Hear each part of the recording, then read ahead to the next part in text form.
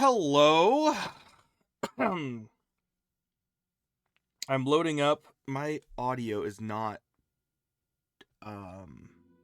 going through my headphones. So you know what? Maybe I'll test something here.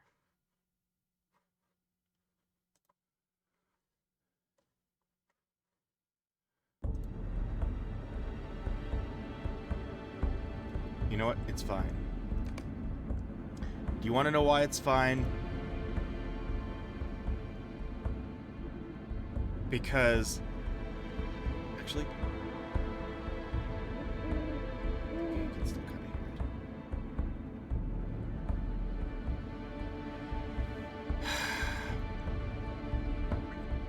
hear it. Great. So my headphones are absolutely got it.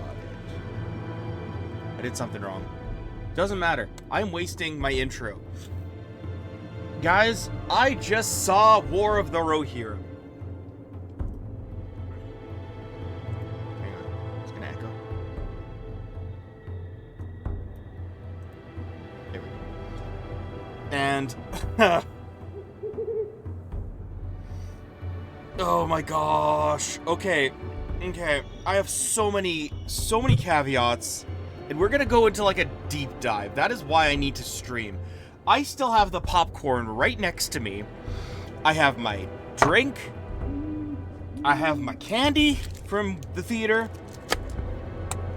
We need to talk.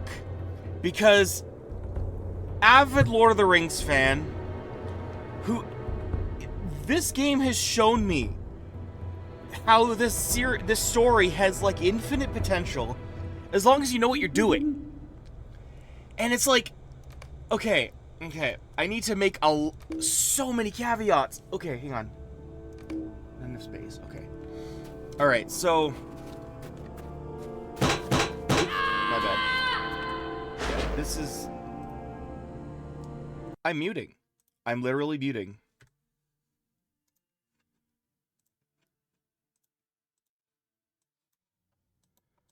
Okay? This is just gonna be me. This is just gonna be me today. Nothing else. Because I need to...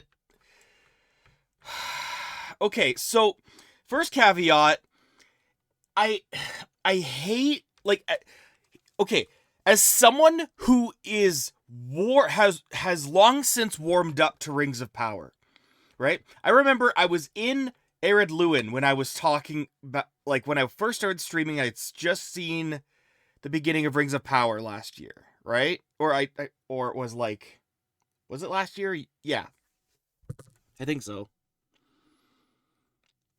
And I was just rambling and excited about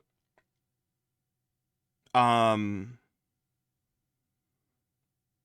idea that like I was annoyed that the era was in the wrong time. Like, Celebrimbor and Elendil were not supposed to be in the same story, but they were. I've long since gotten over it. They're doing a whole Last Alliance and War of Elves and Sauron. Okay, fine. And they're doing a good job, and I am liking it. I am still have to watch the last episode because first I'm watching it with has been busy. Understandable. Okay.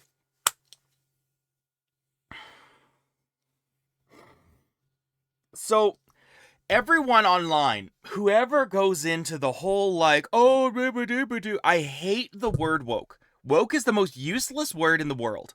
Like, it doesn't mean anything. Firstly, like, it doesn't lead anywhere. It doesn't lead to any discussion. It's just a buzzword. Okay, I hate it. You need to articulate what you mean when you have that phrase. Okay. That being said, this is not a woke movie. It is not.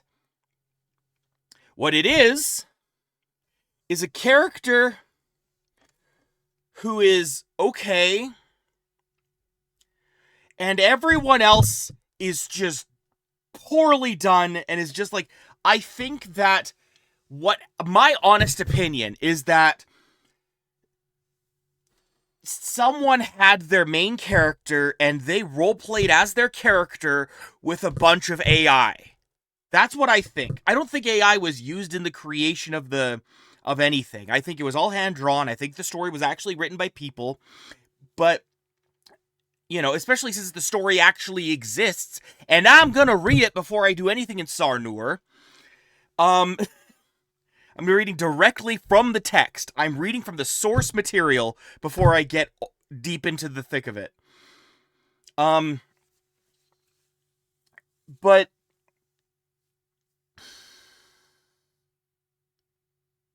it just like Helm Hammerhand does not. Oh my gosh, it's just like they're archetypes. Everyone but Hela is an archetype. I mean, Hela is, she's a victim of the story she's in. She'd be fine in any story where everyone else adapts like a real person, but it feels like Hela's the only real person. Everyone else is just tropes. Everyone from Wolf to Helm Hammerhand to her brothers to freaking Impa. I don't remember what her name is, but she's just Impa from Legend of Zelda, this last Shield Maiden. I'm getting ahead of myself. How's my audio, by the way? I got this for Christmas. I got this mic, this mic set up for Christmas. Hopefully, I sound really good. Oh, maybe I need a bit of music. Here, a treat.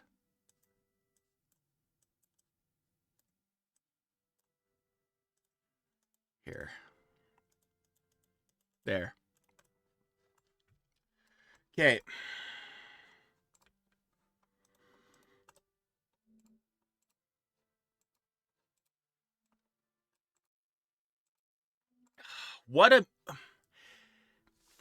I'm not even I wasn't, as someone who's gotten a lot of hit and miss from Lord of the Rings over the years, I'm not mad, but I'm disappointed in the most apathetic way possible. I had a good time going to the theater with someone. This was, I like anime. I do like anime, and I was down for an anime Lord of the Rings. I legitimately think that is such a good approach. You can get I'm not saying it's cheap, but the idea that you could put out more. I would love to see more Lord of the Rings out there. Especially if they understood the source material. But that's not going to happen anymore. This is a bigger Lord of the Rings hype killer than loot boxes in Shadow of War. And I am concluding all of the discourse about Rings of Power in this. Okay? The animation took a little bit to get used to, but I've seen movies that are based on animes. Like for instance, I saw there's a trailer for Demon Slayer, the movie, in the previews.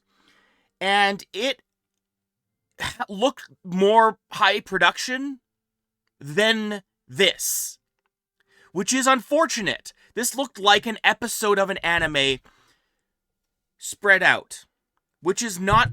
Maybe over time it could have adapted and be like, okay, we don't need to put that much into this, but everyone was just so. You find more cheer in a graveyard, and yet people were cheering. It was that's the word I wrote down all these notes. The word that kept coming up in my as I was writing in my journal is shallow. There's just no life. There's no life in this story. It's just it's like someone is LARPing.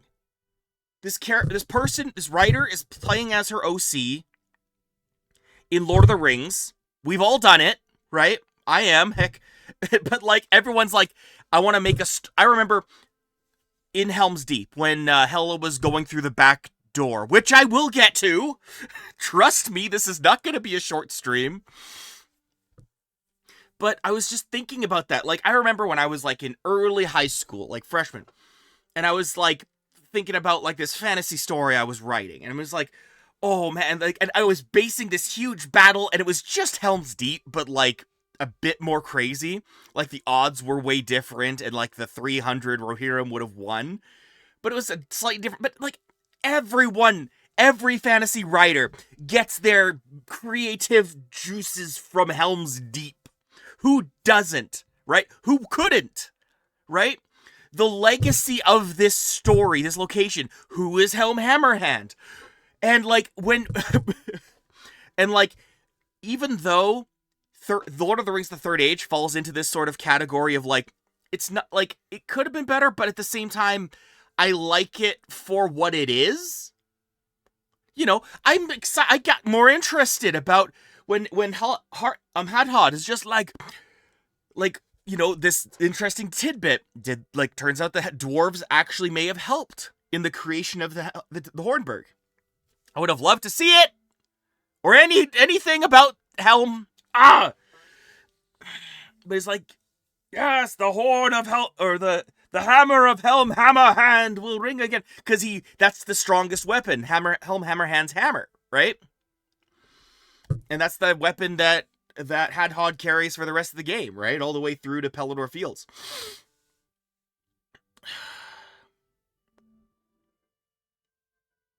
Yeah, no, this music's starting to grate on me. So, it's not the music's fault. It's just like, it's not fitting. It's not fitting. Okay. I'm gonna read the story. So gather round. We got a hearth here, right? Do we have a hearth? Going once, going okay. Okay. Let me in. Alright. There's a dude over here who has a fireplace, right? Yeah, there's one up here. Gather around while I tell you the tale of what this movie's based on. And if Tolkien Enterprises has a problem with it, then this is the least of their worries. I'm the most like diehard, not only a diehard, I'm not the most diehard fan. I am clearly not. Wait, did I not even? Yeah, okay, whatever. But like, I'm a huge advocate of getting more Lord of the Rings media. That's good, right? It's not impossible. And I'm constantly like,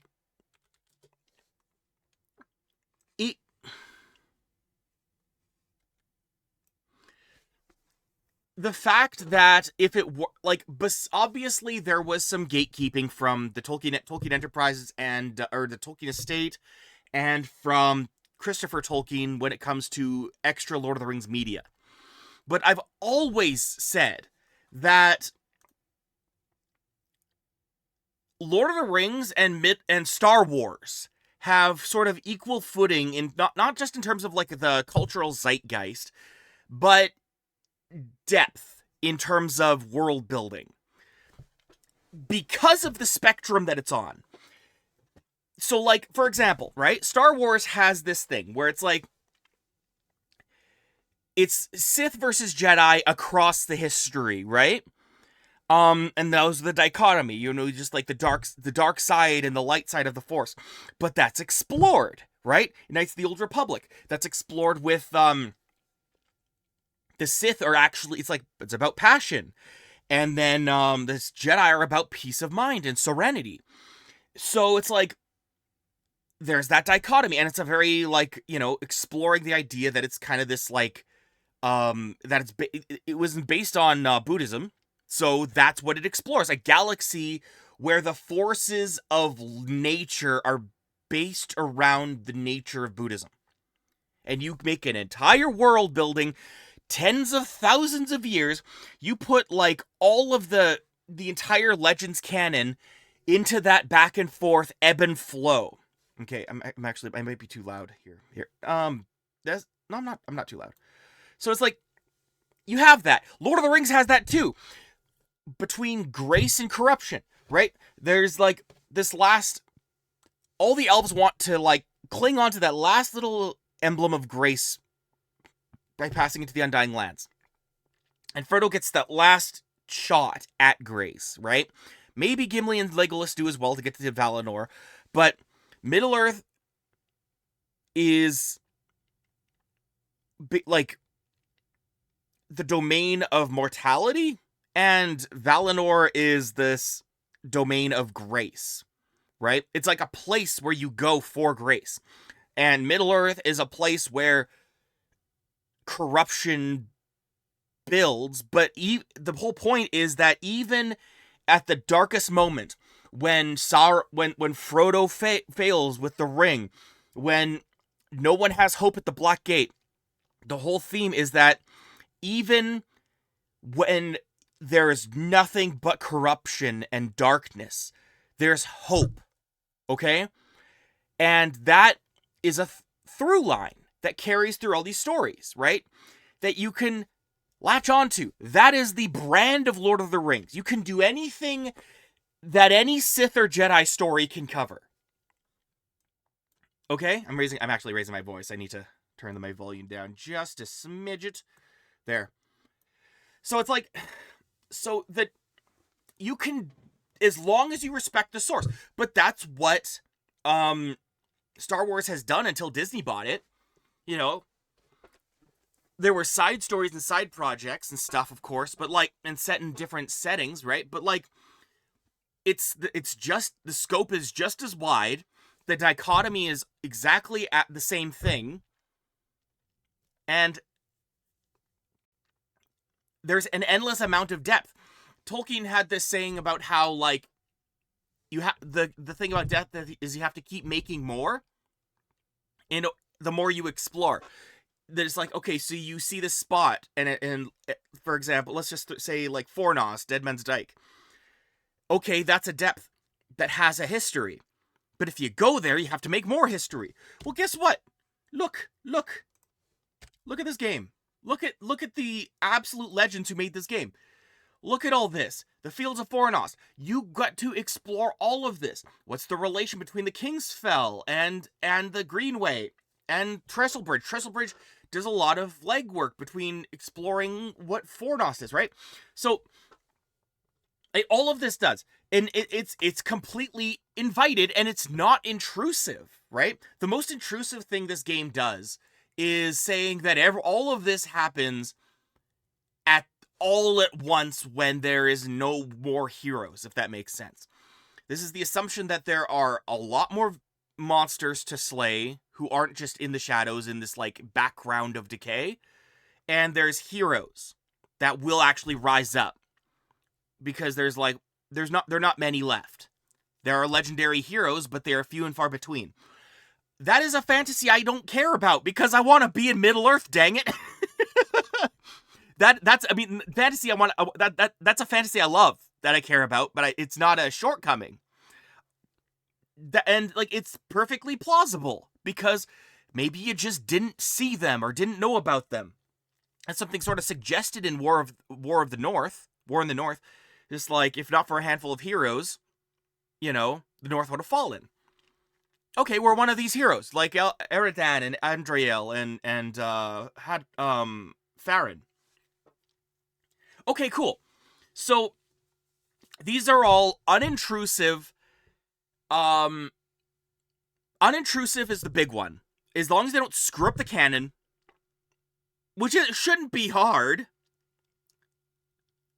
It's all there. You can ask any dork who has a degree in Tolkien literature to be your wingman, and they'll help you out, right? From there, you need to have the artistry, right? Okay, fine. The anime was fine. I think the animation was good. It was just, or the art was great. It just needed fluidity. I just like it. I don't know.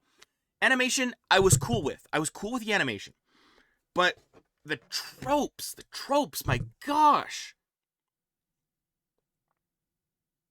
Okay, hang on. We're going in. I have, you hear that? Those are my books.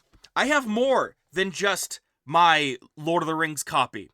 I have, okay, that's my Return of the King with my appendices. David Day, Heroes of Tolkien. David Day, The Battles of Tolkien. We are going ham into all of this today, while we sit in the fire by the fire with V-Phil. I hope you're ready. And then once I get going, once I've finished covering my bases, then I'll start worrying about deeds. But I need to talk about this. Okay. Okay. So, story time. Brace yourself.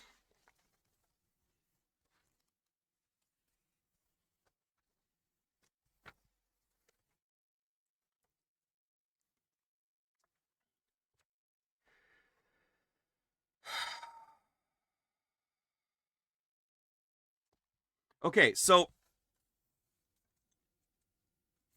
I don't know how much of. Okay, Appendix A, number 2, the House of Earl. Okay, there is like this whole thing about the House of about how Errol the Young, right, men of Eotheod, right, the Erolingus, right, King Errol. But that's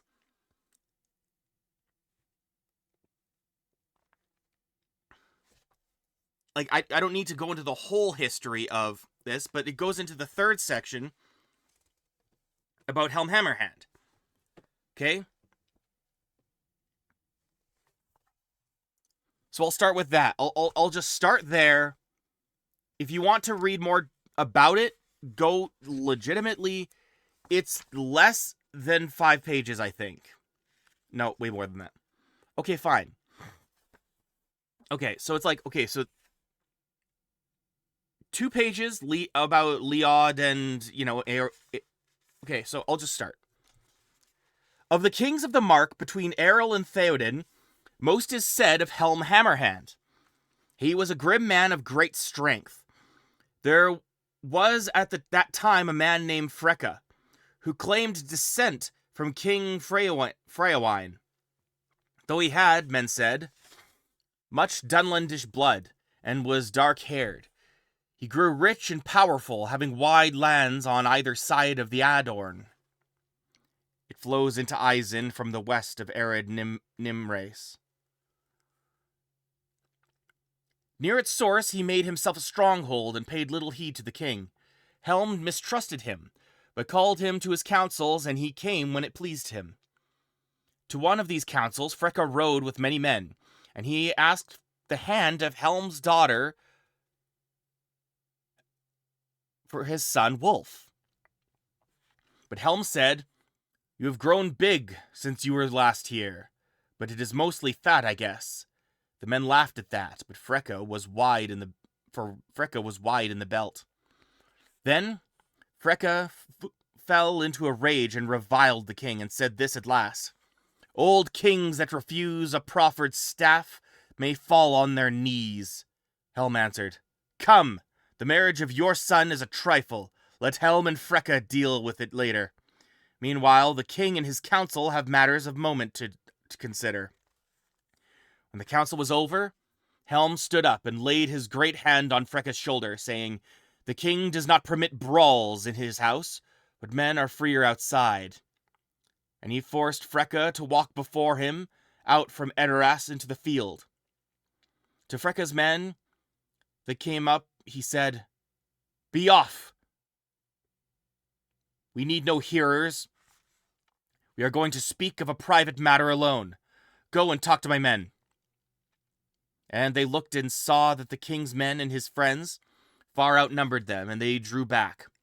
"Now, Dunlanding," said the king, "you have only Helm to deal with, alone and unarmed.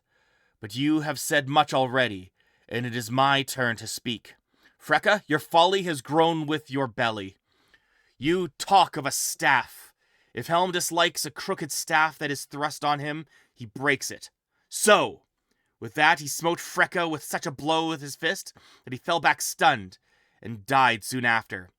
Helm then proclaimed Freka's son and near kin the king's enemies, and they fled, for at once Helm sent many men riding to the west marches. Okay, for the record, I'm reading this for the first time in forever. So, I did not read this before the movie. So, I'll make comments, because this did happen in the movie. I still have opinions, though. Okay. 4 years later, in 2758, great troubles came to Rohan. and no help could be sent from Gondor, for 3 fleets of the Corsairs attacked it, and there was war on all its coasts.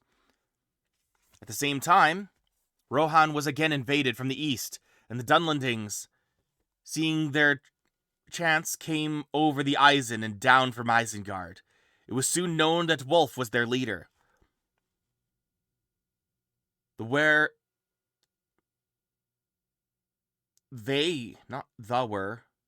were in great force. Oh my gosh, this is a mistype. For they were joined by enemies of Gondor that landed in the mouths of Lefnui and Isen. The Rohirrim were defeated, and their lands were overrun, and those who were not slain or enslaved fled to the dales of the mountains.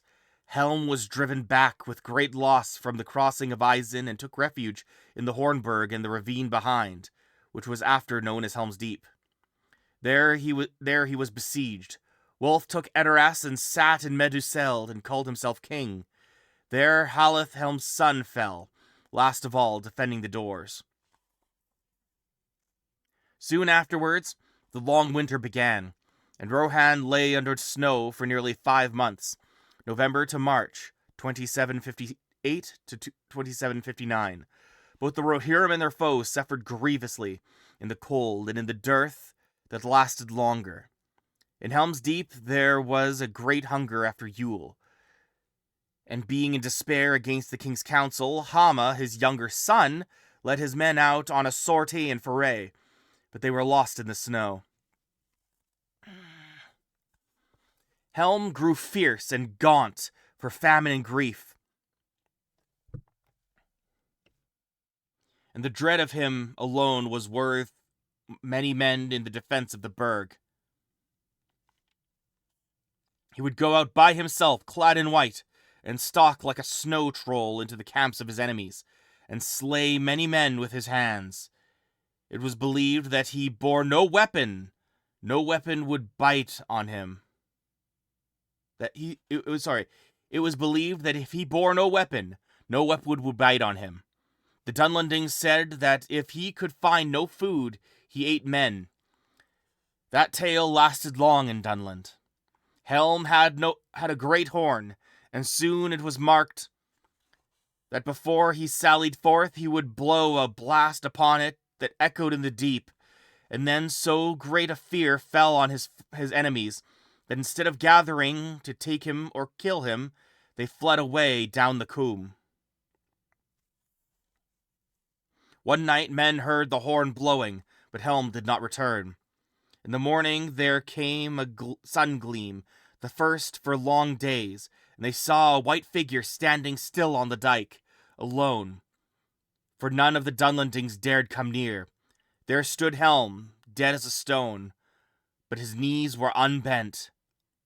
Yet men said that the horn was still heard at times in the deep, and the wraith of Helm would walk among the foes of Rohan and kill men with fear. Soon after the winter broke, then Freylaf, son of Hild, Helm's sister, came down out of Dunharrow, to which many had fled, and with a small company of desperate men he surprised Wulf in Meduseld, and slew him, and regained Edoras. There were great floods after the snows, and the Vale of Entwash became a vast fen. The eastern invaders perished or withdrew, and there came help at last from Gondor, by the roads both east and west of the mountains. Before the year 2759 was ended, the Dunlendings were driven out, even from Isengard, and then Freylaf became king. Helm was brought from the Hornburg and laid in the 9th mound. Even after the white Nimbelmine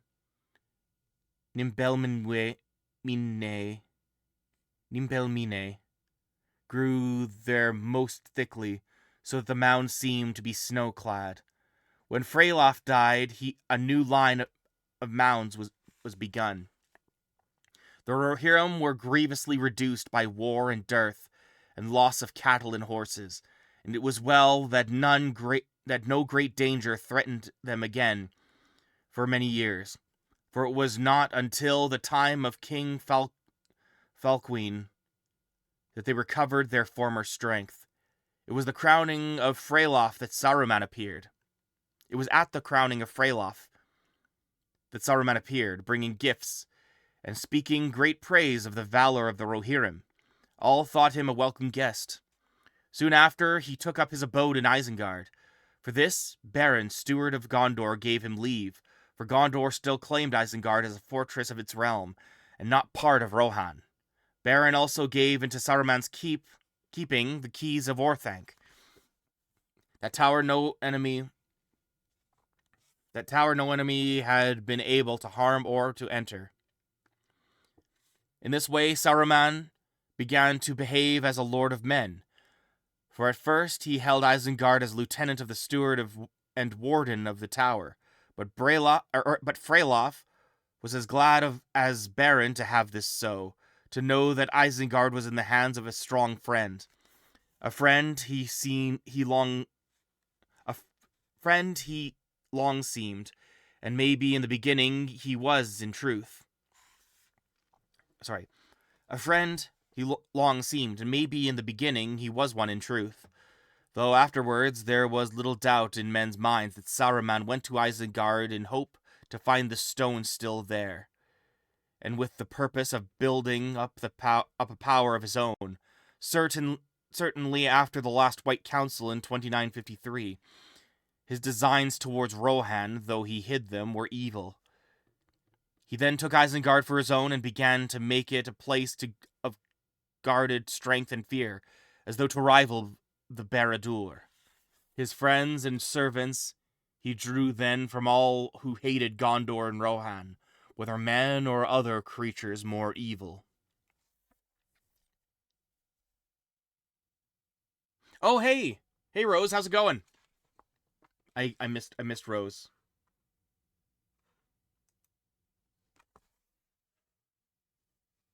Hi, Rose. Anyways, so then we go to the line of kings, okay? Ninth king, Helm Hammerhand. At the end of his reign, Rohan suffered great loss by invasion and the long winter. Helm and his sons Haleth and Hama perished. Freylof, Helm's sister's son, became king. In the second line, Freylof Hildason. In this time, Saruman came to Isengard, from which the Dunlendings had been driven. The Rohirrim at first profited by his friendship in the days of dearth and weakness that followed. Okay, cool. So we got that. A lot of those moments happened. But, okay. So I'm gonna... Okay, before I continue, I'm gonna do the... Okay, Battles of Middle-earth didn't have... The Battles of Tolkien didn't contain the actual... Let me find the kings. In the David Day book. Kings of Rohan, 121.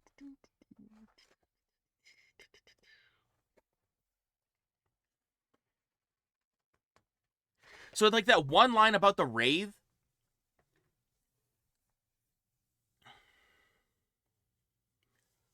like, they made it seem like he got stabbed by a Morgul blade. And I understand why they made him one of the Nazgul in Shadow of War, but, like, that's not the type...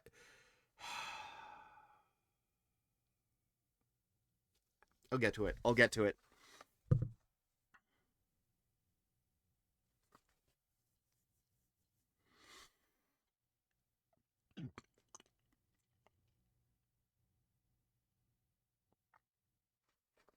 Okay, so I'm just going to read the Kings of Rohan section in David Day's book, The Heroes of Tolkien. Okay, so just going over this, then we'll get back to the movie. Okay, so the Kings of Rohan. Tolkien was fascinated by the Goths. His study of Joseph Wright's Grammar of the Gothic Language in 1910 was a critical event in his intellectual life. In Gothic, Tolkien observed the first recorded language of the Germanic people and the first recorded language spoken by the progenitors of the English people. Tolkien believed that, through his study of the language and the surviving fragments of Gothic texts, he would gain new insights into this elusive people. The Goths were Tolkien's inspiration for the Eotheod, meaning horse people, and the Rovanian tribal ancestors of the Riders of Rohan and the Lords of the Mark. Both had legendary dragons slaying forebears. The Eotheod claimed Fram, the son of Frumgar, as slayer of Scatha, the worm in the Grey Mountains, while the Goths boasted of Wolf Dietrich as slayer of the twin dragons of Lombardy. Tolkien's Eotheod in alliance with the Kingdom of Gondor was a story comparable to the Goths in alliance with the Empire of Rome. In 451 CE, the Goth cavalry carried out a dramatic rescue of the Roman Empire in the Battle of the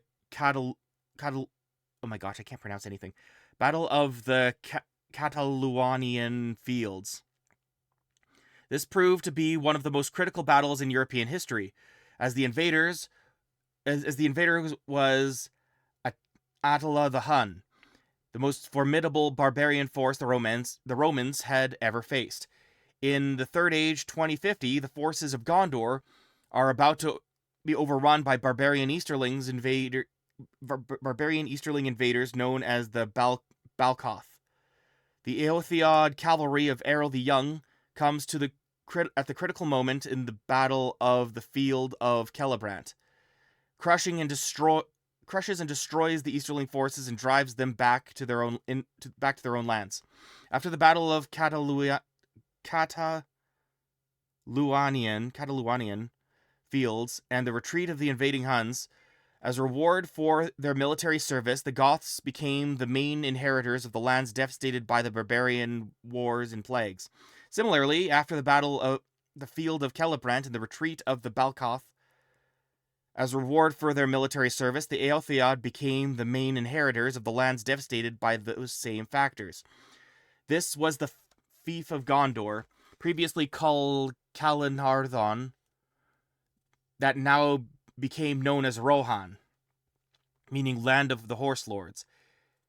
In these lands, the Horse Lords of Rohan were able to live as free men under their own kings and laws, though always in alliance with Gondor. The historic King Theodoric the Goth in the Battle of Cataluanian Fields inspired Tolkien's account not only of the Battle of the Field of Celebrant led by Errol, the first king of Rohan, but also the cavalry charge in the Battle of Pelennor Fields led by Theoden, the 17th king of Rohan, 1,000 years later. Not only were the kings' names also identical, both meaning leader of people or king, but also their victories came at the cost of their own lives, with both kings crushed beneath their fallen steeds. Through the last millennium of the Third Age, the horsemen of Rohan are the supreme cavalrymen of Middle-earth.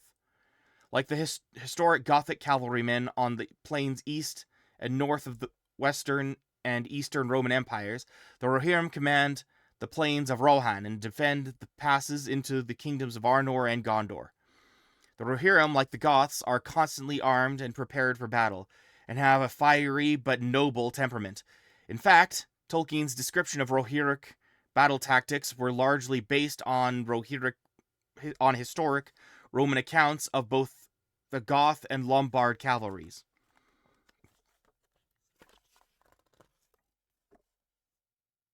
All right. The Lords of the Mark. Although the Riders of Rohan have much history in common with the Goths, Tolkien depicts them in a way almost entirely akin to the ancient Anglo-Saxons, except for the overwhelming significance of the horse in their culture. Essentially, in the Rohirrim, we have Beowulf's people plus horses. Indeed, the language of the Rohirrim was translated, quote-unquote, in Tolkien's writing is almost entirely Anglo-Saxon, or Old English. The Rohirrim were also known as the Riders of the Mark. The term mark, or march, meant a borderland and referred to land occupied by an independent ally to serve as a buffer between two hostile nations. Famously, the Franks of Charlemagne set up the Denmark as a buffer between themselves and the pagan nation of Scandinavia. In Britain, the Romans established the Welsh marches, which the Anglo-Saxons called the Mark of the Merk. This became the kingdom of Mercia. Mercia? God dang it. Mercia. I should have looked up how to pronounce some of this, because like I'm a Tolkien nerd, not a history nerd. But yeah, I'm gonna get to that in a sec, actually, because I did look at it. During the age of Charlemagne, grew into the most powerful kingdom in Britain. This was the heartland of England that Tolkien believed was for centuries the homeland of his mother's Mercian ancestors. It seems likely that Offa of Mercia, who reigned in 757 to 796, the region's most powerful king and the builder of Offa's Dyke, Tolkien found considerable inspiration for the ninth king of Rohan, Helm Hammerhand, the builder and defender of the Hornburg and Helm's Dyke. Humphrey Carpenter, in his biography of Tolkien, notes that during the period in which he was writing The Lord of the Rings, Tolkien took his family on a holiday outing to White Horse Hill, less than 20 miles from Oxford on the borders of Mercia and Wessex. This is the site of the famous prehistoric image of the gigantic white horse cut into the chalk beneath the green turf and topsoil on the hill. There is no doubt that this landmark that gave Tolkien the image of a white horse on a green field that graces the banner of the kings of Rohan and the lords of the Mark. Cool. I did look that up I did see that on Wikipedia, that like Offa's Dyke was like heavy inspiration for Helm's Dyke. So, all of that being said, now that I've been sitting and vibing with Feloff for a while, the movie, 40 minutes I'm talking about this. All this preamble. So much preamble. Helm Hammerhand, in that story, literally just killed a guy. And it was like, okay, if he was unapologetic, because he was like, dude, you are disrespectful, we got better things to talk about, it's like he didn't feel bad in the original story, but he was like, I didn't mean to. But in the movie, he never apologizes. And Hama rides out in the story, but never returns. But, like, when they're retreating from Edoras, this is what blows my mind. First of all, Medusel burning down is crazy. Especially since they recreated it verbatim. It was, like, identical, and then they burn it down. I'm like, it's the new line of kings, not a new Edoras, is it?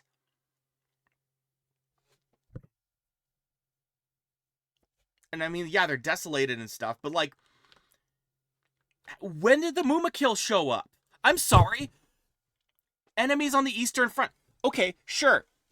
Let's assume some Southern showed up. There is no way in Iluvatar's Green Middle-earth that Mumakil are stealthing around on the freaking plains of Rohan.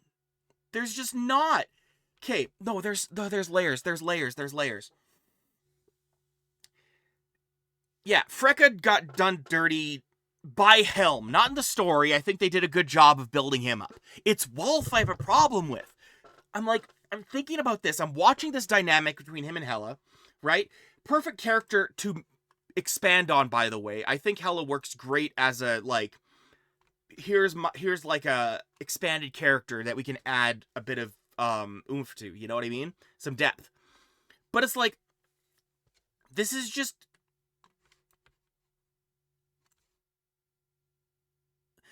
At a certain point, I'm getting so ahead of myself. I need to start going by my notes in a sec here. But, like, At a certain point, I'm like, this should have just been a Fire Emblem movie. Because Hela and Wolf are basically just Edelgard and Dimitri, except their genders are reversed. You know what I mean? If you played Fire Three Houses, you know what I'm talking about. It's like that's what this is. And like Helm being so I did an artwork actually. I made a masterpiece for this stream. Okay? Are you ready for my masterpiece after I kill some dwarves? I imagine so. I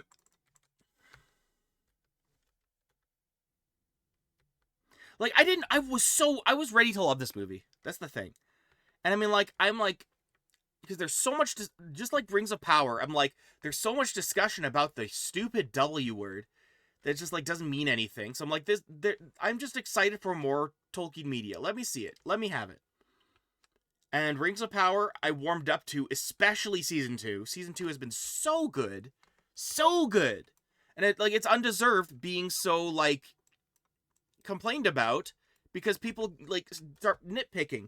And then they start talking about politics. I literally am like, I want to go into how Tolkien is being freaking grandstanded for people's politics. And the fact, not only that, but, like, he wrote in the letters of the letters of J.R.R. Tolkien, he talks about this. I insist, if you have letters of Middle-earth, if you have the letters of J.R.R. Tolkien, I encourage you, look up letter number 183. He goes into depth about how he feels like his works are being appropriated by people to moralize. It's such a good, important read to me. So I go into this movie, like, I just want them to respect the source material. And they adapted it. The things happen. The events play out. But, like, there's nothing that screams like the story represents Helm going out punching people because he's insane, right? Here, okay, here's my artwork. Here's my artwork. Are you ready for my artwork? If you're watching, prepare to have your eyes graced with my masterpiece. Firstly, the original. That artwork is mental. What a selling point. I was so excited for this image. And that scene was pretty good, although I was laughing.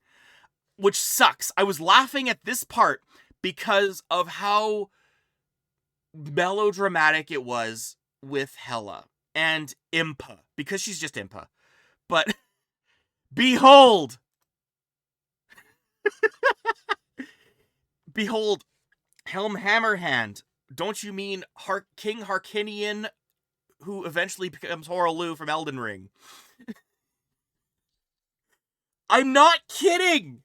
I'm not! It's like, he felt bad about punching the dude out. I wanted this guy to just be Horaloo. Okay? This guy should have just been Horaloo. Okay? Just like, he punched out Freka, and you know what he does later? Unapologetically, goes full freaking Pelennor White Strike on the Dunlendings with his fists. What an iconic image. Okay? Like, and then, you know, the whole Wraith thing, like, that could have been part of the myth, but, like, he's not remembered for being a Wraith. He's being remembered because he punched a bunch of people. And he died punching people without freaking falling. Look at this. That image, bro. His knees unbent. Okay? And what? But he doesn't subvert anything. He doesn't, like, okay, what was Gondor? What was the relationship to Gondor? He's like, they did the whole where was Gondor when the Westfold fell cliche all over again. Even though he's trying to marry off Hela to Gondor, he's like, we're not going to ask for Gondor. Dude, yes you are. You need to. And the fact that no one else does, and then you need an eagle. An eagle to do your freaking, to call on Freylof, and Freylof doesn't come to help at all? You don't think Éomer would have, like, Éomer would have come? He just wasn't around. But if you're in the middle of the long winter... Okay. I have my notes. Here. I wrote this all down. I wrote it all down. This is staying on the screen. No mercy. Okay, I'm not even kidding. I'm just like, first thing I say, Hela is basically just Zelda compared to everyone else. Okay, that's the thing. Hela is the most interesting character. And when you share time with Helm Hammerhand, that's bad. It's not that Hela is bad. It's that no one else is. No one else is good. No one. Who else is a good character in this movie? Like, not just, like, moral. Like, Freka didn't have much time to be interesting. But then Helm is apologetic? This is the dude who has nothing to be apologetic about. Dude disrespects the crown, takes him outside, punches him out, man to man, and then Wolf gets mad. I'm like, are you gonna be like your father? No. He was so wishy-washy. Helm Hammerhand's not allowed to be wishy-washy. And, okay, so build up, okay? Set up and payoff, right? We got, let's assume we want to talk about the Eagles for a sec, okay? Eagles, we need all our monsters of Middle-earth, okay? We need all of our fancy creatures. Okay, fine. Even though this is a story about the youngest kingdom in the entirety of Middle-earth, which is existing on its own, okay? There's no... I should shrink Horaloo Harkanian over here. I'll just take him off for a bit.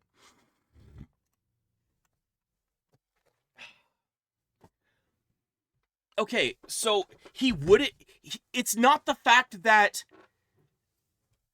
if you wanted to stabilize Rohan, he wouldn't have provoked Freka unless everyone else would have had his back. Because it was badass that he punched him out and killed him. Okay? This was a test of strength. And then they made Wolf into this, like, yeah, he can be a little Weasley guy, but, like, there was nothing, like, when Sauron was Hellbrand, that was a more interesting dynamic with Galadriel, to me, than Hela and Wolf. Because Wolf just follows every cliche. He stabs this lieutenant. He gets mad about the thing. And no one apologizes directly to him. Hell, like... And the pacing felt so weird. I want to care about these characters, but they're just tropes. They're all just tropes. And I want, like, okay, that was really interesting. Why were the shield maidens burnt out? There's only one left. Okay, well then first of all, show her more respect. Second of all, if she's the last one, and her name is burnt out, and they don't fix the page, then that must mean Impa, because that's who she is, shouldn't even have a voice. And but she does, but it's not even like they're patronizing, which would have been interesting, because then she could step up and show Hela, this is what the frickin' shield maidens are all about.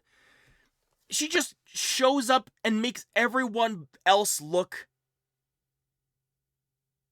incompetent.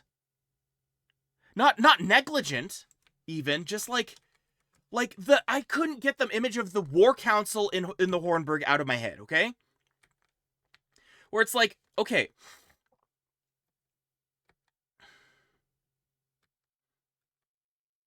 every time I see the council, like, sure, Hela comes in, is like, we can't give up. Pretty words aren't gonna save us. That is a valid point, but it should have been more like, more angry, like, more, it's not gonna save us. We're trying to survive here, okay? But then they're not seen anywhere else in the Hornburg for the next couple months. And then when Hela says that the plan is like, oh, there's no hope. No, no. What has the council been doing? They've been standing around this table for months. They've done nothing. These are the lords that have been standing at Helm Hammerhand's side? These guys? And the siege tower. I'm sorry, like my thoughts are just scrambled. That siege tower made me so frustrated. You burned down Meduseld. The entirety, they recreated from the Peter Jackson film. Verbatim. You burn it to the ground and make Wolf sit in this husk of a place. You think any other lord of Rohan is ever gonna kneel to that guy? It didn't even make any emphasis on the fact that they couldn't support him because it was a long winter. He'd be freezing to death wherever he is. There's no way. Okay. Besides that, though, this siege tower does not burn. Okay. They show that, okay, they try to shoot this arrow. The arrow can't shoot that far. Okay, fine. Helm goes out every night to snap these guys' necks with his bare hands. You don't think he can try his hand at a bit of arson? They're building this one tower. That's all they do. And there's no, like, back and forth or anything. And then when they finally are giving up, Wolf is like, here, have some gold. There's more of it in Helm's Deep. And then when the tower drops, those guys are not only charging in like desperate men in the cold winter, not only for the gold, but because it's warm. Or at least it seems like they're looking at this fortress like, this is our goal. I'm going in whether it's warm or not. They're in there for some reason, right? Either way, feral men going in there, especially if they're Dunlanders. If that's what they're trying to represent, or at the very least, Wolf's men. Okay, these are the worst kind of Dunlanders that built the stereotype of the wild men. These are that's not that you know. They could have done something so cool with Wolf's being half Dunlanding. They could have done something really cool with that. They're not barbarians. You know, there's this. You know, they're like, and how are the, like, they get their food from Gondor, you know, like, but like it should be everyone else saying we need to prove that we're our own place, and that's why we stand against Wolf. It was just such a mess. I got more notes. Well, I stabbed some dwarves. Okay, no. Helm is impaled with arrows. He's got more arrows stuck in his chest than Boromir. Okay, that's our standard. 3 is a lot of arrows. Okay, maybe they're not Uruk-hai arrows, but they're arrows, okay? They're stuck in this old man's stomach, like back and everything, right? After he's been riding. And then his son falls behind. They don't notice until they're on. This is just out. Edoras is still within sight. And he stays behind. There's only 4 guys. And he's slowly pulling his bow back. Every time I saw his loot for the rest of the movie, I'm just thinking about how stupid that scene was. It's not even how he died in the original story. That's fine. Adaptation, fine. But it's not for anything better that shows his character. You know, they could have done something real with, like, the fact that Helm Hammerhand is this legendary figure. They just flimsily say things like, oh, the memories may be remembered, what my name is in history. Helm Hammerhand is a name to be feared in the history of Rohan. Okay? This iconic, freaking, literally, look at him. Look at my little Horaloo. Okay? This is the dude. No, this. Okay? Punching dudes out while defending his people. Okay?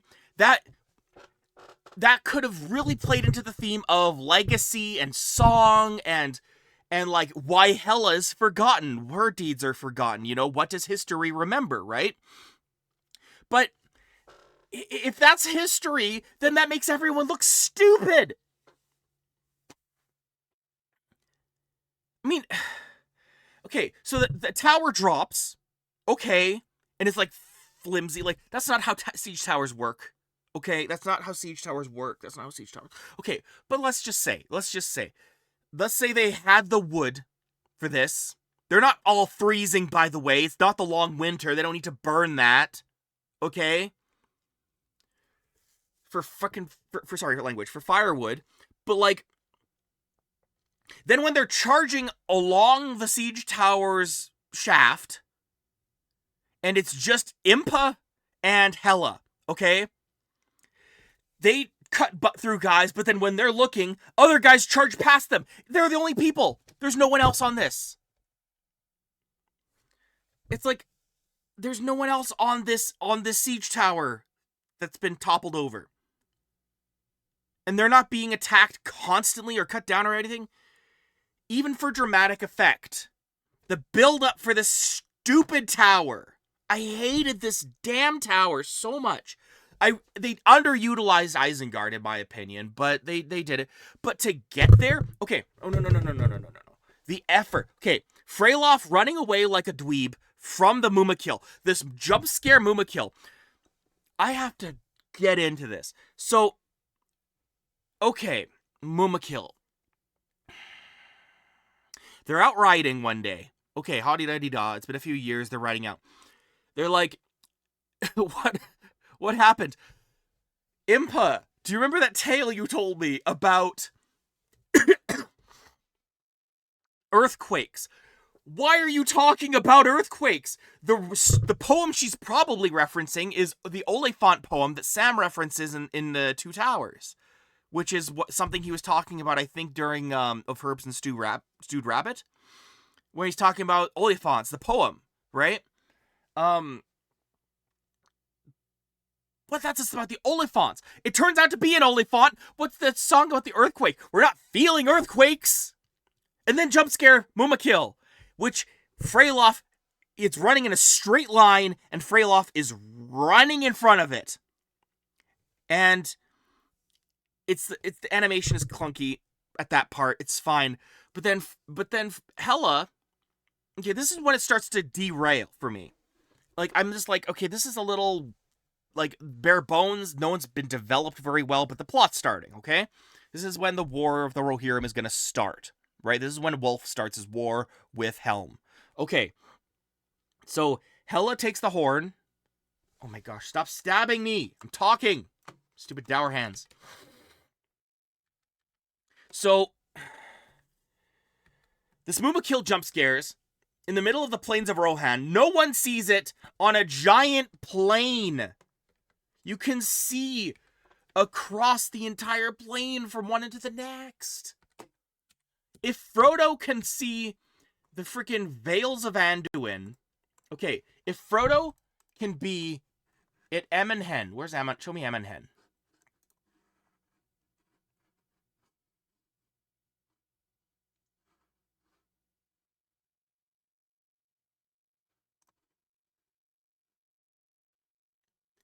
Great River. Okay, where's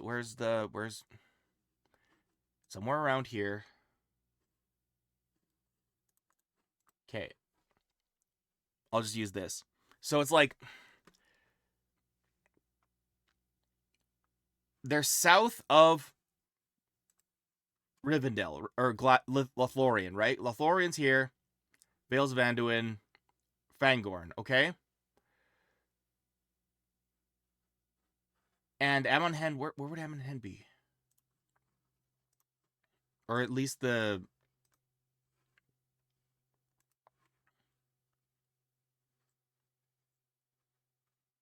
There's Amon Muil, okay? Cool. Oh, no, that's Argonath, that's Amon Muil. Okay, so they're going to be, like, around here, right? In this whole area.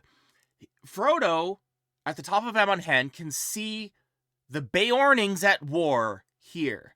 And you're telling me all of Rohan cannot see a Mumakil that comes in from Haradwaith. So all of Gondor doesn't see a giant Mumakil come all the way around here, and then jump scare everyone in the Kingsfield, or in Kingstead, or Westfold, whatever, right? No one sees that. And then she runs off, go into what I assume is Fangorn. And then she's still being chased, riding it away. Okay, sure, she saves Freyloff. I don't mind that she saves Freyloff. It's the fact that he's not running in a different direction. It's going in a straight line. You're running like alongside the stampede. You're trying to outrun a stampeding Mumakil. Not gonna work. Get out of the way, please. So Hela leads it into what I assume is Fangorn. Okay, cool. I'm gonna get to see a Mumakil get punched by an Ent. Right? The animation was so good, but why was it a Watcher in the water? It was cool to see it, the Watcher, like, as this island. That was such a cool design. You know, this Watcher in the water that's actually this island in the middle of a lake. And with this tree and everything, you go into the water, it's a Watcher. That's cool to me. But where are the Ents? Why was this Watcher here? And what does this have to do with starting the war? This Mumakil and this Watcher are nothing. Hela is like watching this fight, running away, and then Wolf's commander shows up, is like, oh, hey, and then they kidnap her, right? Because everyone can sneak up on each other. That jump scare with the Mumakil too was just like, hey, how's it going, everybody? And it's like, it just jump scared everyone. And it's, oh, here we go. Oh, shit. He just is hiding in the tree. I'm like, if this guy if a Mumakil is playing guerrilla warfare with Hela right now, why does he need a Beastmaster? This Mumakil is more intelligent than the entire any army. This guy has better guerrilla tactics than a Mirkwood elf. What are you kidding me? And then it freaking gets eaten by a. But that was I love that when the fight between the two big monsters, but it had nothing to do with the war. And then they go to Isengard, and then okay, when that happens, when the Mumakil attacks, this is the big one. This is when the movie started going from like, I like this, but it could be better. This is when I started getting frustrated. Okay, Wolf. There's nothing redeemable about him. The dichotomy is not working the same way it worked with Halbrand, where it's just like you understand him and then you see how deep the darkness is within him based on his frustration. His little scar means nothing. He gives her another scar. Okay, the end. What and then it's no but therefore. There's no but therefore. However, therefore. It's all just like and then. So what did the scar mean? What did the fight mean? You know? It's like their dynamic was not interesting. And it could have been. It could have been so cool. It would have been so cool to see an actual shield man. Okay, Impa shows up. She rescues Hela, okay, from Isengard. Sure. Fine. I can. They should have gone with a less homebody design. She looks like Impa from like the Oracle of Ages games, rather than Impa from literally any other Zelda game. But okay, sure. She's fighting with her tiny shield. And she the whole thing, the quote too about breaking into her shield. Sure. I like it. I like it a lot. But she swore an oath to keep Hela safe, okay? Freyloff is also with Impa when the Mumakil shows up. So when she's saved, with the help of Freyloff, by the way, why is Freyloff exiled and not her? Why? what an arc it would have been if she was with Freyloff in exile and she like, I taught you everything I could as a shield maiden. And then the two of them, during separate arcs, they're trying to reach each other to close the gap between Helm and Freyloff. These two shield maidens, old and new, like young, old generation and like supposedly the last one, and Hela, reaching out to each other across the fields. Like, she was more useless than Arkenbrand would have been in a move if he was there in the original movie instead of Eomer, because she taught her nothing. She was just there to nod and approve of her, which undermines all the good characterization that Hela has. And then this little Samwise is always there to like make everyone smirk and laugh a little bit. Little Samwise Gamgee from Rohan is little like these like they make them look homebody, but like I would have loved to learn about the last shield maidens of this great battle. But then what happened to them over the years? Who were they? They had their own coat of arms, for God's sake. I want to know more. They sound so cool. If they can pull off, if an old woman can jump out of Isengard like an anime character, which I was fine with, it was cool. But if that's the kind of like, you know, if they like doing something like that,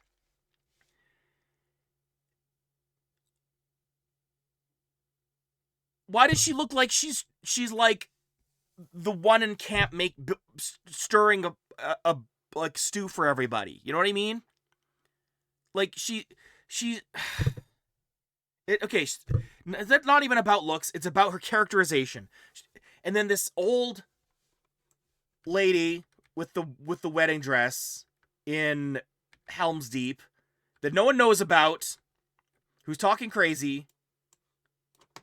No one accounts for her. Who's been feeding her? Was there a garrison held at Helm's Deep? And if not, why? Also, did Helm build this place? Or not? Because if he didn't, who built it? Because I'm very curious, because Helm's Deep, again, you use Helm and you use Helm's Deep. The Deep and the Hammer Hand. You have these two icons. And you're not using either of them when explaining your world. It's like, okay, why is this old lady here? Are they holding the garrison because he built Helm's Deep? Because what is his legacy? How is Helm different from any other king who made every other mistake? Why was he the GOAT? And I don't buy it. He seems like any other generic king. He was just another king of Hyrule. He's then just like King Rohirrim was more interesting than Helm, and that is disappointing to think.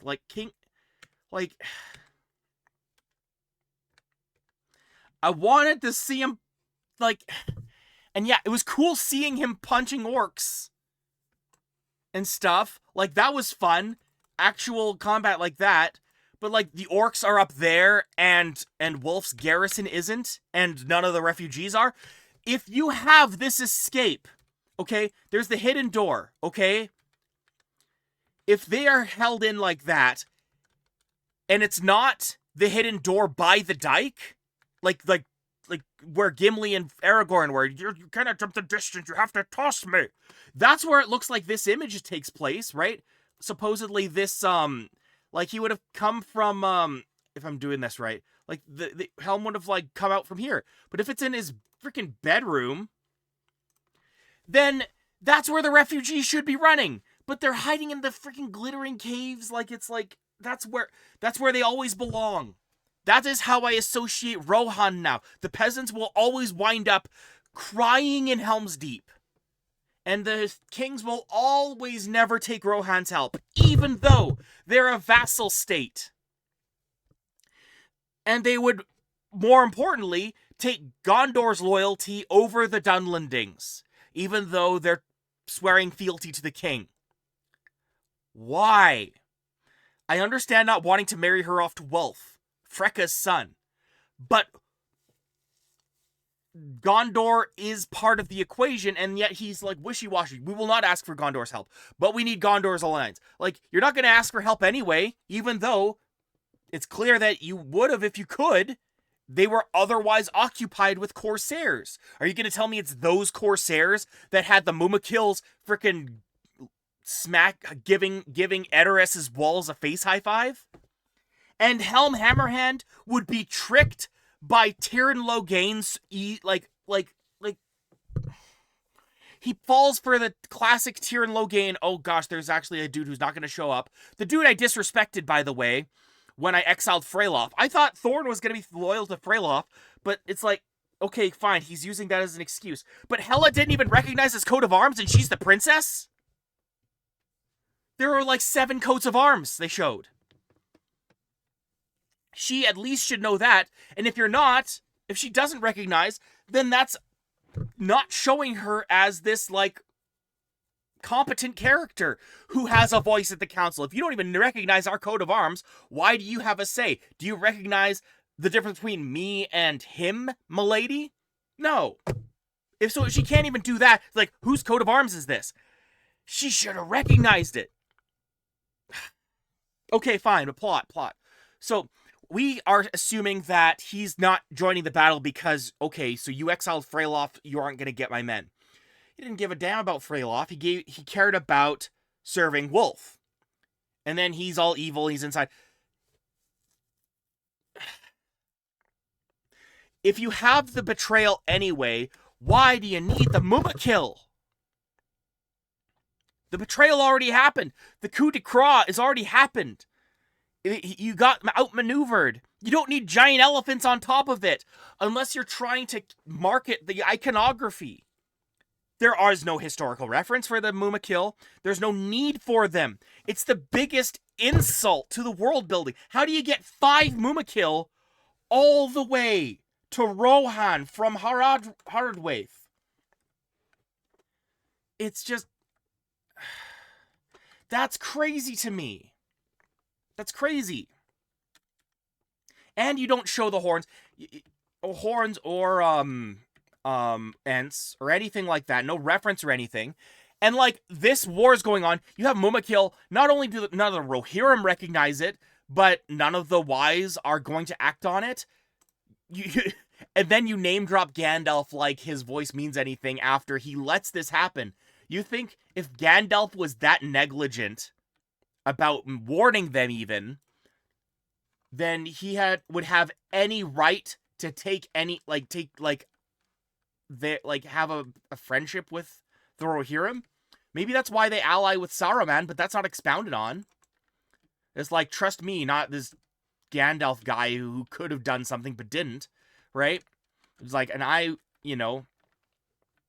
or why didn't Saruman? Why are they friends with Saruman now? You see what I mean? It's like, they got the story events, but like, where's the characterization?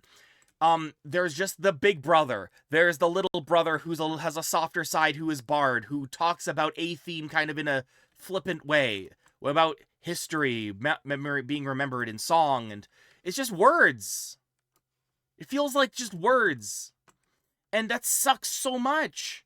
Like, and Helm closing the door for Hela. And like...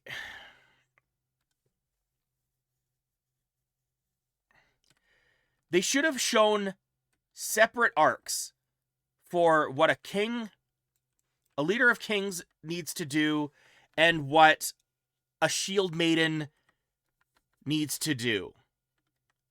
And compare those arcs. Like, okay, so Impa, I'm still just calling her Impa because she's just Impa, and Freylof could have had parallel arcs to Hela and Helm. Right? One's in exile, one's holding out in the deep. But Helm doesn't even do anything because he got stabbed. And we're meant to imply that, like, this wraith-like idea isn't myth. It's because he got stabbed by a Morgul blade. But we don't see who's, like... It's clearly that's what they're going for because he died or something, right? He stops and then he just... Is he pretending to be sick? Right? and then suddenly these it's constant like either poor choices from the characters, or even if it's like characterization is not as much as it could be, it's the motivation. Where do we stand? Okay, here we go. I'm going back to my notes. Okay, I'm just reading directly, and if I get attacked, I'll start defending myself. Okay. Helm is generic, quote-unquote, overprotective father with zero subversion, disrespectful legacy character. Second son fell behind, and no one turned around to look until they were at the Hornburg. Impa, quote-unquote, shown but not explored, like she's supposed to be supportive and cool, but nothing interesting is done with the Shield Maidens themselves. Like, this was supposed to be the Shield Maiden movie, dude. It wasn't like a Riders of Rohan movie. This was a Shield Maiden movie. And, like, where are the Shield Maidens? There's just one. And she... Okay. The promise... Okay. Nothing interesting done with Wolf. I was eye-rolling when he stuck a dagger in his commander. Like, of course... What other supervillain thing is he gonna do? It's like, oh, I'm sorry, Hela. And then I pull out my dagger. Guess what he's gonna do? He's gonna pull out another dagger, everybody. Always another dagger. It would have been cool if, like, because if they fought in private, it could have been this mystery. Did Helm actually fight him fairly in a hand-to-hand fight as men? Or did Wolf think that that Helm Hammerhand stabbed him, and that became the knife motif? How would that be cool? Like, Helm Hammerhand's just a backstabber, so why shouldn't I be a backstabber? That's what he taught me. When, in fact, Helm Hammerhand is this character of maybe not... Honor maybe is a generous term for it, if his legacy is being the punching guy. But if he's gonna be Horaloo, he needs to own it. Right? Horaloo is not gonna sneak behind a dude and stab him in the back. He's gonna punch him like a freaking stand from JoJo's Bizarre Adventure, dude.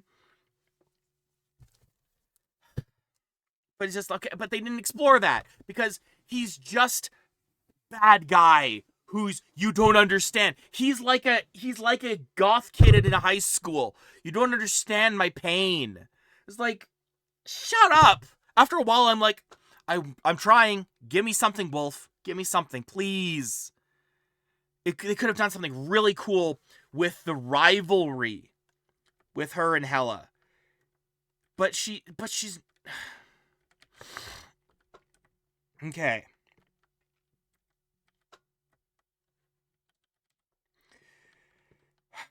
The promised gold to the Dunlendings, and they promised... Okay, Wolf promised gold to the Dunlendings, and they didn't rush the Hornburg as soon as the siege tower drops on the wall. Like, they didn't rush. They weren't falling over each other, not only out of starvation, but out of desperation, because they were holding out just as badly as... Like, they couldn't leave, right? All of their hopes were on Wolf. And as soon as he says that it's about vengeance, dude, imagine... what was the, Theon Greyjoy, when he's, like, cheering his mercenaries in Game of Thrones to defend Winterhelm, and then they knock him out and give him away. That's what they should have done with Wolf. That's how little respect he has from his own men. And then, you know, as soon as they need to be orcish, right? As soon as they need to be faceless monsters, that's when they have the big skulls on their faces. They're not people anymore. It's like, okay, you missed your opportunity to make the Dunlendings, like,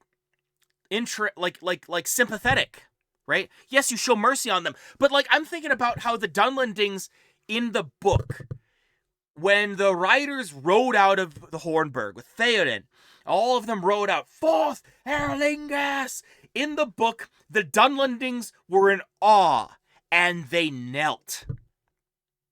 And then later, the wildlings helped the Rohirrim reach Gondor through the forest. They had respect for the Rohirrim again, because that honor was scorned through their history.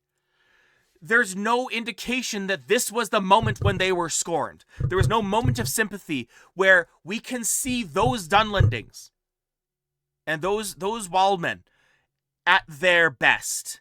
And then from then on, because the Rohirrim saw them at their worst and perceived them at their worst, those are the like the generic baddies we see in the movie and the book until later. Oh, there's a dude. What level is he? Oh dear goodness, I should ask him for help. Oh well, I'm busy. I'm too busy. There's a golden opportunity to ask for help. And I'm just like, I'm too worked up. I'll get to it.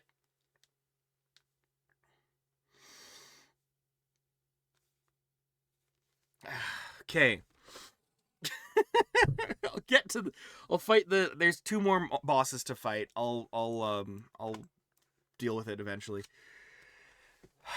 Okay, Thorn is Diet Tirn Logain, and it was pointless. And because he shows up in the stables and fights Hela, and he gets kicked around by a horse, so the horse is a better fighter than one of the Lords of Rohan. Okay. And like, okay, so what happened to Thorn if his house was loyal to the Dunlendings? Then, if they were loyal to Wolf, then what happened to his house? If he's just this, turns out I'm bad. What about his home? What about his house?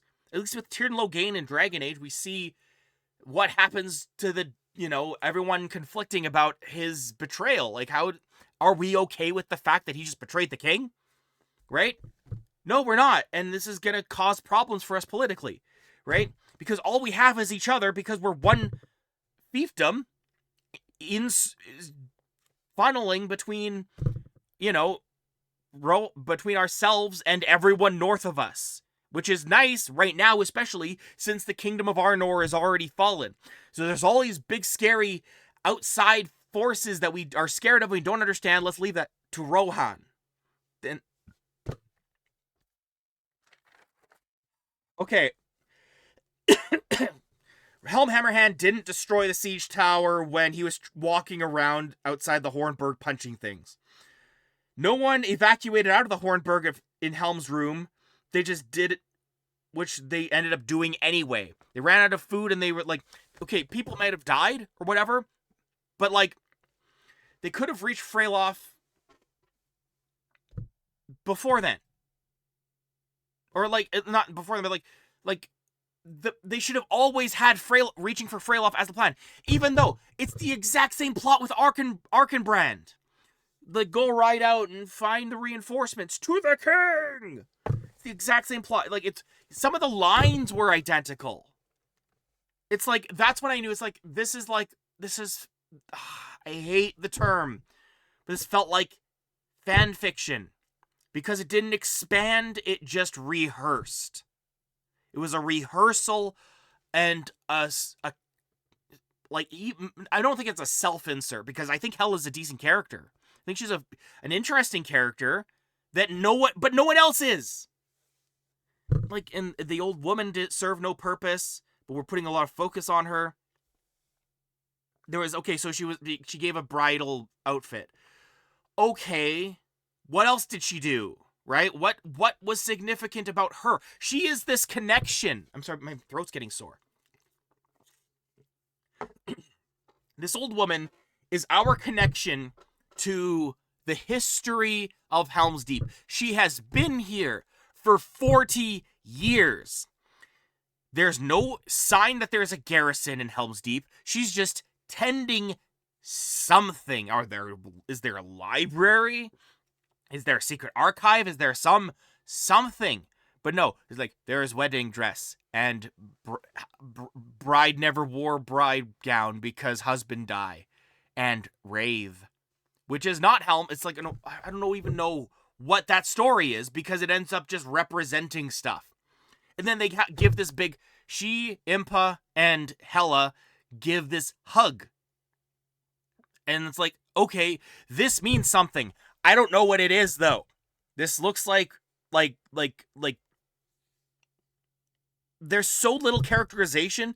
My first thought is like, is this like the are we about to do the whole like double toil and trouble? Is this what we're actually gonna do? Right? You know, because that's what it felt like. That's like there's just these three witch sisters, right? Except that's not what it was. But that's like, these are the characters we're focusing on, and all the characters just die so lame. It was always so lame. I'm gonna keep going because I have notes, a lot of them.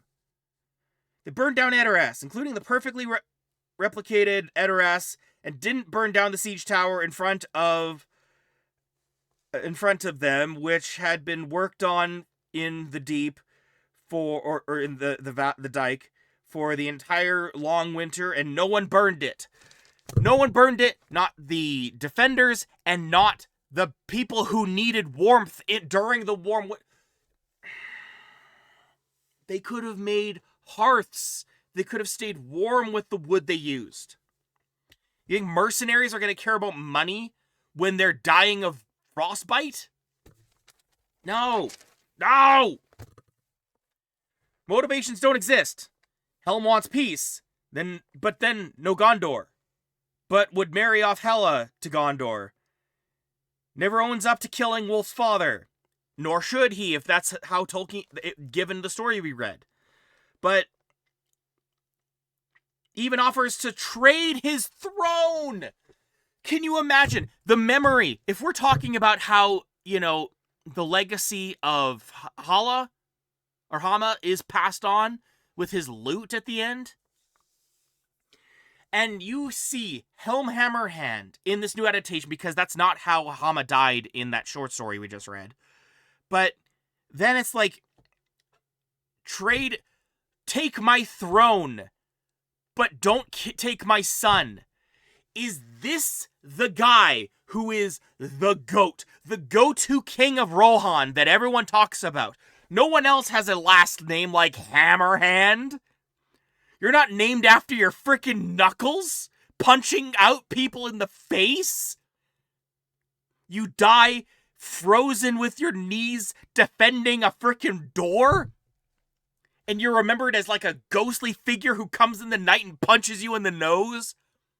And the people hear you saying that your stupid son who fell behind because he wouldn't get a better horse or ask for a new one, leave the damn horse behind. It's going to die anyway. Everyone could have just turned around and be like, hey, dude, ride my horse. I'll stay behind if we can't buddy up like Legolas and Gimli, okay? If we're not going to do that because we're too straight or something, right? Or whatever reason, to not just share a damn horse, if you cared so much about your throne, you would have made sure, especially after your first son just got necked, okay? Got an arrow, just thonk, and you're gonna be like, I need to protect my other son. Holy shit, I got arrows through my body, but he got one in his neck. That would kill anybody, yes, but like, it's still just one arrow, right? I mean, okay, doesn't matter. He's riddled with arrows. He's the GOAT. The son doesn't need to be as powerful as Helm goddamn Hammerhand. I get it. He's allowed to have some arrows in his back, okay? And like, live, okay? He's allowed to be the GOAT. I get that. But he doesn't turn around, demand that someone else stay behind and his son come with him, especially if that's not how his son dies. His son dies riding out and not coming home. Take my throne, but not my son.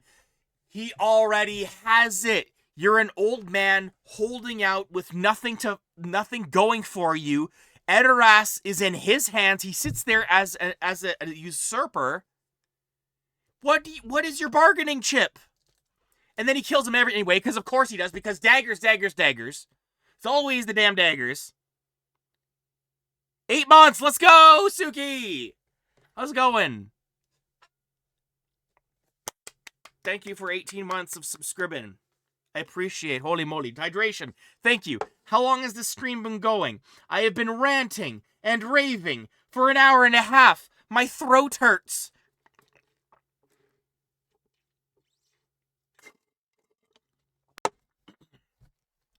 The Great Eagles. Holy freaking frack. Okay, listen. The first thing that happens, the setup for the payoff. You have the Eagles. You don't need the Eagles, but you're gonna include the Eagles because it's Lord of the Rings. Of course you're gonna include the Eagles. The Eagles are coming. The Eagles are always freaking coming. Okay, fine. You're gonna include the Eagles. You're gonna do it. First shot, it's that same hill, that sort of spin shot where Aragorn arrives at Helm's Deep. Kind of, he sees it in sight, but we don't see Helm's Deep. So I'm like, okay, so Helm's Deep isn't built yet. And yet we're gonna go to the Hornburg. I'm just like, what? What? When was that made? What? When was the Hornburg? Old lady could have clarified. If Helm didn't make it, then who? Did the dwarves make it? Which dwarves? Tell me about it, old lady. I want to know something. You've been around since how many kings, right? I'm going to actually get my book. How many kings have been alive throughout the time that you were sitting there pretending to be useful in an abandoned outpost which has never fallen while men stood to defend it? Okay, so, 40 years? Okay, let me see. Okay, so, so, 2759 is when this happens. So, 2719, okay? So that would have been 30, so, yeah, so,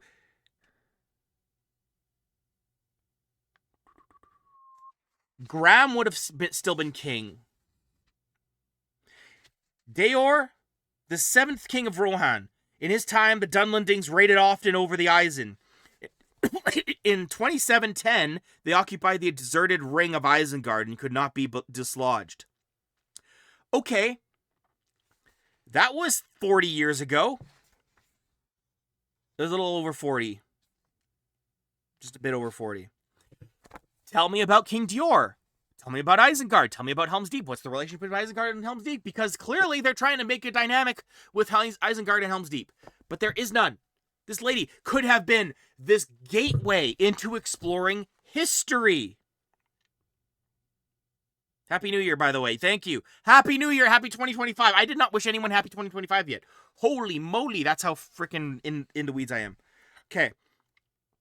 So, King Dior could have been a cool thing. This bridge between past and present and future could have been a thing. It was not. Wasted opportunity. You've been there for 40 years. The lady's been here for 40 years. I want to know about Helm's Deep. Give me some history. I don't give a damn about the stupid bride and a wraith that don't mean anything except for the final thing. There's a wraith. Helm Hammerhand. That has nothing to do with the past. That is the present. Okay? The bride. That is not the past. That is the future. Okay?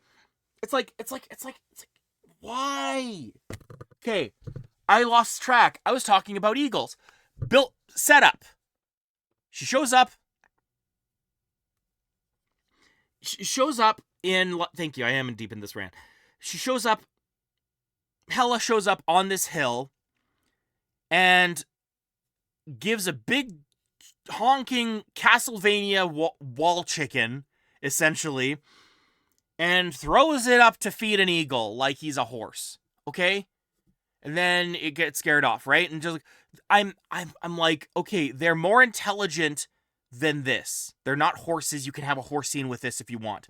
But you can't do this petting and getting closer, how to train your dragon thing going on with a freaking great eagle, okay? They're not feral things. Yes, they understand the speech of men. They are messengers. They are messengers of the King of Valinor. Usually to give ill omen, as it so happens, it turns out, according to David Day's book on the Second Age. So there, if it's gonna be a messenger, okay, fine, the ill omen is then that Helm is dead, right? That's the message. Like, here, take the helm, Freylof. Okay, fine. But the setup is she has a big chonking thing of chicken, okay? Throws it up. Eagle shows up for a little bit and flies away. Setup. Payoff. Climb the White Mountains with what? Who climbs the mountains like this? There's no reason for this climb, but okay, fine. But, and then she's shocked that the eagle's there, by the way. Like, okay, you're doing something. Okay, yeah. Okay. All this time, they're getting ready to attack. They're building the siege. And she's so high up this mountain. The eagle, she's climbing this mountain so close to the Hornburg, that means that this eagle, who was there to take the food from her, who he would clearly recognize. Thank you for the piece of chonky chicken, by the way. Thank you for the Popeyes. I can't believe this isn't KFC, okay? I can't believe that it has the balls to just sit there in its nest, in its eyrie, and watch the person who showed it respect, Hela, have to climb up to deign to counsel with it. That is not the Great Eagles. Freaking Gwaihir would be outraged at this. And you're telling me Gwaihir had nothing to do with any of this? Gwaihir and all the Eagles are all over Middle-earth, watching over it. They're not acting, they're watchers. They're like the watchers in Marvel, right?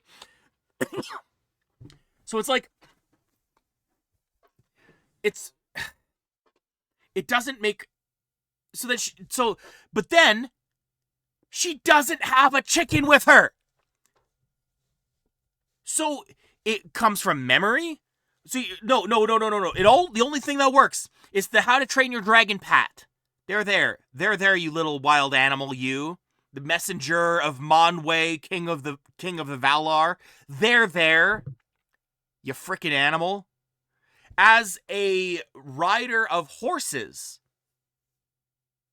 there's so little horse in this. The only horse that is named is useless because it dies of exhaustion.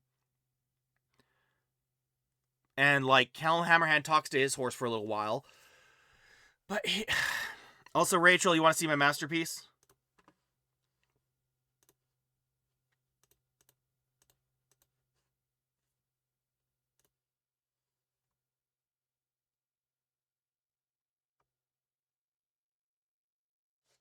Behold.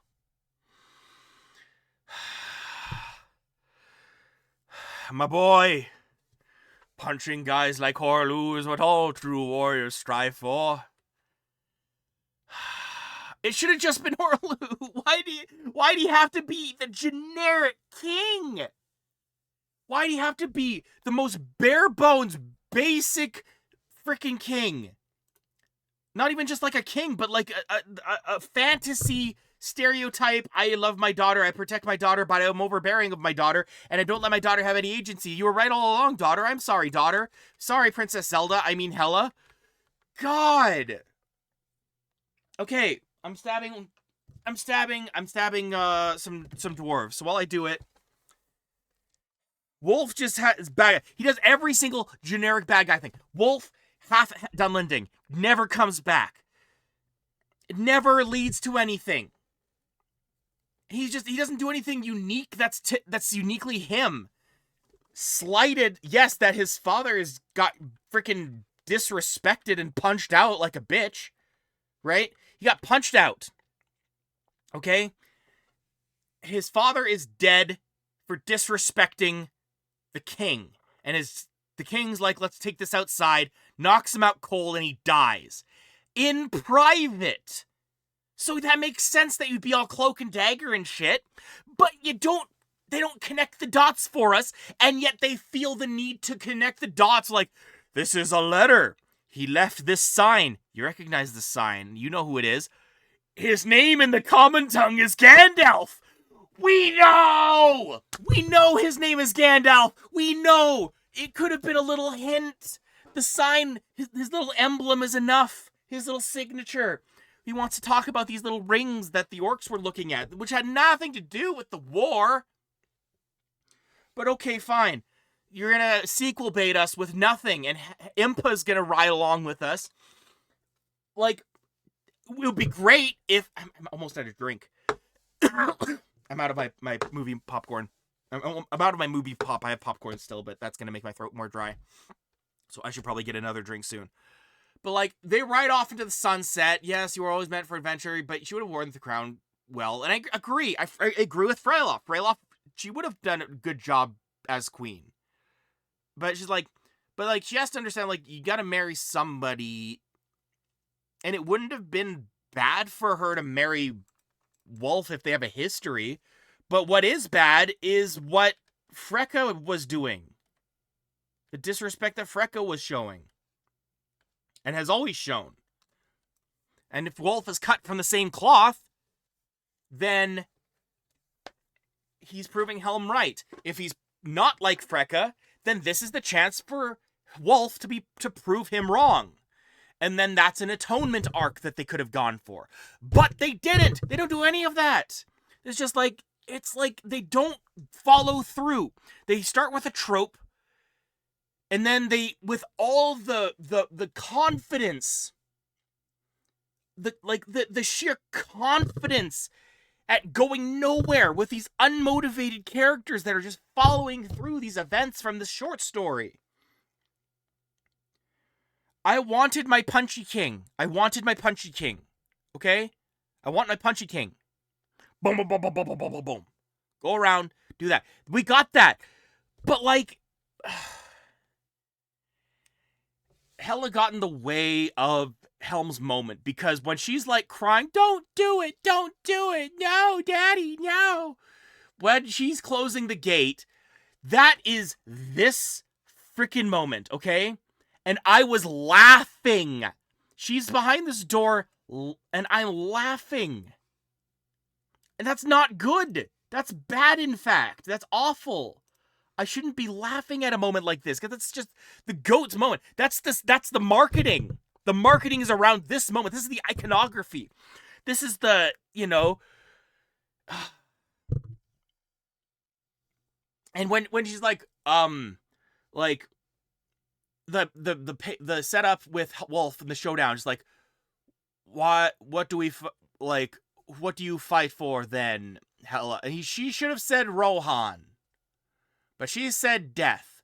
And I'm like, that's Theoden's thing, because he was literally charging into the last war. There was hope for survival. There was no hope on Pelennor Fields. And they embraced that lack of hope. And they rode to death with war, rage, and nihilism in their... Not nihilism, but like preparedness. Right? They were ready to be embraced by death with no hope in their hearts as they charged. In the story about hope, that is heartbreaking. And Hela drops that like, no, that is not what this battle is. And considering you're alone with none of these supposed great lords at the war council and no knights, where are all of the soldiers of Rohan? Where are they? It's just a bunch of refugees. There's no one there but Hela. Right? Everyone's starving out. It's a bunch of women and children and no soldiers. Where are the damn soldiers?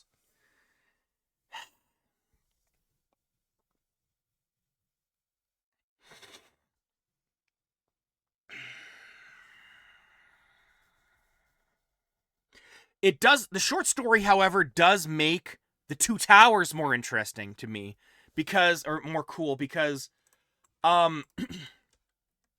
the way, look at this guy. Is he gonna punch? Oh no, he drew an axe. I thought he was gonna try punching me. I'm kind of a sucker for the whole punching thing now. Not gonna lie. There needs to be more monk classes, I guess, or something. Anyway, little brawlers. But, like, that makes it cool how, like, Aragorn and Gimli are standing their ground, fighting off hordes of enemies on the exact spot that Helm Hammerhand died, his knees unbent, his legs frozen in place from the long winter, punching dudes out. He died the way he lived, punching dudes to death with all the disrespect a king is like him warrants, makes him go down in ages. That is the moment I wanted to remember. But instead, when I see Helm Hammerhand in my mind, I see him willing to sacrifice his kingdom for his son, who he didn't even look back for.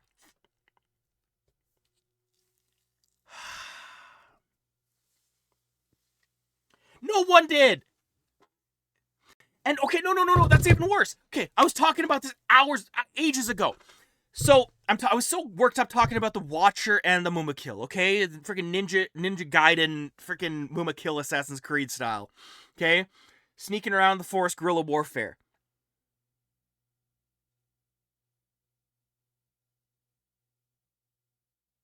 Unless you're Helm Hammerhand, Box. Unless you're Helm Hammerhand. That's what made him so cool. Also, as another person who joins chat, admire my masterpiece. But like also, welcome to the chat. Thank you for joining. Okay, but like, okay, Impa, who's just Impa. I'm not going to learn her name. I don't care about learning her name because the movie doesn't care about the Shield Maidens enough for me to care. So, Impa's save is responsible for losing Hela during the Mumakil jump scare. Because the Song of Earthquakes, even though there were no earthquakes, like the quietest elephant in the world. It's the elephant in the room. Let's talk about the elephant in the freaking fields.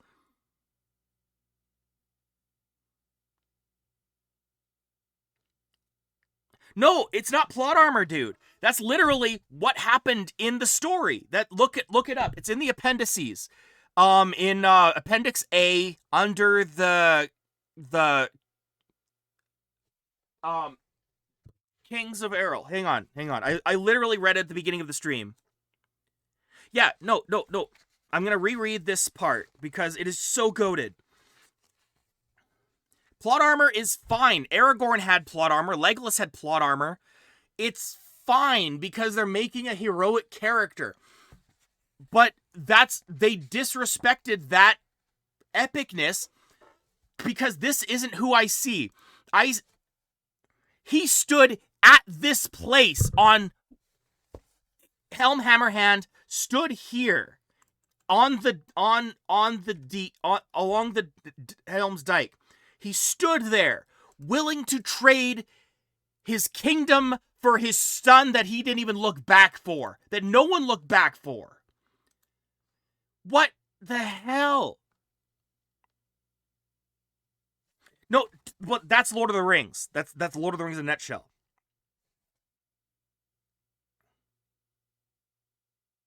I will read you the paragraph.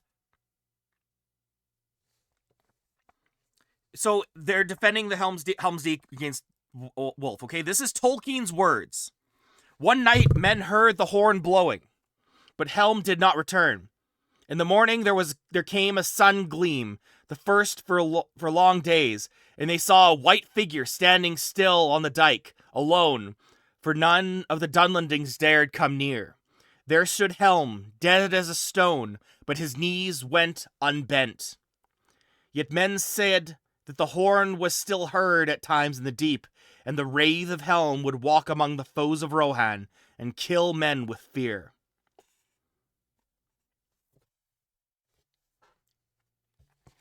He's a mythical figure. He's the king of he's the goat. He punches dudes to death. That was his, I'll read the other part.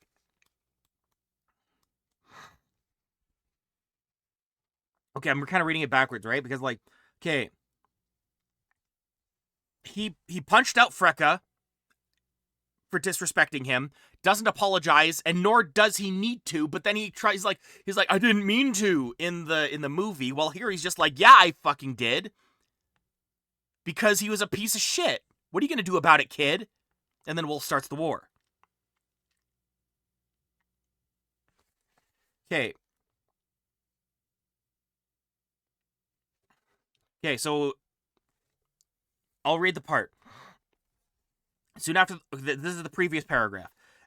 Soon after, oh my gosh, stupid dwarf.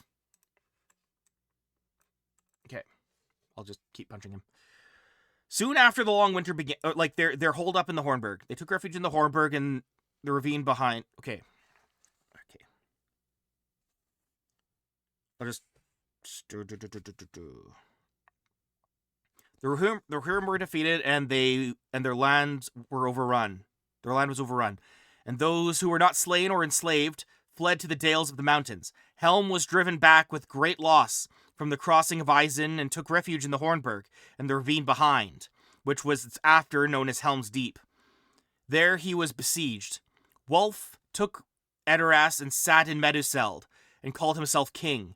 There Haleth Helm's son fell, last of all, defending the doors. The fact that they burned Meduseld in the story in the movie infuriates me. Soon afterwards, the long winter began, and Rohan lay under snow for nearly 5 months, from November to March. Both the Rohirrim and their foes suffered grievously. Stupid bird.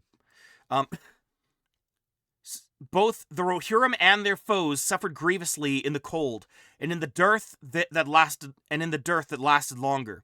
In Helm's Deep there was a great hunger after Yule, and being in despair against the king's counsel, Hama, his younger son, led men out on a sortie in foray, but they were lost in the snow.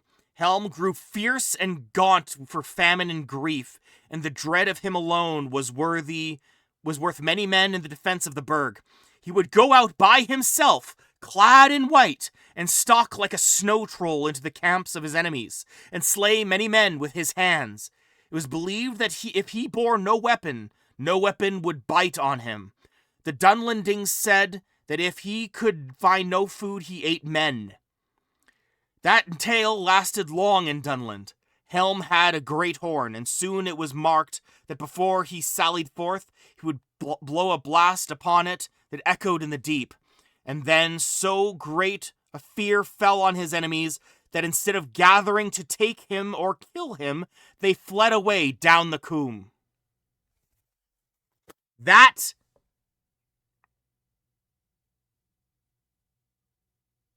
that's the story.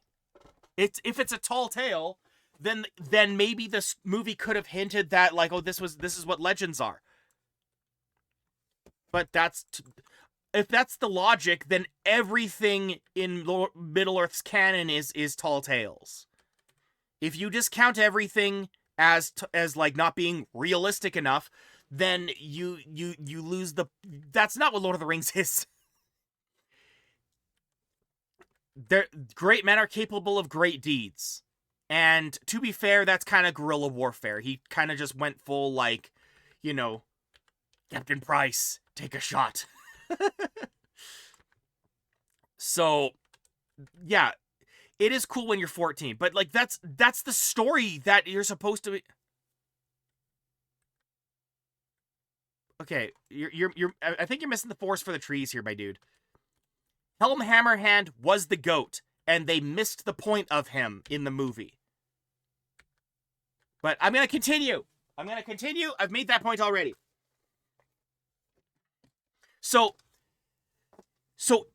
Hela gets kidnapped with this, after that pointless Mumakil versus Watcher in the Water scene. Pointless. Cool, but pointless. But then they, like, go and, like, they kidnap her. They're in Isengard. Nothing interesting happens with Wolf. Then there's the rescue mission. Freylof and Impa, I'm just calling her that because I'm going to continue calling her that because she doesn't deserve an actual name. Impa and Freylof rescue her. It's Impa and Freylof's fault that she ran into the forest, okay? But Freylof is the one that's banished and not Impa? She is looking at him in the same shot and doesn't even vouch for him. Thorn vouched for Freylof more than him. I'm losing my voice. Freylof is exiled, just like Eomer. You're banished, blah blah blah blah blah blah blah blah blah blah blah, because you let Hela get lost, right? I'm all angry. Even though we're at war, the guy who vouches for him is a backstabber, and they stay in Dun Harrow through the winter, and they say, my blade is always yours. But then war starts and they don't fight for them. You just stay in Dun Harrow chilling out like nothing until a freaking eagle shows up with your freaking uncle's helm. You need your uncle's helm to show up. You couldn't even just stick around and fight in the outlands, outriding, like Eomer did with the Riders of Rohan in the book and the movie. But no, that didn't happen. So it's like, so she's not exiled. That's when I stopped caring about this character. And now she's like this supportive character. She means nothing because Freylof got exiled and not her. She should have been exiled with Freylof so that she could have a parallel storyline with Hela, so that I can actually care about her. But instead, it's like there's nothing there but like a woman to nod, or a mother figure to nod and say, yes, Hela, blah, blah, blah, blah, blah, who also does kind of a badass thing every now and then, even though she's, built like, not like a warrior, right? Again, Oracle of Seasons and Ages Impa is here with a shield, going in Isengard and everything. Okay, this is crazy. And then meanwhile, Freylof does nothing. Or he's not there in the rescue, obviously, because he's royalty.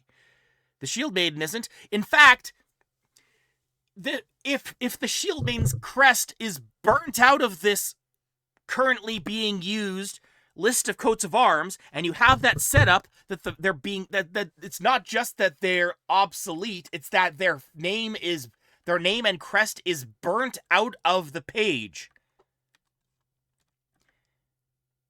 It's like burnt out. That means that's not just like, oh, there are no more. That's disrespect. So that would imply that Helm already has a problem with the Shield Maidens. That also would have been a really cool story arc for him to understand that there is value in the Shield Maidens and bring them back. Because, I'm trying to fight all these battles by myself and no one's doing any fighting with me. And then the Shield Maidens stick up for him somehow, or Hela does in some way. That would have been a good way to close the arc with him and his daughter. But they don't do that, because they don't know what a story arc is. They don't know what motivation is. They don't know it's like, and the fact that they kept repeating lines from the movie, from the Peter Jackson movie, this felt like fan fiction. I used the word. I've been avoiding it for 2 hours. This felt like fan fiction. And not like Rings of Power. Rings of Power, at least, even though it's all disjointed in terms of timeline, at least they understand what the point of the stories were. And they understand that spectrum I was talking about between grace and corruption. And the bit with... Oh, that makes sense. Like Celebrimbor, I've only seen up to episode 7 of season 2, and I like season 2 quite a bit. Celebrimbor aced him. They perfected, especially since you compare, what was with that casting choice for Celebrimbor? I was wondering that the entire time, season 1. Season 2, I'm like, this is supposed to be he was basically being cast like, we need a Bilbo, and now you're going to be Celebrimbor. Because Celebrimbor and Bilbo have such similar arcs. When that clicked, I'm like, perfect. And the actor delivered, and the writing delivered, and Halbrand finally became Anatar, and I'm like, that's all I wanted from this season. Ultimate, but then they continued getting better, with the the Door of Durin and all that shit. And there's so much interesting stuff they did with Rings of Power that was better than season 1.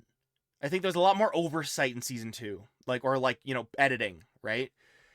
But season 1 was just kind of it was fine. Elrond and Durin were the best part. But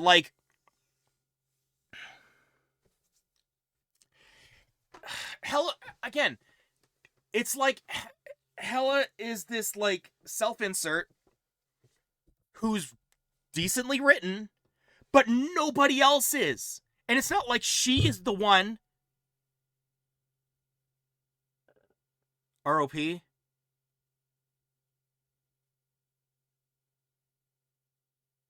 I mean, I'm as a Lord of the Rings fan who wants more Lord of the Rings media, I'm happy that they're telling stories that are not rehashes of the War of the Ring.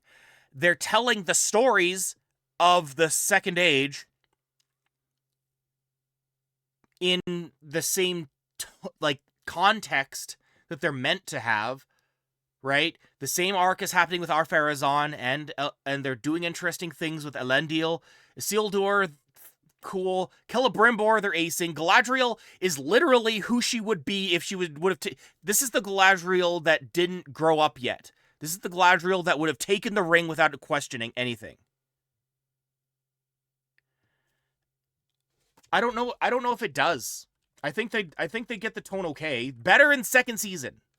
A lot better in second season. But there's a lot of like visual media or visual storytelling that is like what I compared it to for season 1 when I was ranting about it back then was it's a lot like the DC universe in that they have these beautiful visual moments, these screenshots. But then it's like it doesn't build on that. She's always been an immature brat, though. She honestly always has been. That's the thing. She's thousands of years old, and she's arrogant about it. Most elves are. Gil-galad is arrogant about it, and he's still a noble king. They're freaking elves. Elves aren't perfect people. They're deeply flawed. And they're deeply arrogant in their own sense of grace, which is itself susceptible to corruption. If her attempt to take the ring was any indication, does it seem mature to hear in place of a lord you will have a queen, terrible and beautiful as the dawn? That's maturity. No, this is the brat. She wants that power. That's why she joined Fëanor to begin with. And again, they do a better job second season, but they do the dynamic between her and Hellbrand better than Hela and Wolf. Hela and Wolf is like there's no substance. And I said this earlier. It could have just been a Fire Emblem movie. It's just Eldegard and Dimitri. That's all it is.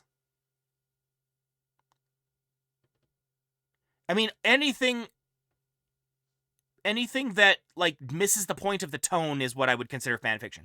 Anything that's not written by Tolkien obviously will technically be fanfiction, but that doesn't mean that I don't want it to be expanded on the lore. Like Lord of the Rings Online, this is fanfiction, but it respects the source material. This game respects the source material, and the only thing I said this before, the only thing that they really like play on and kind of like change up is the fact that during this point in time there aren't really that many more heroes left, and it's, but even then there's some that will rally, and those are the kind of the fellowship and everything, but like there aren't many heroes around, and it lets you be one of those heroes and your other players and stuff, and so therefore it accounts for bigger threats that need to counter for it. But everything else is like, this would have been around at this point in time. This would have been a problem at this point in time, and it shows the scope of the world. I dig that about this game, and that's something that I wanted the movies and shows to do. And it doesn't need to be perfect. And there's like, I'm not in the business of trying to just diss stuff because I don't like it, because it wasn't as good as Peter Jackson. Nothing will beat the original trilogy, and I need to respect that. Like, it's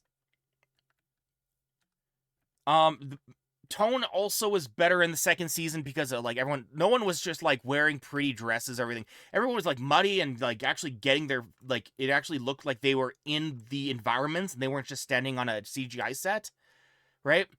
That, again, Second season of Rings of Power, so much better. And it like actually hit when Elrond is like, Durin will come. Durin will come. But we know he won't.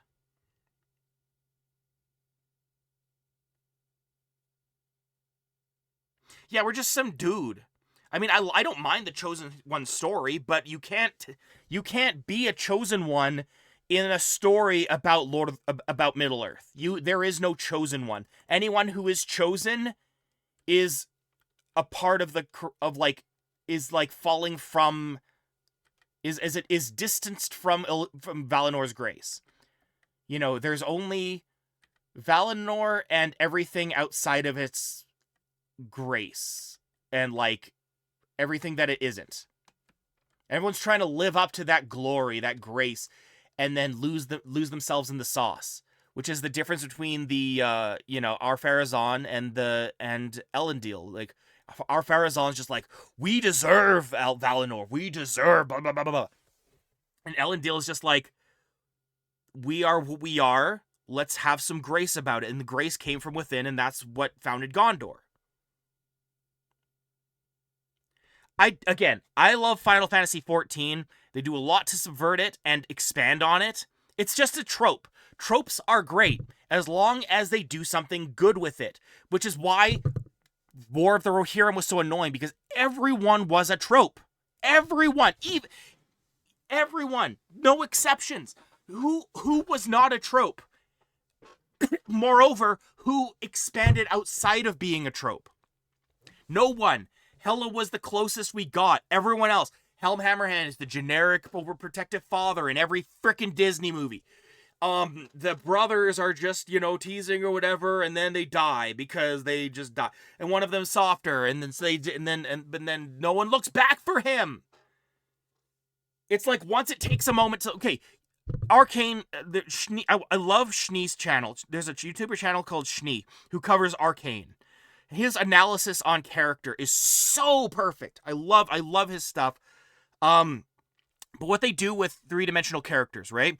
You have a caricature, an archetype. Like you have oh my gosh, I'm not allowed to forget his name already.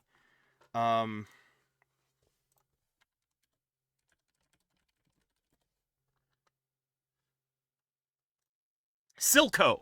Silco's the generic I will gather, I have my monsters, I will create this thing, and you must take power for yourself. And then Victor's the optimist, and Jace is like the wide-eyed dude, and everyone's an archetype. And then there's a moment where they show something that seems out of character. And then there's two versions of this character. We can interpret whether Silco is just a psycho, or if he's actually caring. Like when Jinx hugs him in that third episode, okay? After everything goes wrong. Aragorn is just another Helm Hammerhand. He's just another guy who's overpowered. You were complaining about that with Helm, right? That's the same thing. But, okay, so like, when Jinx jumps for Silco, right? There's a moment where he hugs her back. Now, that is out of character. Everyone around him is weirded out. But this is something new. This isn't a contradiction. This is just new information. That is when you subvert a trope. That's where the subversion always comes, where they do something that seems out of character, but it's not different and it's not contradictory. It's an addition to the knowledge you know about the trope. So he hugs Jinx back. Now, you can assume that he stays as the archetype, generic, backstabbing dude, and he's just going to be using Jinx as a tool. And he'll just take advantage of her insanity from then, her broken spirit, and use that as a weapon. Or you can see this new side of him as like a guy who now understands Vander as being protective as a father, right? That it's one of those two things, and you can watch the entire season without ever feeling like your belief in that idea is contradictory. When he's like, you're perfect, and then Jinx starts the war. Is he still being a manipulative person who's just using Jinx's insanity? Or was that really from a father who says, you're perfect? You don't know. That is why Silco is such a perfect character. And that's all it takes. You don't know which face you're dealing with. That's all it takes to make a three-dimensional, nuanced character. It's not hard, Hollywood. Anybody. And that's what I enjoy about Anatar. Anatar has a really good speech about how, like, telling Celebrimbor's is like, that's just what you do. You abuse people. It's like, do you think I would know any different after what Morgoth put me through? You don't like him, but Sauron is an abuse victim. And he is doing what he does best. He was taught by a god to be an abuser. He is the retainer of a god, and he was tortured. He's not a good guy, but in the back of your brain, that will always stay with you. And that's not out of character. That is an expansion of the character. I felt for Sauron for the first time ever. And he's not just some force of nature. He's a being. He's the same race as Gandalf and Saruman and the Balrog. So the Balrog maybe even has something. Arguably, maybe he just doesn't know any better. Either way, he's not a good person, and I'm not trying to make him seem like he's good, but he does have a reason, and it is a layer that you hadn't accounted for. So now, from now on, you can have the sympathetic, he's just an abuse victim, or you can stick with the stereotype, which could still be the more true version, where it's just like, he is going to stay abusing. And it doesn't matter if he's a victim or not, he needs to be stopped. He's still the ultimate evil in Middle-earth. He is the embodiment of abuse, because that's what Morgoth, a god, made him. And if Iluvatar could create Morgoth, he can create all these other fake freaking Valar and all of their supposed beautiful creations. What is grace anyway? You get it. That's what's so great about it. That one scene was so freaking good. And then, again, War of the Rohirrim has none of that. Nothing. Like, I don't feel anything. I felt nothing. I was dead silent when the credits. All I could think about was how bad I had to go to the bathroom. And just like, I was just waiting, because they're just riding off and they're trying to do this closing shot. I'm like, this is the lady who didn't stand up for Freyloth. All I can think is Impa didn't stick up for Freyloth. All I can think is the old lady didn't expound on anything about the old kings, about what is Helm's Deep, if she's been here for 40 damn years. If she's been here for 40 years, then who made Helm's Deep? Because that's all I care about. Helm Hammerhand was a big deal because the place is named after him, for God's sake. Right? I don't care. I don't care about Wolf, because everything he does is just backstab, backstab, backstab. And he's just like, oh, you don't understand me. He's just like, waves his hair back, listening to his, go, wake me up inside. Blah, blah, blah, blah. And he has this guy who's loyal to him for no reason, who gets stabbed anyway. It's like, I don't get it. How did this get a budget? Who greenlit this? Like, I'm actually upset about this.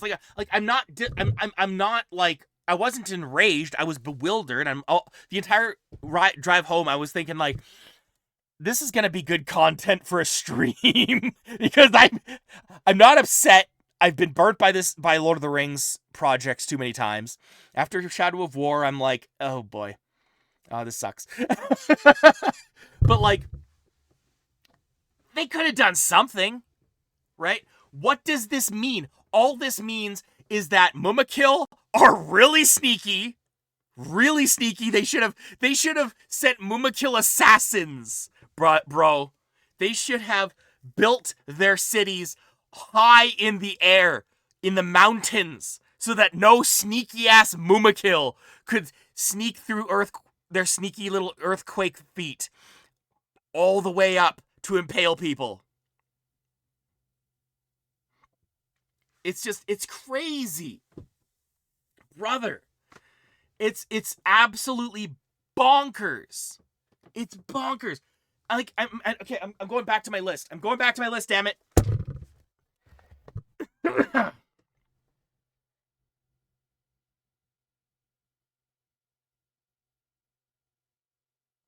But we don't need to be. That doesn't need to be the name, the brand, right? Hell, look at Sonic, okay? You think after all of the reputation it's had over the years that it could outsell everything right now? Right? Like it's like, do you think you can't assume anything about a brand unless you have a good team behind it? All that matters is that you understand the source material, you adapt it well with a damn good team. That is how you make money. But you don't make money by making shit characters in the entertainment business.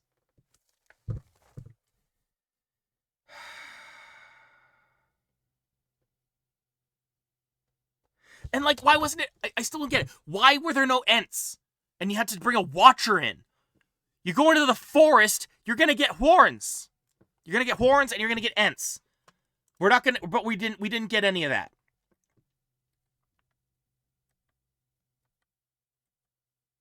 I know, but it's just different. It's just a different approach. It's not the same, and it's not a different philosophy. It can embrace its own goofiness and all that shit, but like, it still needs to be adaptable for people to digest, right? If, for example, in the Sonic movie, Maria's death could have been just as grotesque as in the Shadow the Hedgehog or something, right? And they could have done a bunch of stuff, but it could have been just as bloated with more characters, but they made it adaptable for people to enjoy in a theater. They brought back Gerald Robotnik, got rid of Rouge, got rid of Amy. They narrowed down what they're trying to say about the story. Sonic grew up with a family. Shadow did as well, but Shadow lost his family. Right?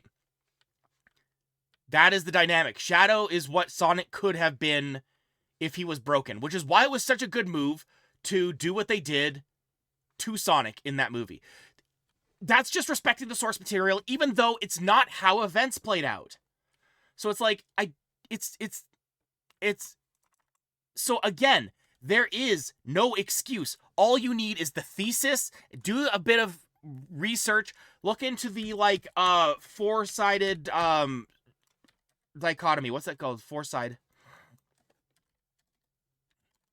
Four-corner storytelling. Look into four-corner opposition. Okay? Four-corner opposition. Perfect example. I will actually finish this, and then I will put it into my OBS, because I found the perfect one with Lord of the Rings. Because it's like, all you need, that's why scripts get, like, you get tight scripts. By having opposing ideologies that have a conversation, either through words, or broken hearts, or through a sword. Yeah, but that's just bitching about it. That's not finding a solution. We need a solution. That's the only reason worth getting upset about it, or unless you want to just be nihilistic. It's like, oh, nothing matters anymore. Like, I don't like that. I don't vibe with that. Okay, so here, let me just This is an example. Okay. Oh shit. Hang on. I'm freezing.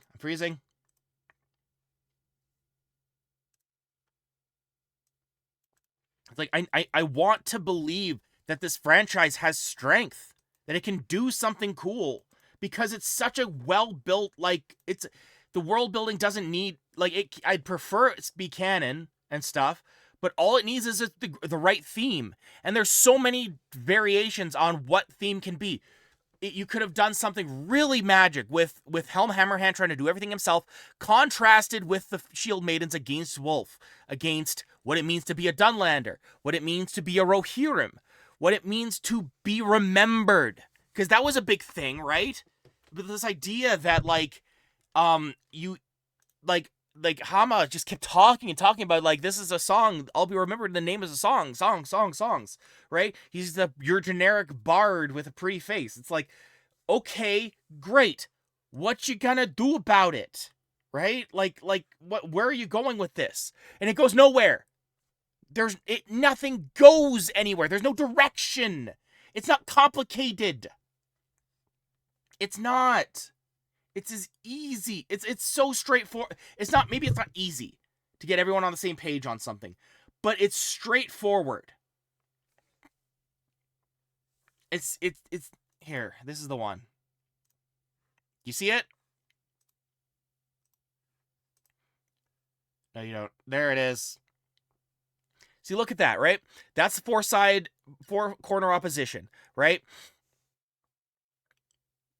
You know, like how the weak handle desire and power, and like where does the ring fit with all those?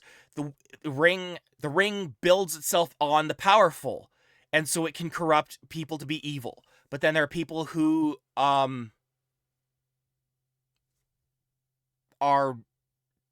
unwilling to be tempted. I think the x-axis at the top should be like corrupt, to be like temptation, right? They're being tempted to be, you know, to serve this thing, be obsessed with the ring, and the others are like, I would have followed you to the end, to the very fires of Mordor. Okay, that's all it took. That could have been a thing. Instead it's the dichotomies could have been Frodo, instead of Frodo with Sam, it's the Shield Maidens, like, who are not treated as like a worthy house, right? The powerful, the kings, the legacies to be remembered. The king who punches things, and his daughter who is forgotten as a legendary Shield Maiden, right? What does legacy have to do with this? And then, what does it mean to be a Rohirrim? What does it mean to be a Dunlander?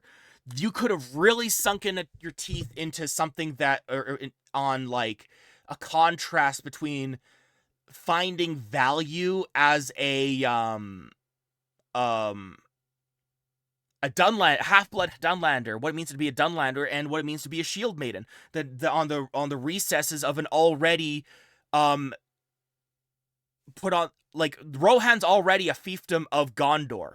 So if we're a fiefdom of Rohan, how are we different from that, when you're not going to reach out for Gondor anyway? If you're just going to grovel to Gondor and not accept help, right?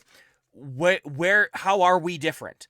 Explore that, because there is a good answer, right? A worthwhile answer, enough of an answer for Tolkien to have the wildlings redeem themselves during his books.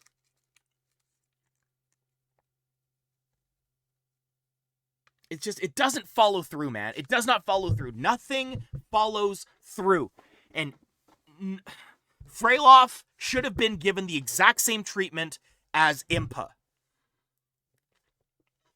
That would have been a good arc for Impa, but instead there she is hugging in a big semicircle, like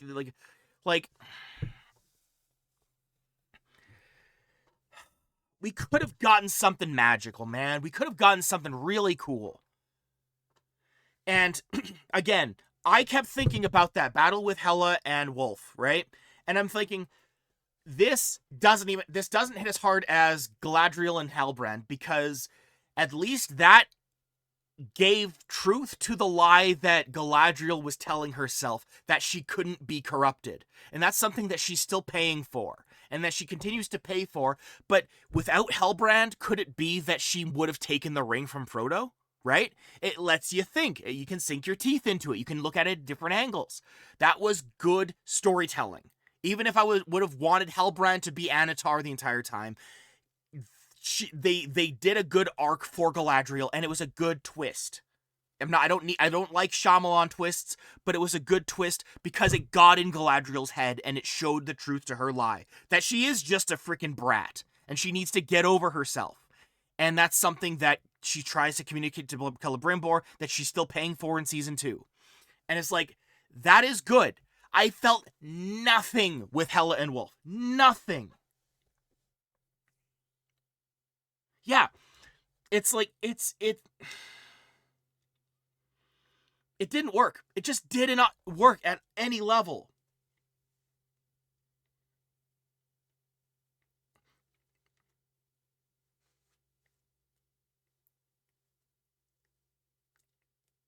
No, they didn't just take it for themselves. They were invading Gondor, and they defended Gondor, and then Gondor gave that land to them. That's when Errol the Young was crowned king, the first king. But yeah, it is ultimately just a vassal state of Gondor, and to say otherwise is entirely negligent. In which case, the Argonath means nothing, because then the Argonath on the River Anduin shows that you are now entering the lands of Gondor, and guess what? It leads into Rohan, so they better be humbled about that. But they didn't even explore that. But no, they got all the pretty monsters. They got the Watcher. They didn't even get the Ents, but okay, fine. They got the Eagle that they treated like freaking How to Train Your Dragon. They got the stealthy Mumakil, and the Mumakil just ram into Edoras. It shows that they have no sense of, like, they lived on this plane for hundreds of years now. They're also the youngest kingdom. All eyes are on them, and no one is helping them, okay, through this long winter. Gandalf doesn't show up. Eagles don't show up. Freaking elves don't show up. They are there to fight for themselves. They are alone, okay? That is the situation. Helm Hammerhand is living in a world where he is the youngest kingdom. He is stuck between Gondor and Dunland. These two opposing themes of service and independence, right? What does it even mean to be a king of Gondor? Or, like, what does it mean to be a king of Rohan? Well, he's gonna frickin' prove it, because he's Helm Hammerhand, goddammit. That would have been so good, but we missed out. We could have been seen like, maybe he is just a myth. Or maybe he's the real deal. We don't know, because we don't have those two dichotomies. We don't have anything to sink our teeth into, because he's not even he's not a two-dimensional character. He is a one-dimensional, one-direction character who the only interesting thing he does is literally from the short story that Tolkien wrote, where he punches things and he's Horaloo. It did nothing. And it was a new story, too. It's not even about temptation. All Lord of the Rings stories are about temptation and everything like that. This would have been a perfect opportunity to make a story about humility. This is a story about humility and staying true to what you are. You're not Gondor. You're not Dunland. You're Rohan. Land of the Horse Lords. King of the Riddermark. And you are a shield maiden of Rohan, and we will defend it against anyone who dares call us lesser or greater. We are as we are, and we will live through this winter. Damn it, dude, can you imagine? But no, we got none of that. Oh, but look at the pretty Watcher. Oh, look at the pretty Mumakil. Look at the stupid siege engine that Hammerhand did nothing about. Punch that siege tower to bits, dude. Punch it like you're freaking Azor's Wrath. Just like, freaking Star Platinum that thing, dude. I hated that tower for the entire movie, and it falls down. That's not how siege towers work. God. Oh, Freelof was done so dirty. And, like,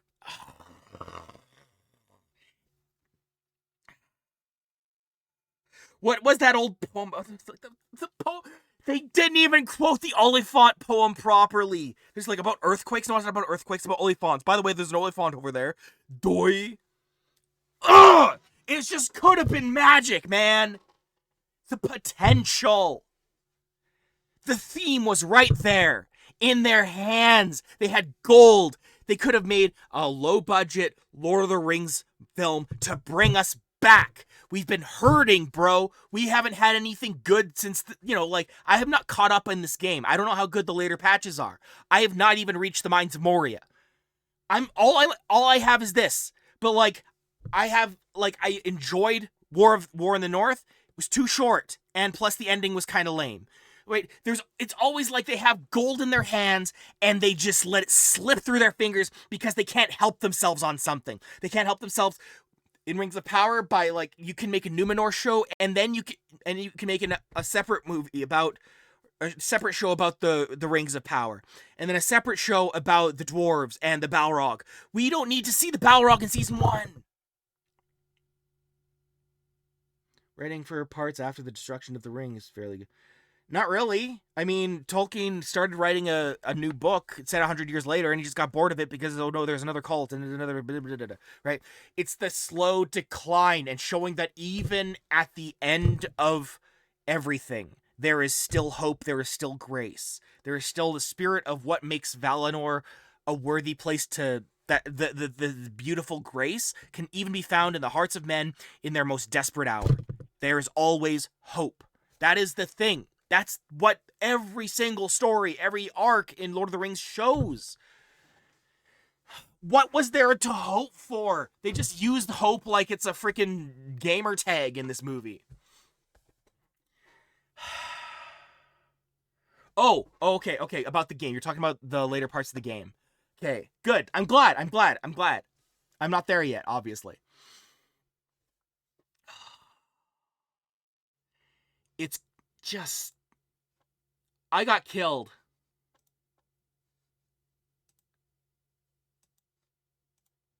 I just noticed I died. Revive for free.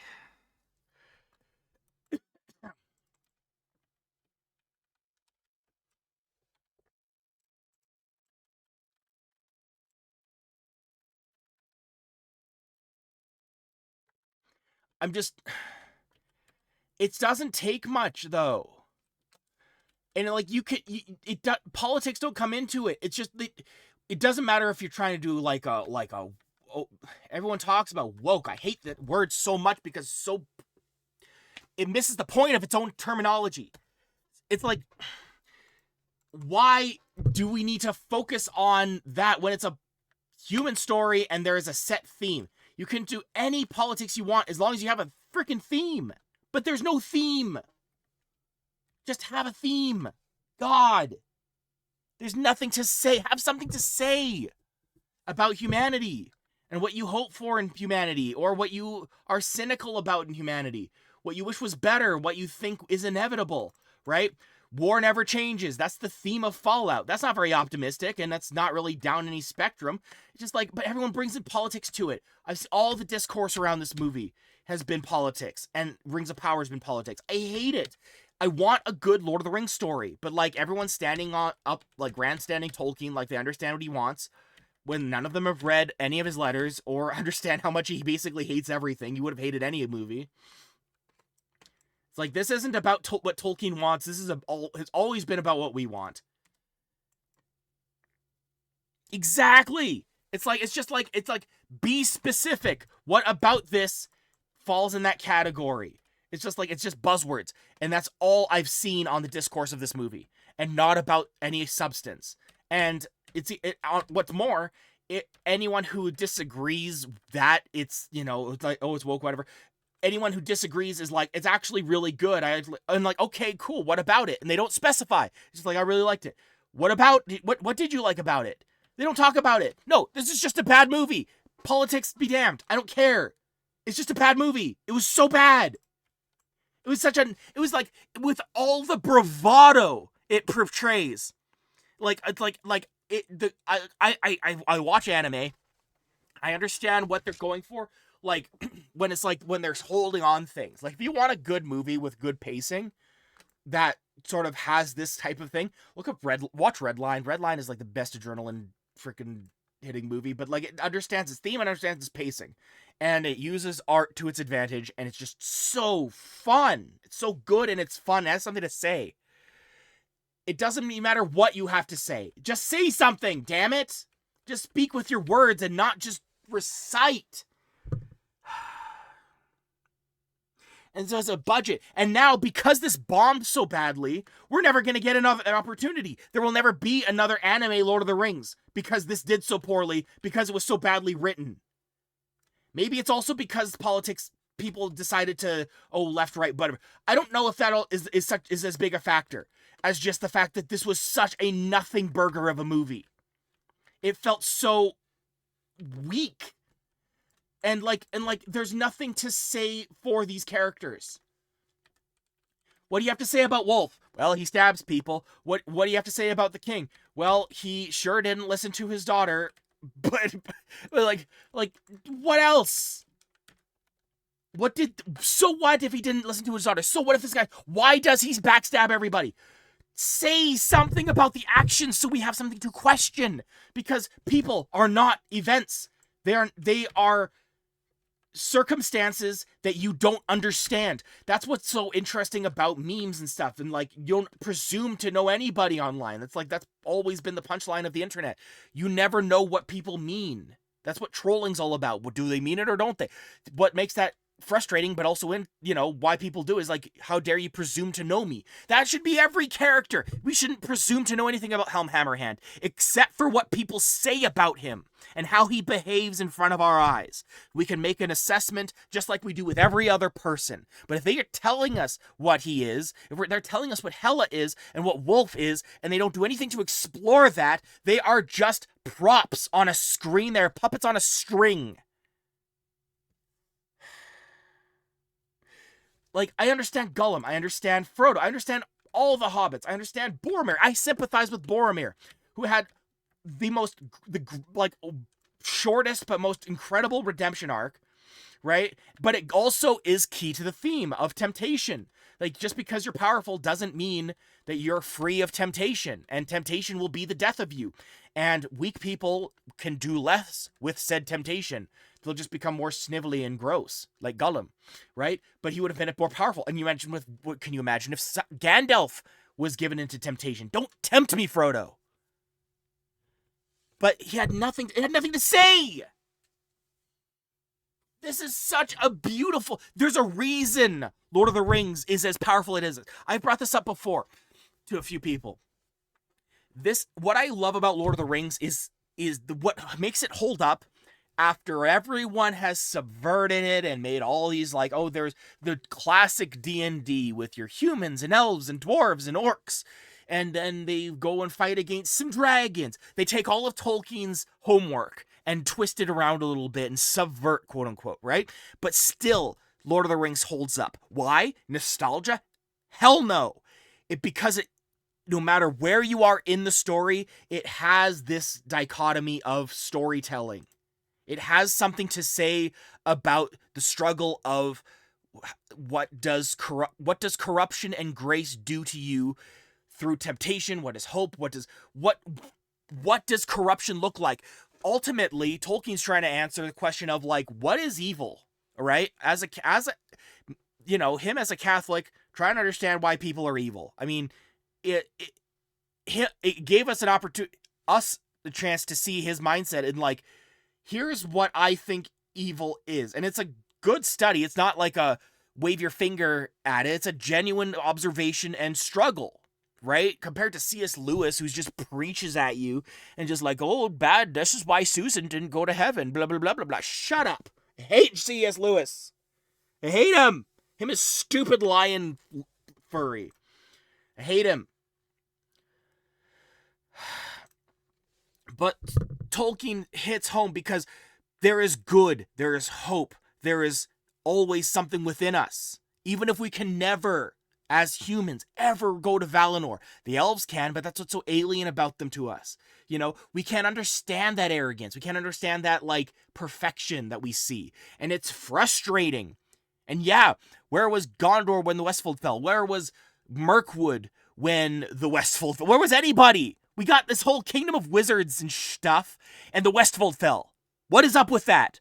We have supposedly so many allies. We got all these people gathered up in Rivendell, and they can't come and fight for us? No allies? In the movie, the elves didn't show up, right?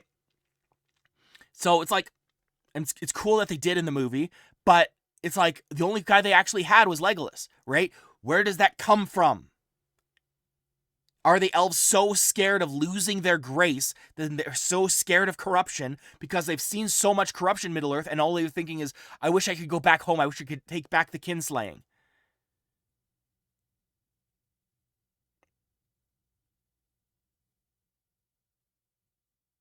I mean, yeah, there's that true. That is true. It's also a stupid line in War of the Rohirrim, but I mean,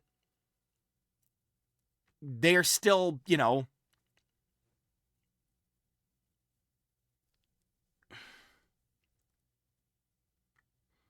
could have. I know, everyone's busy, but my point is, Rohan is holding out their own, and they don't have half the grace and power that they have. I'm speaking from the perspective of a resentful Rohirrim, right? Who's we're dying in the cold and the snow and in the plains, and our villagers are getting burned. And where are the elves? Where are the dwarves? If they're so perfect, so great, why aren't they here with me, fighting for my family? That is the resentment that a Rohirrim can have. They could explore that, or they could show it from the dwarves. I'm talking about like different ways to view each other, because there's no they're segregated. There are no elves living in Edoras. There are no the elves and dwarves don't live together. It's a miracle that we have the bardings and the dwarves, but I doubt there are men living in Erebor, you know. Do you think dwarves ever lived in Eregion? You know, they do segregate a lot because there is like, obviously there's elves are constantly in a state of mistrust because they're afraid of losing their precious grace, their golden ticket to heaven, right? And that's such a there we go finally. And that's such a it's so antithetical to what they value about going to the Undying Lands to begin with, right? Which is what makes the ones that stay so heroic. It's heroic to stand in the face of losing hope, right? That's what's so good about this setting and the story. And no one gets that, and they're just like, "Oh, but fantasy setting. Let me insert my OC, Shadow the Hedgehog, into this so I can, pretend that I'm there. I was there, Gandalf, when Rohan got attacked. Like it doesn't. I don't care, but I should, because this setting's so great. If you put me anywhere in the Star Wars setting, I know where in terms of like corruption, of money versus like political convenience, who's getting used by what. That's what is so fun about the Clone Wars show, is that like both sides are getting used by Palpatine. So it's not a matter of light versus dark. It's a story of, who has power and who has to be too desperate who's too desperate to make a moral decision, and who has too much power, who has enough power to make a moral decision, right? Meanwhile, both sides are getting used by the dark. That is an interesting situation. And then there's the Knights of the Old Republic, which is like outright Sith versus Jedi, which is more valued, passion or, negligent peace of mind, being like a freaking tranquil from Dragon Age. You know what I mean? Like that's sort of what it's about. Perception of other archetypes of characters, and then the characters themselves subverting them and representing themselves relative to their faction. That's like, as someone who enjoys these stories, that's so obvious to me. Why is it not obvious to like Hollywood or anybody? It makes so much sense to just make it. It's so simple. It's like there's nothing complicated about that. Literally, most movies now are split into 4 arcs because each of them represents an oppositional idea, right? That's all it takes. That's how you make a tight script. That's how Sonic 3 was a tight script. And they made that over a glitchy mess of a game, right? When they subtracted most of the characters and brought one back to life, okay? And that brought Jim Carrey out of retirement. How? Because they knew what they were doing. Because they had a story and they had something to say. And it's not just about whether you had family or not, because Shadow had family. But what do you do? Who are you when you are angry? Do you have choice when you're that when grief has you? Is there a choice in the face of grief? That's deep for a movie about hedgehogs. I mean, god dang.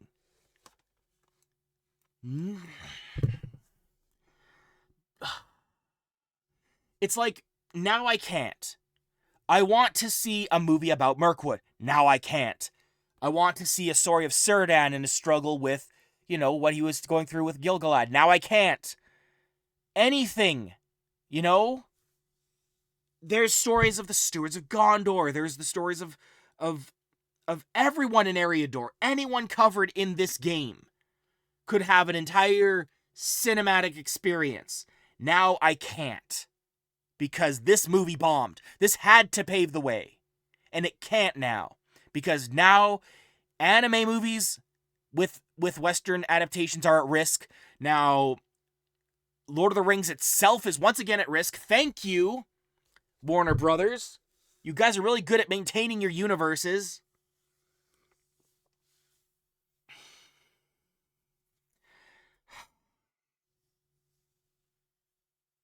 I love this universe so much, man. I love this setting.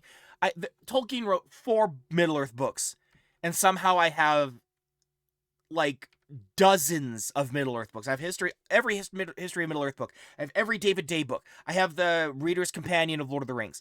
I have so much cool stuff. I have a bunch of Middle-earth roleplay games because I love the modules because they expand on the map. I love the setting so much because it says so much. But it's like, oh, but it's just elves and dwarves and stuff. Like, this is deeper than Warcraft ever got. This is deeper than, because this has so much to say about humanity. It's wasted. Yeah, but that's not gonna, but like, that's live action. That's gonna bring, it's Hunt for Gollum. The precedent is already set now, though. Whether it's good or bad, it's not going to do as well as if this was good. And we aren't going to get as many of these, because, like, The Hunt for Gollum is, like, a few things that are said. There's less said about The Hunt for Gollum than there is about Helm Hammerhand. The source material is way more extensive about what happened with Helm. Besides, there was already a fan film.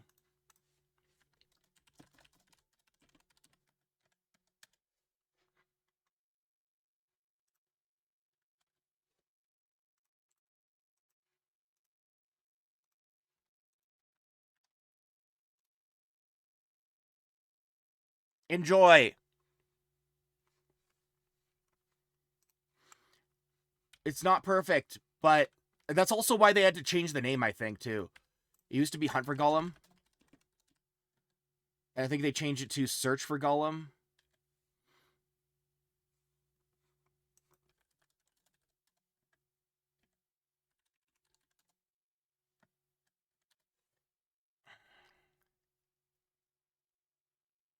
Okay, I stand corrected.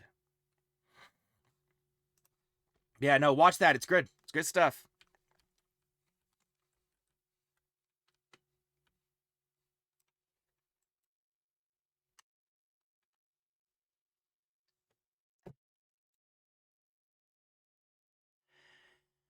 Most fantasy is about, like, but he never considered it fantasy, which is what made it so revolutionary. It's like, you can have all the weird science, you can have all the weird fantasy you want, but it needs to be grounded in something, right? Stan Lee always said that, like, Marvel was always grounded on reality because as weird as anything gets, it still needs to be Earth, which you need to ground yourself in, right? As weird as it gets. Middle Earth is, like, meant to be prehistoric Earth, assuming that these legendary texts were true. So it's like augmented history, right? That's what George R.R. Martin was going for too when he was describing locations. Like, it's like everything is, like, bigger because it's fiction, right? These places would never have been this big. These basically would have been Earth wonders of the world, but because it's fantasy, you can shove a bunch of them in there. And it's practically treated as mundane, even though it's majestic as a living heck, right? There's a sense of augmenting all of that. And, like, science fiction was predated fantasy, right? You read any of the Edgar Wright novels, right? It's like any of the John Carter books, right? Those predate Lord of the Rings by a long shot. But they're science fiction, right? There's stories about a dude being Conan on Mars, right? But, like, there's still, it's not about who did it first. It's that this version of the story, or this version of this type of story, endures because of how it's written and not just who wrote it. It doesn't matter that it's Tolkien. It could have been any Joe Schmo. It could have been C.S. Lewis, but I don't like C.S. Lewis. Not because I think his stories are lame, which I do. It's that it doesn't ground itself. It's just like, oh, by the way, Narnia is basically just heaven. And I was like, okay, what's the second dimension of this? Please. And then also, Aslan is Jesus. Okay, and would you have something to say about any of this? Or are you just gonna give me Bible studies with puppets, right? Like at least like make it entertaining like VeggieTales. I'd rather watch VeggieTales than Narnia. But Tolkien really dives deep into the nature of corruption and evil and what is there such thing as grace? Can there be such thing as grace? That is what I love about this damn setting. Power of belief in something that even though there's so much darkness,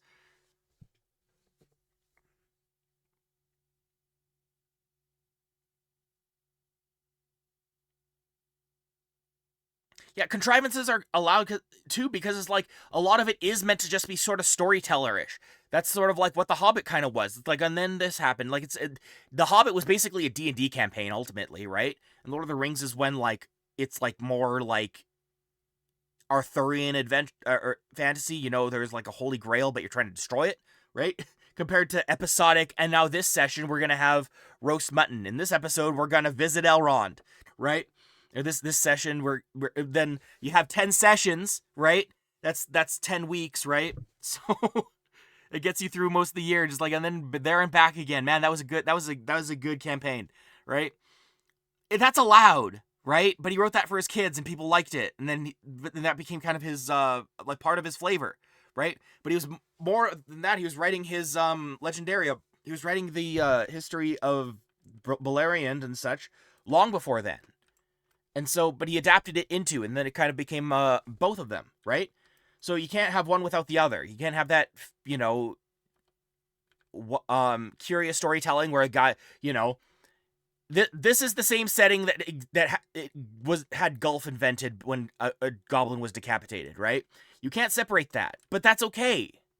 It's not about being realistic and like saying that fantasy is bad. Far from it. It's just that it needs to not just say something, but like explore it. Really sink your teeth into it and make us explore these characters. Like Bilbo is such an interesting character, especially in the context of Lord of the Rings, but like he's conflicted about whether he even belongs with this freaking team. Like for all the faults that the Hobbit movie had, which are many, at least it's like let that slip where it's just like, you guys don't have a home and I do. So why should I be? And then he's like, oh shit, that was rude of me, right? It's like he wants to go home, but they don't have a home. That's what he needs to overcome. It's like it's not about being comfortable. It's about being there for this group of guys who don't have one. Well, you can't take the Catholic out of him, right? But that doesn't. But considering, and I wouldn't want him to. It's like saying I want to take the Buddhism out of Star Wars. That's its baseline, and it explored it, right? It you know, considering that's its theme, it's not saying that Jedi are good or bad. It says this is just what they believe, you know. It doesn't mean that like Valinor is the nicest place in Middle Earth. It doesn't mean that the Jedi are, you know, the perfect people, because the Sith are very not just sympathetic, but like, you know, what's wrong with passion? What's wrong with falling in love if you have the Force, right? Love should be a good thing, but that's part of the dark side because that's passion, and that should not be. You are not allowed in to have any snoo in the Shaolin Temple, okay? And that's, oh, this isn't where I wanted to go.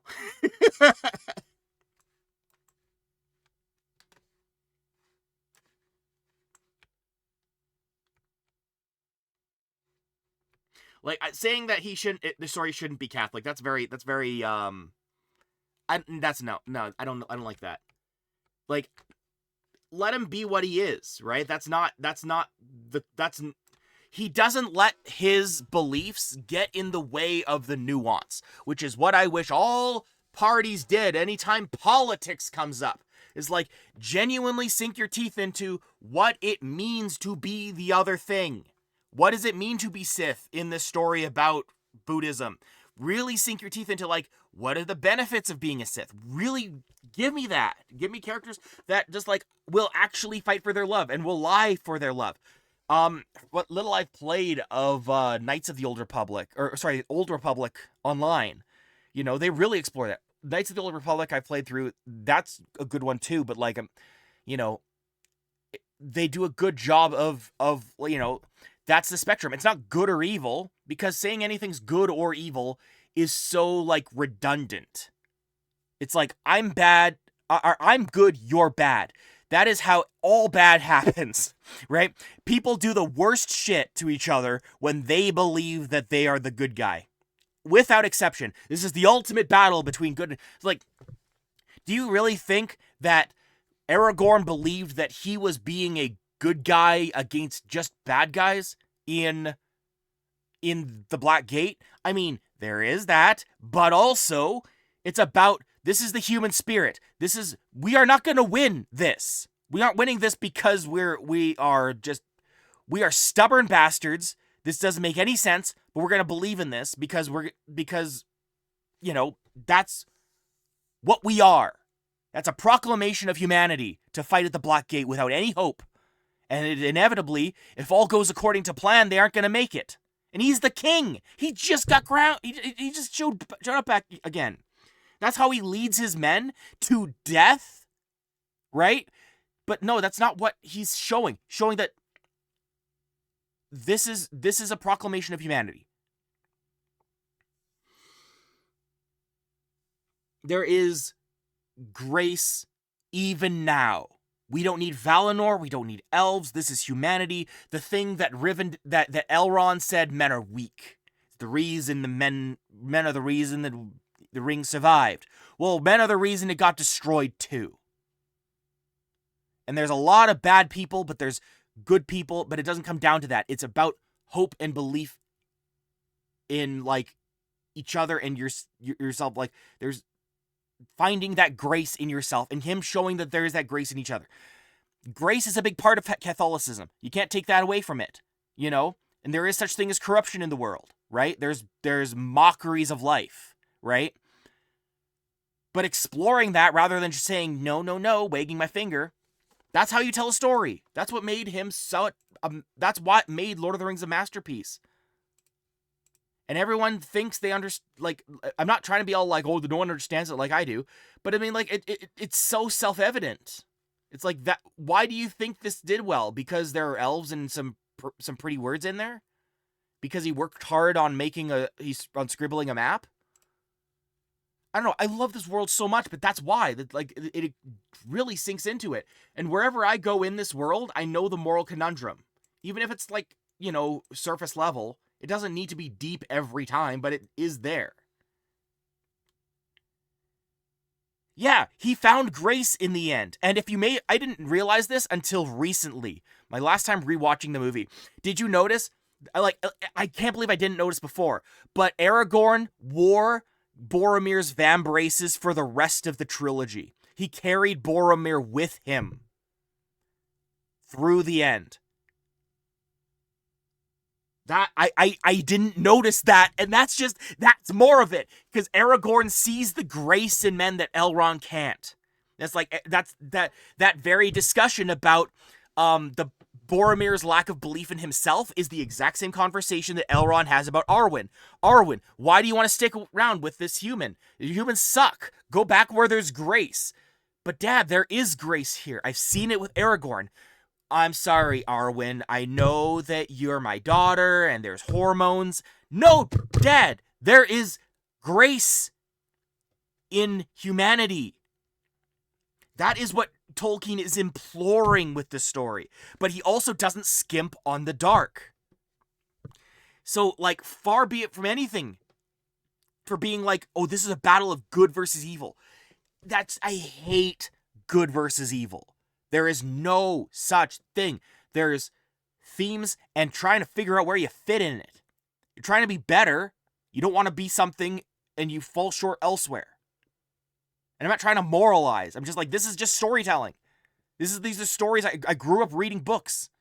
How come writers can't do that? I'm still ranting. Holy man, how long has this stream been?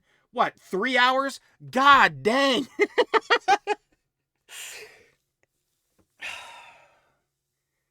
Like, I love this.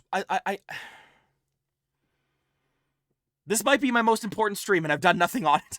But rant about it. But that's why, because it's like, I hope I'm making sense.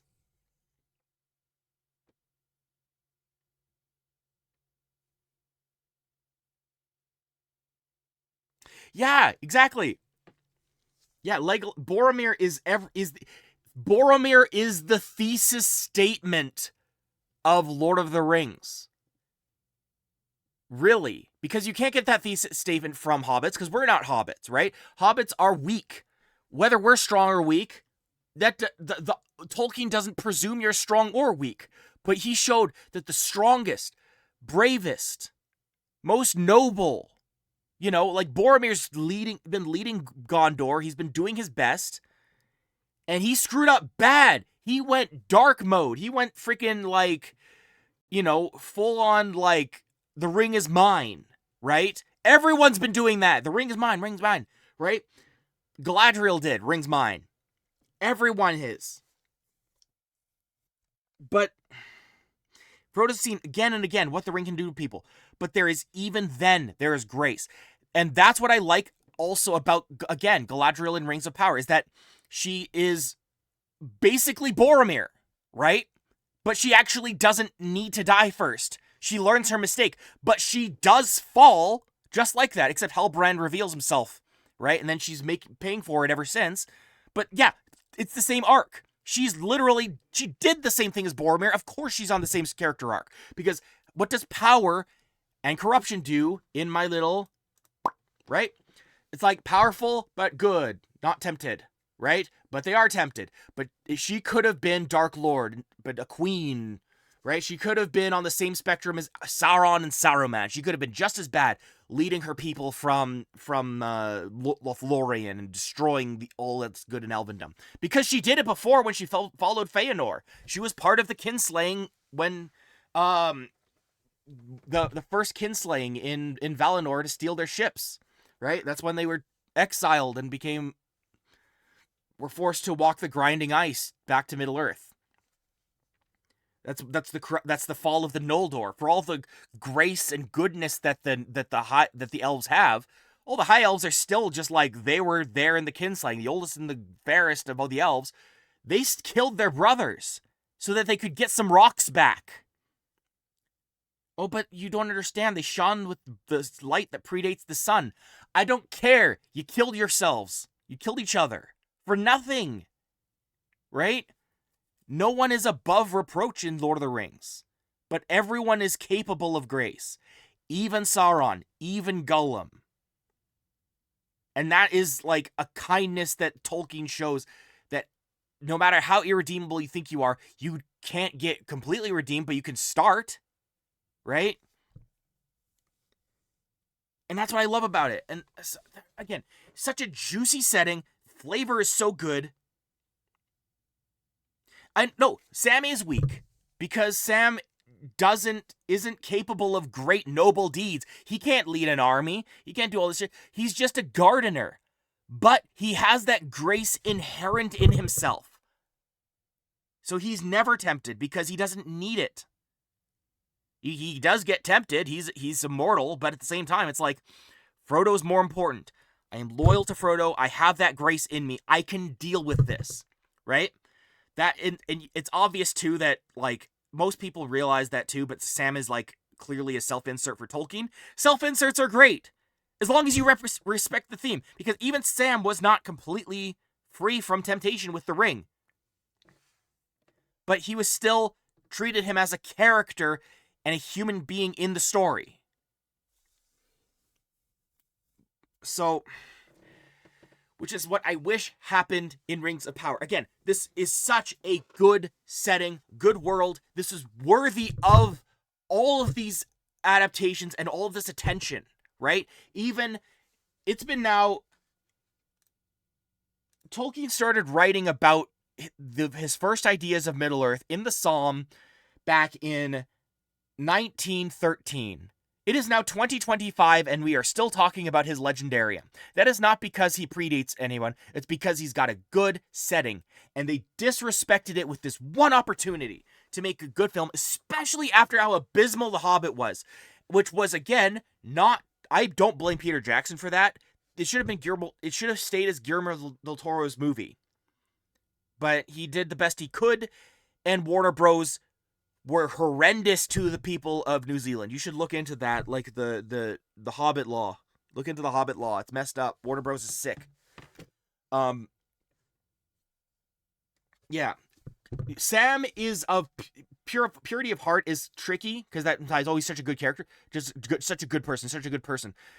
He's just loyal, right? But he can recognize good in people. And he can stick up for good. He's shown himself to be able to stick up for good, even among other hobbits who would have never been as good as worthy of companions, right? What was it? Proudfoot, one of the people he was arguing with in Long Expected Party. You know, he doesn't win in this argument, but he's still sticking up for Bilbo, right?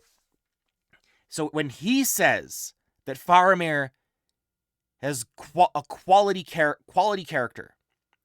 That's what this means. Highest quality. It's a chance for Faramir to prove his quality. And you have quality. You already have it. That quality is what I'm always calling now grace. Like that hope for trying to be better. Right? There was a discordance in the music. But that doesn't mean all the music is now just bad, even though the keys are off now. You can adapt the music. You can adapt the chord on your little note in life, you know? And that's all just a bunch of moralizing. But it's like that's what the theme is. That's something to say, right? That's the beginning and the end of that. Again, it's just sad to me, you know what I mean?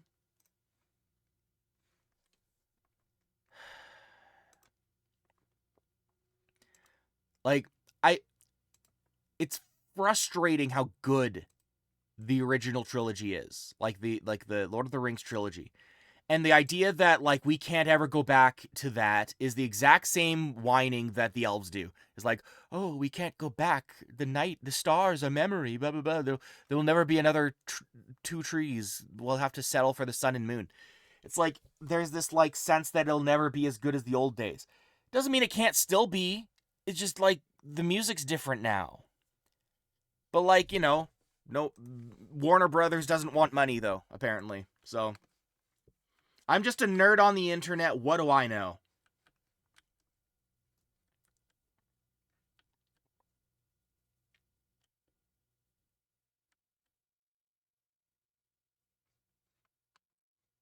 I unfortunately don't know who either of those authors are, but I would like to know. I will look into them.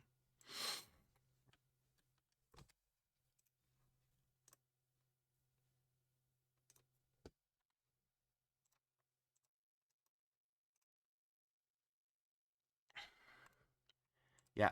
Again, it wasn't a waste of time. I'm glad I saw it, but I'm glad I saw it as a Lord of the Rings fan who has already been burned. I will never forget when I was younger and I saw the Aragon movie. And I love the books. I loved the books so much. And they just butchered it. I will never fall as hard as that. I've already been broken. My spirit is broken from movies after that movie. Pirates 3 came close, but Aragon was just like, just adapt it. Why do you have to... Why? Make nothing burger people. Are you yourself so shallow and empty that you can't write characters with nuance? Do you not yourself struggle with anything? Is your life so perfect that you can't find theme in your own life?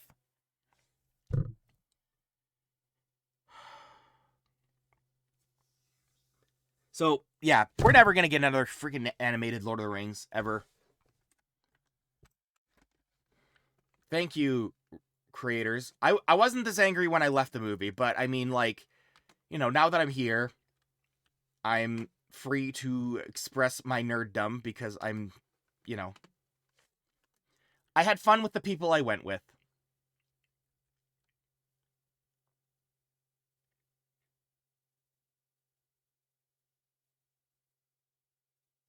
But I like anime, and it could have worked. It could have worked. It had a lower budget than most anime movies, or not budget, but production seemed like the frames per second was low.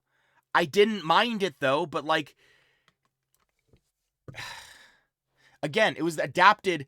The pacing of it didn't suit the themes of Lord of the Rings. They could have married these two Eastern and Western storytellings together, and they didn't because they were so dissonant with each other because it was done by an incompetent team. And I like season 2. I liked some basic threads they do, and I liked the characterization of season 2.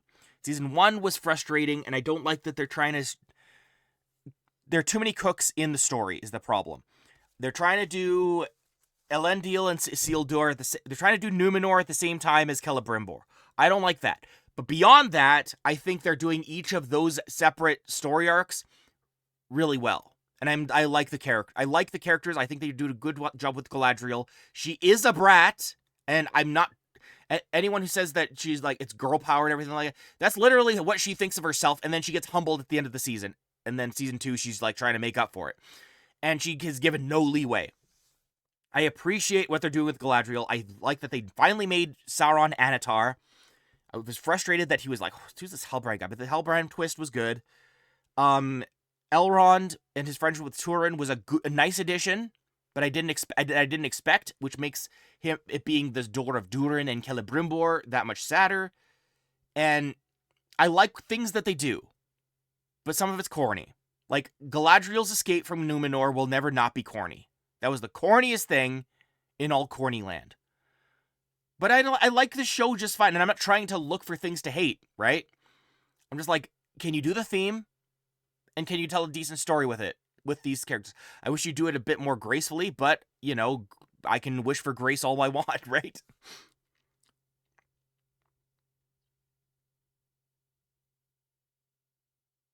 How is it socially relevant? I mean, there is nothing in it that isn't already in the story. Our Pharazôn trying to be xenophobic with the elves, that was in the original text. Our Pharazôn was incredibly, like, he even, like, builds up the temple for Sauron on Numenor, which is probably going to be a season 3 thing. Like, I don't think that it is trying to be social commentary about anything that was not also in every generation. So, and there's always some social commentary could just be another word for theme. As long as it's not like me good, you bad, there's no problem. You're telling a damn story and you have something to say, and it's not just bitter and just like I'm this good, this bad. I hate freaking knuckle dragging stories like that.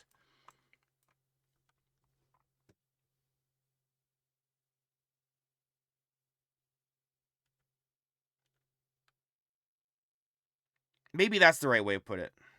Yeah.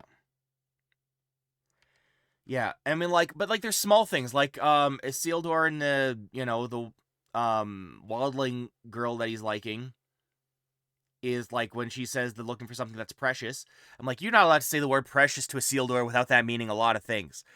So then suddenly that became interesting because that's a through line. It's not just a reciting of just like quotes because Riders of War of the Rohirrim had so many re-quotes. It's like, oh, they're literally just adapting Two Towers without without the Fellowship. Hela has replaced the Fellowship, and that will literally be the plot. So frustrating. It's frustrating, I tells yous.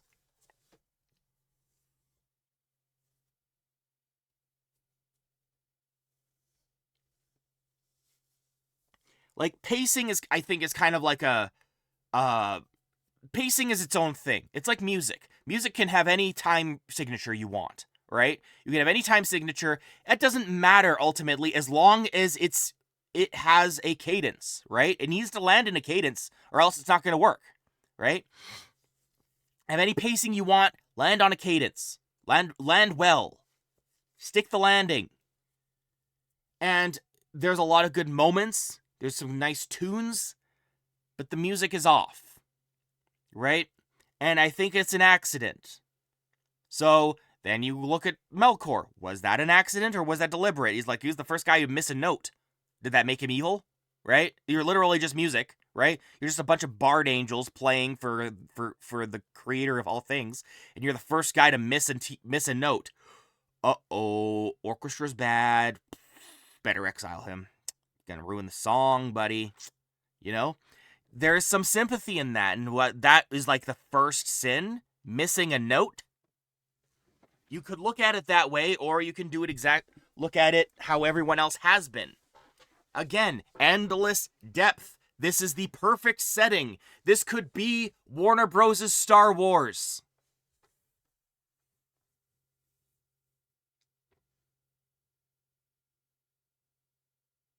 Exactly. You don't throw things at the wall, hope it sticks. You can in the planning stage, but then you pick something off the wall. And then you save those other things for other projects. Because guess what? This is a franchise. You can take other things off of the wall for later, as long as you adapt it right. Again, there are scholars. There are books, tomes upon tomes of scholars dissecting the nuance of Tolkien's writing. And you're telling me that this, trite, freaking archive of our own stuff and it's not even the fact that, again, I said this before, it's not the fact that they're retelling the story and they put Hela in there. Hela's a good character in isolation, but the fact that she plays off other characters who are dead inside, there's no depth. She is herself, not bouncing off of anybody, therefore she is an island. She means nothing in this setting. You can put Hela in any setting, and she would be a quote-unquote good character anywhere. She was well characterized. She had an interesting perspective on things. She's trying. She reacts in believable ways. This is an actual human being, but no one else is in this damn script. Nobody. Wolf, Helm Hammerhand, Impa. Nobody. Stupid crone in Helm's Deep. Tell me something about the Hornburg. Tell me something cool. Tell me about the Dunlanders. Why is it so bad that you're from Dunland? How is it so much better to be in Rohan when you are just groveling to Gondor? What is Gondor anyway, right? It's just another conversation. It's just like if they missed an opportunity because the Dunlandings are also capable of grace, but you still treat them like they're boogeymen, barbarians who are just gonna they're just trying to ruin things. What was the point of no return? What did Wolf do? Or what did, what was it with Freylock that he do? That made him irredeemable in the eyes of the Goat King. Like, the freaking greatest king in Rohirrim history that he's, immortalized outside of Errol and Theoden, according to Tolkien. The go-to king, the freaking greatest king, was Helm Hammerhand without a shadow of a doubt. Tolkien confirms it in the appendices. So, what is it about this king? Behold. This is what? My boy. Fisticuffs is what all true warriors strive for. Also, you will not do anything I tell you not to do, my daughter, except you are right the entire time. I follow a script that was put through ChatGPT. But also, I'm the greatest king in Rohan, dang it.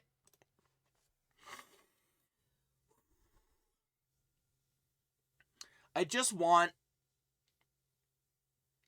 it doesn't need to be this way.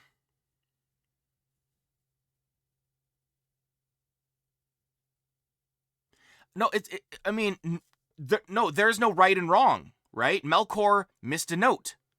But then how does he react to it? How does everyone else react to it? Maybe it wasn't something serious. Maybe he got so angry about his missing the note.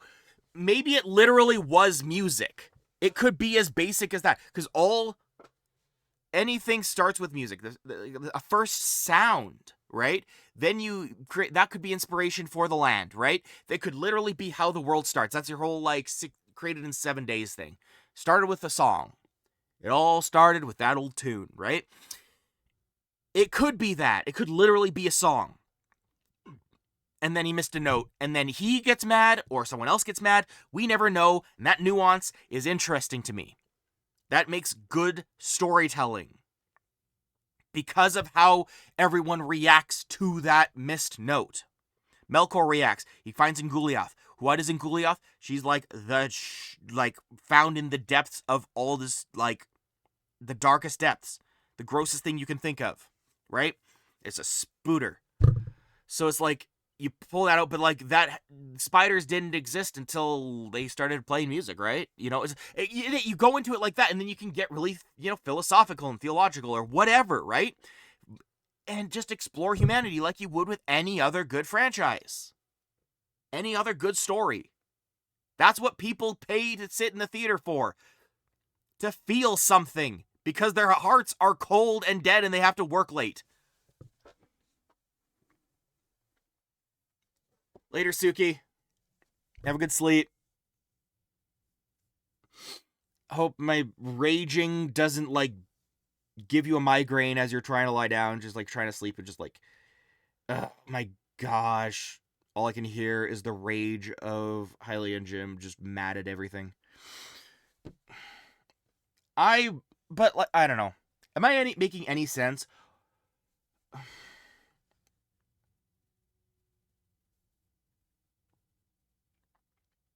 Yeah, well, I mean, that's the thing. Is Eru's song the right one? Only Eru can decide. He just didn't like a note. And I mean, like, it's music, right? There is such thing as music theory, right? And there can also be that can be like a definition of what grace is. But you can go deeper than that, because here's a thing that I learned, because I studied music when I was younger. The reason most church songs are like only one 1 4 5 1, right? Just like, C F G C chords, right? Or whatever in that arrangement, right? There's no major or minor. It's a completely neutral big chord, right? That's it. And so, like, that chord transition, right? There's nothing good or bad about those. There's no major or minor.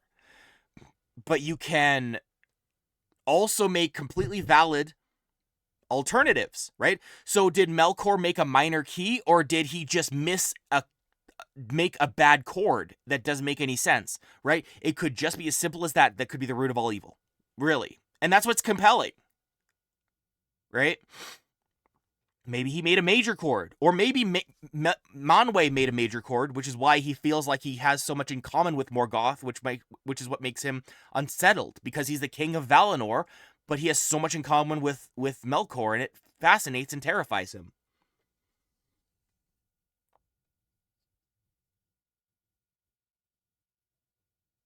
Yeah, and mean what you say, and like as an actual, like, insight and observation, like you're trying to get to the bottom of it, because I keep showing the four corner, like, give each of these an honest take. What do you lose? What's the problem with being powerful and being tempted by things? Sauron can make an entire, like, economy, can make an army. People are, getting things, making things happen with the Dark Lords, right? And the elves, and they can be not tempted and powerful, but I mean, they're just sitting there on their laurels while the weak suffer, right? Or they're making Frodo and Bilbo take on the heaviest burdens. Send a freaking hobbit to do anything, and they'll do it because they don't know better, right? You can explore those nuances, but then the reason behind it needs to come from a character, and that's how you decide who your protagonist and antagonist is. This is basic storytelling, especially for a short story, like a movie length film or a TV show or something. If you're making like freaking Wheel of Time, I have no idea how you plot that. But if it's like, you know, 3 act structure, 4 act structure, 5 act structure, it's literally dichotomies. Create a dichotomy. If you actually look at this and yeah, if you honestly legitimately look at this map, you can look at the four corner and you can literally draw Middle Earth. Frodo and Sam is where the Shire is. Sauron, Saruman, Mordor, Gandalf, elves, Gondor, Rohan, Gollum, he's like freaking in Mirkwood and Moria, right? You can draw Middle Earth with the four corner opposition.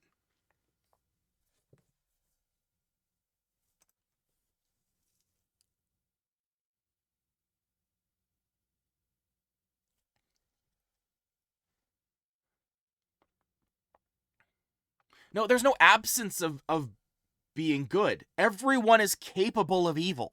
Everybody. Everybody is well past the stage of, the proverbial forbidden fruit being taken. Gandalf is not above reproach.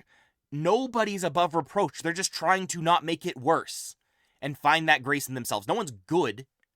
Aragorn would have been tempted. I would have followed you to the end. Don't tempt me, Frodo. That is always a possibility. And they would have used that, and they would have been as bad as Boromir. Gandalf could have killed Frodo. Aragorn could have killed Frodo. Sam could have killed Frodo. But it takes who they are inside to let go. Which is, you could do some good with a little bit of temptation. Have a passion in your life, do something that's interesting. But when you have the ring in front of you, and it comes down to it, that is when you explore the human condition. Yeah, and Gandalf also, that's another good thing that I liked about the original Hobbit movie, is that his Gandalf talking to Galadriel about, like, Saruman thinks he needs these grand armies and grand everything, because he has a mind of a machine. He was trained by Aule. I'm just, like, it's not, considering you're, like, the retainer of the father of all dwarves, of course Saruman's mind is going to be a mind of steel, right? It always was, right? Mechanisms and specifics and coordination and, of course manipulation is going to be inevitable. But you think in the grand scheme of things, making layers of abstraction to make a grand thing work, right? Create industry. And Gandalf was trained by Nienna, who's like the Valar of grief.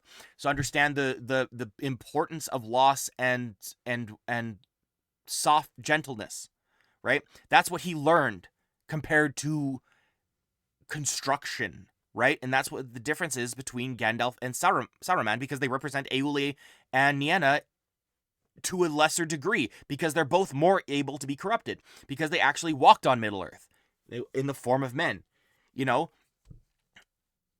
All of them are just, we talk about Gandalf like he's like free of temptation, but he's still just as much of a pothead as the rest of the hobbits. It's like that's not. Whenever the people say Lord of the Rings is about good versus evil, it makes me frustrated. Everyone is an obstacle to each other and themselves, but they're put on these extremes. Ditch Middle Earth on one extreme, or take the ring on the other, right? And everyone falls into one of these extremes in Lord of the Rings. Get the heck away, or be bound to the fate of the ring. And Arwen walks that line, which is what makes her arc really interesting, because her arc, again, is the same as everyone else's arc.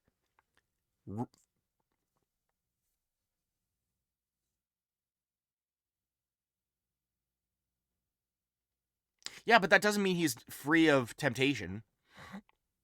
He's still he's less than the Valar, and the Valar are still flawed, right? Because they're not Iluvatar, right? They're instruments, right? Literally. Um but they're the retainers, and they're trying to be a second, like a retainer of these ideas. You know, that's what Olorin, aka Gandalf, was, and all that stuff. So it's like, and that's how come Sauron became so awful too, is because he's literally a reflection of what Morg Melkor is like, right? You know, he learned under Melkor. He learned abuse from Melkor, and he was a careful student, right? And that's why I argue that Tom, I hate talking about Tom because it derails everything, but Tom, I argue, is a retainer of Iluvatar or something, because, like, it makes sense. Because, like, he doesn't want anything. He's just fine. Just chill out, dude. It's fine. Just go run around, sing some songs, pull a freaking sea nymph out of the water and marry her, right? Just chill out. Don't worry. Be happy.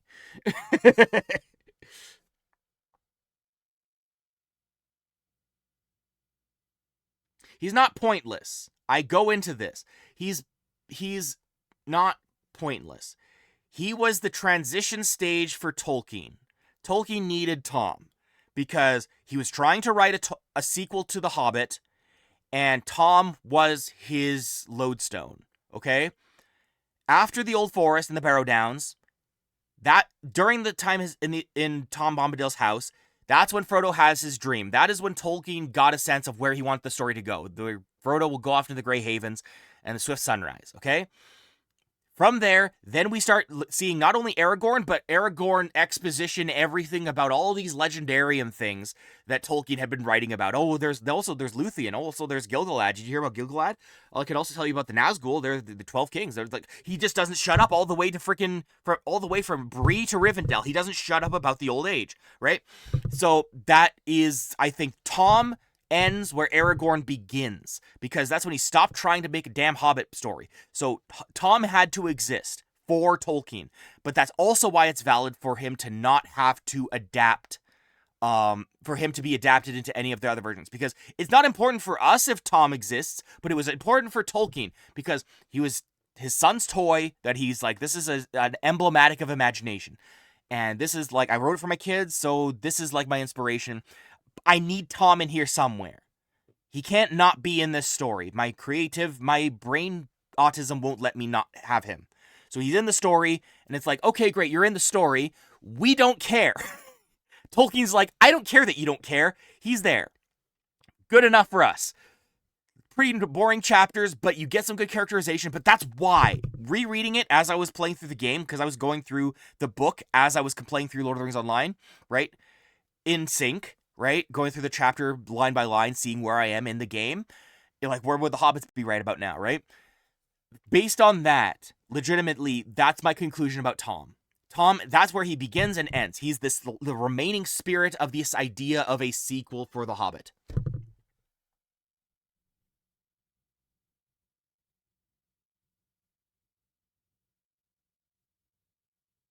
Yeah, but that's like, that's completely subjective. They could have died.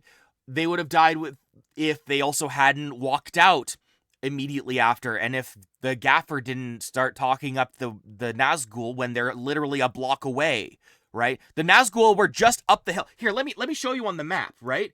I don't think people appreciate what a close call this was. Okay, Shire. Okay, this is the Grange. This is where Sam and Gaffer live. Okay, they're the gardeners for Bag End. The party tree's between them, right? There's Bagshot Row, okay? Gaffer is literally gardening at Bag End. They are passing past the party tree. The Nazgul literally come up and demand, Shire,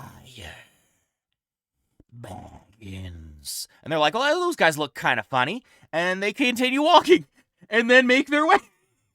And then they, keep missing them on the road. They were not threatening until Aragorn explained what they were. They were just a MacGuffin to get them moving. That's it. That's all that is. It's a trick on the brain. There is no push to move anywhere. They didn't leave the Shire for 100 pages. The fact that they're in danger is completely subjective. How much danger is dependent on the author. Tom did not need to exist narratively. but he did because Tolkien needed him to exist in his world for his brain to let go of the idea of the Hobbit. That is the beginning and end of it. That is my theory 1,000%, because we didn't hear a damn thing about his legendarium until Tom left the picture. Like, Tom represented the end of one story and the beginning of another. That's why a lot of people start in Bree. All these stories, like, a lot of Tolkien, or Middle-earth stories, the War in the North, and even the story for The Hobbit, actually. Like, Gandalf meets with Thorin in Bree. All roads start, and, like, most roads lead to Bree. Like, it's an island of between a whole bunch of small towns, right? Most towns go to Bree, or most people meet in Bree, and in Bree they meet at the Prancing Pony, right? They go to the classic. You start in we start in a tavern, and your party meets up, right? Literally the classic D&D story. Everyone starts in Bree because that's when the Legendarium starts. The Hobbit sequel died in the Old Forest.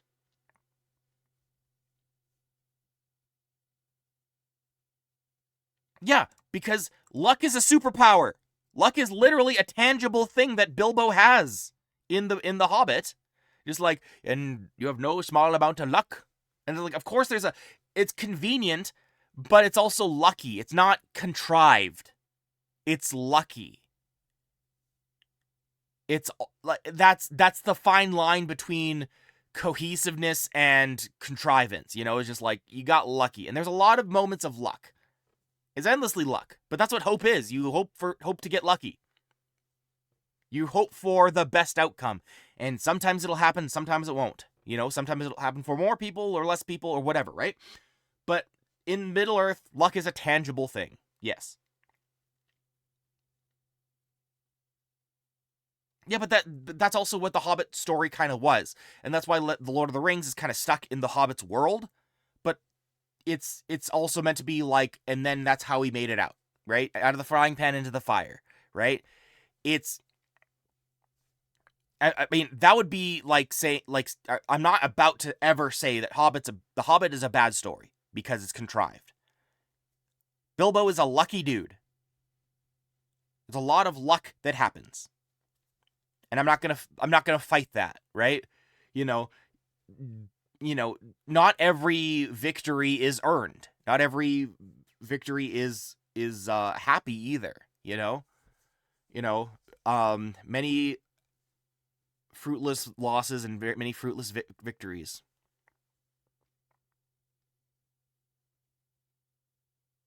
All right. Well, that's Tolkien. So I'm not. Wit won't save you when there is no hope, or when all hope is everything is stacked against you, which is where that's Saruman thinking. Just like, well, it's not practical. It's not. You need wit for this. Like, there is such thing as faith. That's what Gandalf kind of is exploring. Like, that's what that is ultimately.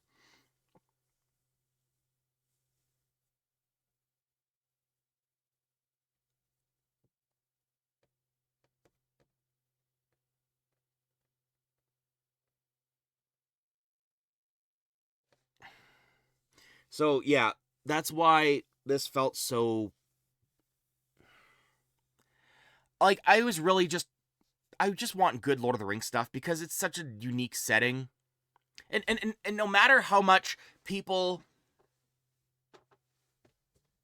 make their own fantasy stories, and as much as people tell stories in a different way, they can't get this. They can't have this flavor.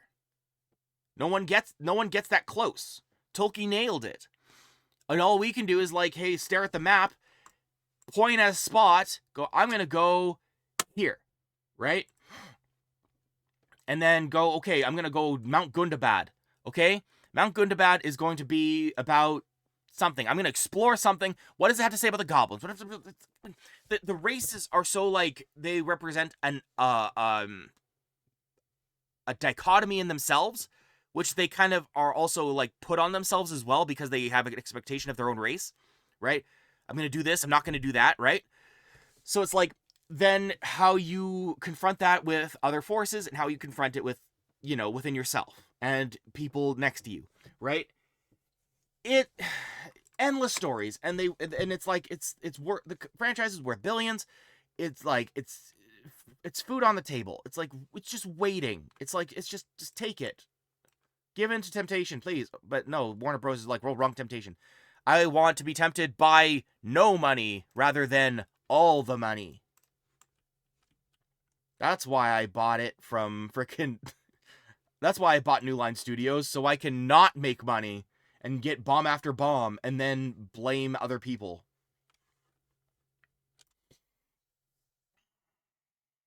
I legitimately believe, especially after they hired Zack Snyder for DC, like, I'm not as big a DC fan, but it's like, he literally says that I hate comic books and I want to, like, I like when you make people, you like subvert everything and like undo. And it's like, not, subverting is fine, but like, he's like undoing. Subverting and undoing is completely different, which is something that Disney never learned for Star Wars. But like, subversion should add something on top of what we already know, not undo, right? They didn't subvert Luke Skywalker. They didn't subvert anything.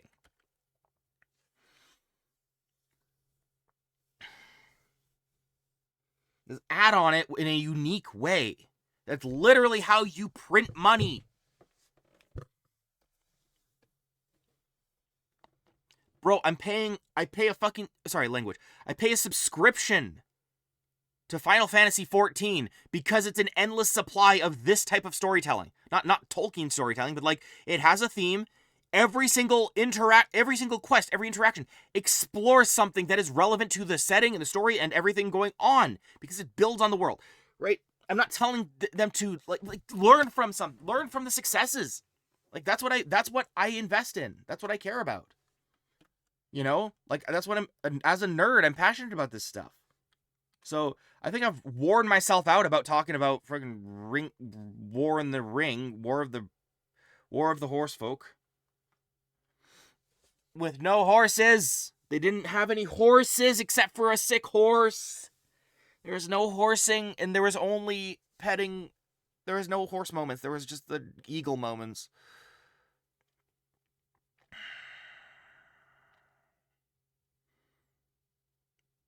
So how's everyone else's New Year going? Oh, man, dude.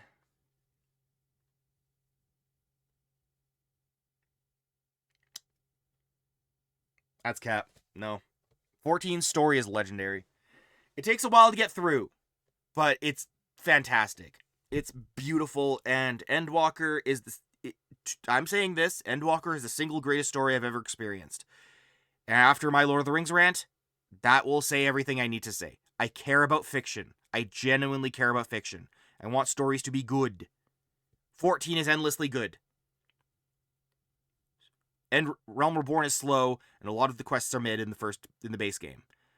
Starting Heavensward, onward, it's like, this is peak. They take everything good about what I love about stories and they just shove it in my face. I love it. Okay, did I miss anything? I talked about Thor, and I talked about the sneaky Muma kill. The negligent eagles. Why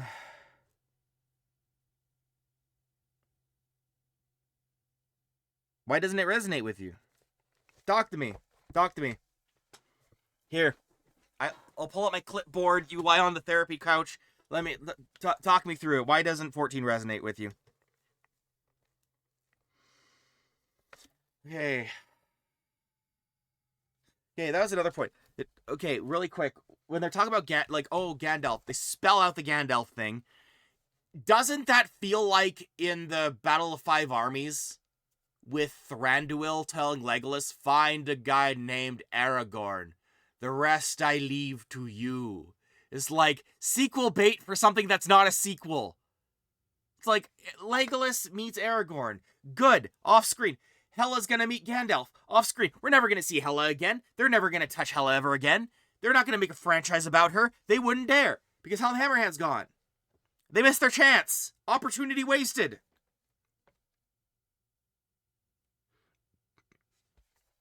I know nothing about Freyloth. I know nothing about him.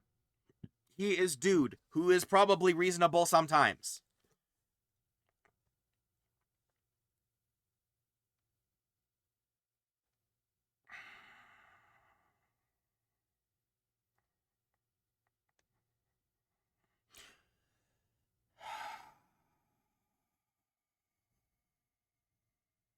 I think I covered everything. My disappointment is immeasurable, but I did have a good New Year.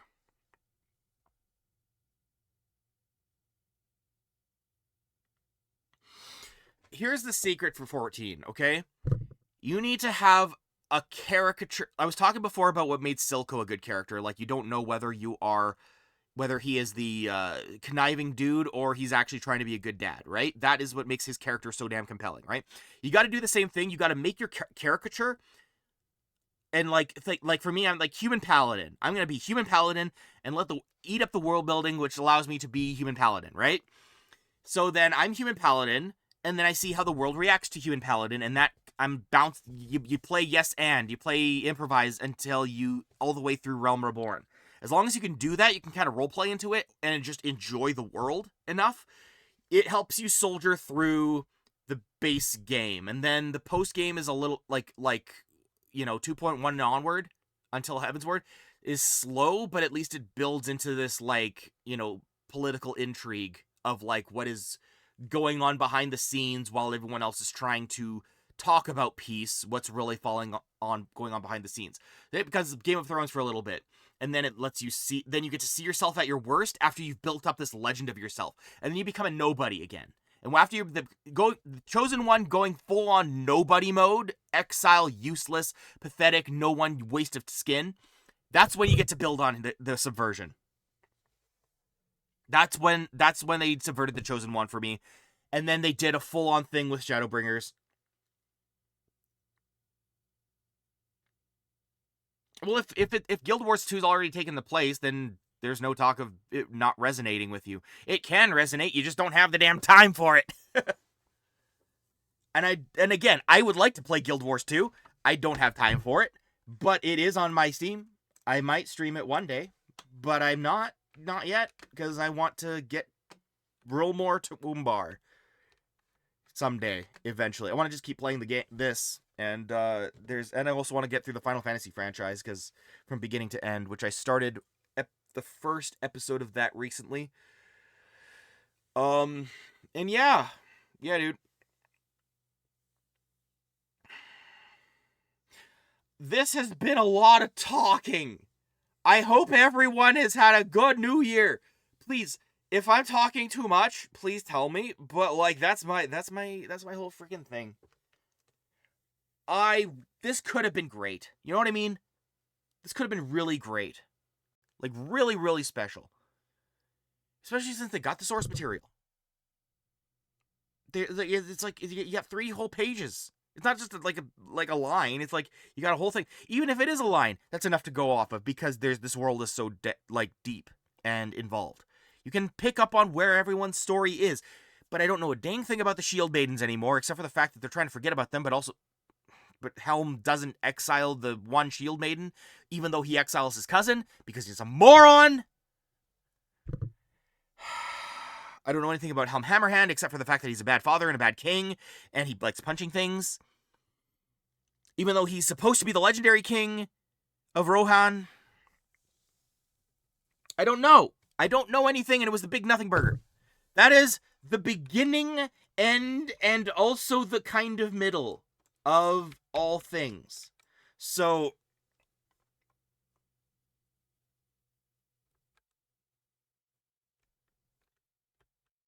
that implies, okay, War of the Rohirrim is akin to having a great piece of beef and all you can do with it is a burger. No, that implies that there was any beef for that burger. It is literally a nothing burger. There was nothing in it. There was 2 buns that you bought on retail from Walmart that expires tomorrow because they have to keep the brand alive in order to make any money.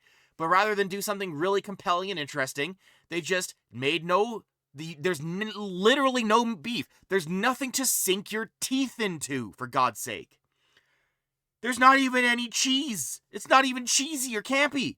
I'm going full on hamburger analogy. I am hungry. There's nothing. There's nothing to engage in. There's nothing to draw from. It's just a big, almost expired loaf of bread. And it needed this movie to be good. It just some depth. I don't know if it would have. I don't know how much it would have improved sales, but because so many people are turned off about the anime and they bitching that it's woke and stuff, and it's not. And the animation was okay, but like anime shouldn't be the problem. It should be a good story and entertaining. It should be entertaining to see the King of Rohan punching things in the face. This should be the reason you buy tickets. I should not receive this.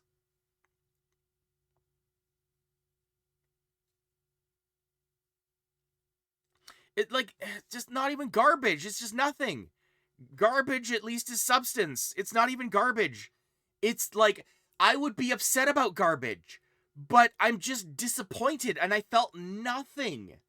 I wasn't even upset. It was watching that movie towards the end touched into a sense of apathy and nihilism that I hate to feel.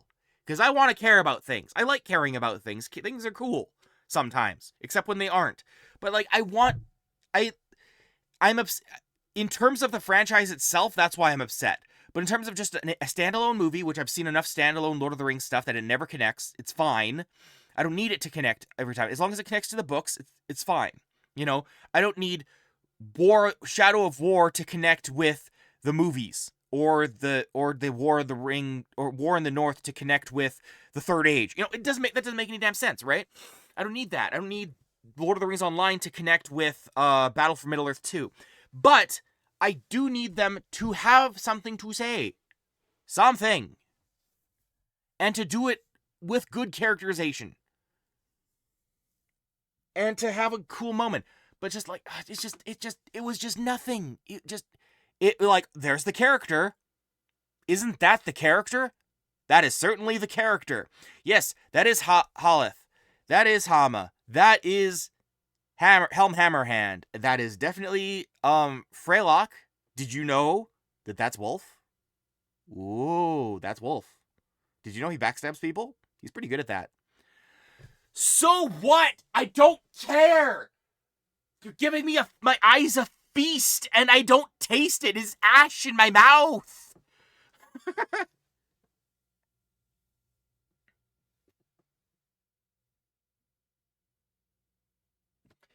As the main line of like, okay, that's the fatal flaw of the Grey Jedi. You know, if you'd have no serenity and you have no passion, what do you have? Right? Can there be such thing as a Grey Jedi? No, you must choose, because to not choose is apathy, and apathy is death. So yeah, don't be apathetic, because then that's when decay happens, and I don't like decay because I like things to be nice. But this is also why we can't have nice things, because apathy exists, and we can't all just be hype about stuff because people get tired. You know? So if you have the talent and you have the budget and you have the fan base, seize the day. What is this? I don't know. There were no brownie points in this movie. That's the thing. It's not even like a political one-up like all these freaking Marvel movies are. It's like, oh, shaking finger, wiggling finger. It wasn't even that. Hela was fine. It was just dead. It felt like watching a moving corpse. It was like a wraith on the screen, except not the cool kind that Helm Hammerhand's supposed to be. It's like, I felt like a Morgul blade had stabbed me, metaphorically. It's just like, I'm just watching and I'm just like, letting go. Just letting go. Stupid siege tower. Doesn't get burned by Helm even though he's outside. Okay, fair enough. Climb a giant thing. Eagle staring at this battle the whole time. Doesn't bring any chicken for him, but somehow that does the job. No pay. Set up, no payoff. Okay, fine. I get it. Everyone's busy. Everyone has a bottom line. I get it. I do. But I'm not gonna cheer you on if you're not gonna care like I do. Like, I want to be your cheerleader. I want to be the guy like, why didn't this do well? Seriously, go see this movie. I was so ready to cheer this movie on because, like, I'm honest about my opinion. There's things that annoy me about Rings of Power, but for the most part, I love that show. I legitimately love that show. It's no original trilogy, but it is certainly better than the freaking Hobbit trilogy, especially the second two. Screw those movies. The first one was fine-ish, but it could have been just not dumb later. But, I mean, studio's fault. They could have just kept Guillermo del Toro and then just let him work his magic because he is a master of his craft. Let the masters make their craft. For the love of God. They make you money. Why do you think you're broke? You stupid studio. You screw up the DC universe. You screw up Lord of the Rings.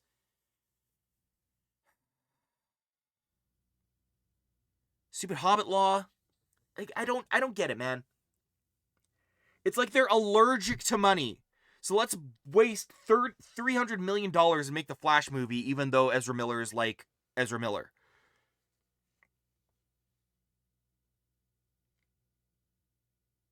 It's not a waste of energy. It shows that it's a message. It demonstrates that there is passion. No, it was supposed to be 2 movies. Guillermo del Toro was signed on for 2 movies. It could have been just there and then back again, right? They made it a trilogy because the studio wanted a trilogy. Legolas was in it because the studio wanted it. There was a bunch of big battles because the studio wanted it. Studio wants a bunch of freaking crap that doesn't need to be there. It could have just been its own thing, but the studio didn't care, and then they lost money, and then they whine about it. They just don't listen. Just like, okay, we want to make a competitor with Marvel. Let's hire the guy who literally says, I hate comic books and I hate superheroes. Let's put him in charge of freaking Superman. Freaking genius. Oh, the only way I would like Batman is if he killed people. Give him all of our money. Please, take it off of our dying corpses. Please. The ferryman coins, take them directly off of our eyes because we're already screwed and we don't want to go anywhere. We're just going to sit here between life and death. I don't get it. Why are they so allergic to money? I want to promote this movie. I wanted to cheer for it. I love this story.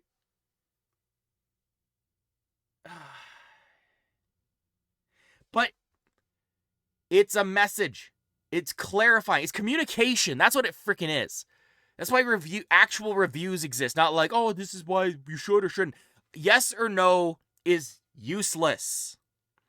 It's like, this is why I care. When they ask, why should we care if we do a good job or a bad job? Because they'll sit down and like, why don't we just bury this franchise? Why don't we just make a bunch of mobile games and pachinko machines out of Lord of the Rings and rake Tolkien's corpse over more things for money? Because gambling or something. Because that's the final frontier of all freaking franchises. To have a freaking, like, be nothing more than a freaking slot machine in Las Vegas, right? It can be more. It can be so much more. And demonstrating that, expressing that, they won't know otherwise. They don't know what they're doing wrong. They're just a bunch of freaking liches holding on to their phylacteries with their dear life, hoping to God that they can hang on a bit longer. Just like, okay, maybe if you want to hang around a bit longer, do your damn job. You're in the entertainment industry. We are not entertained.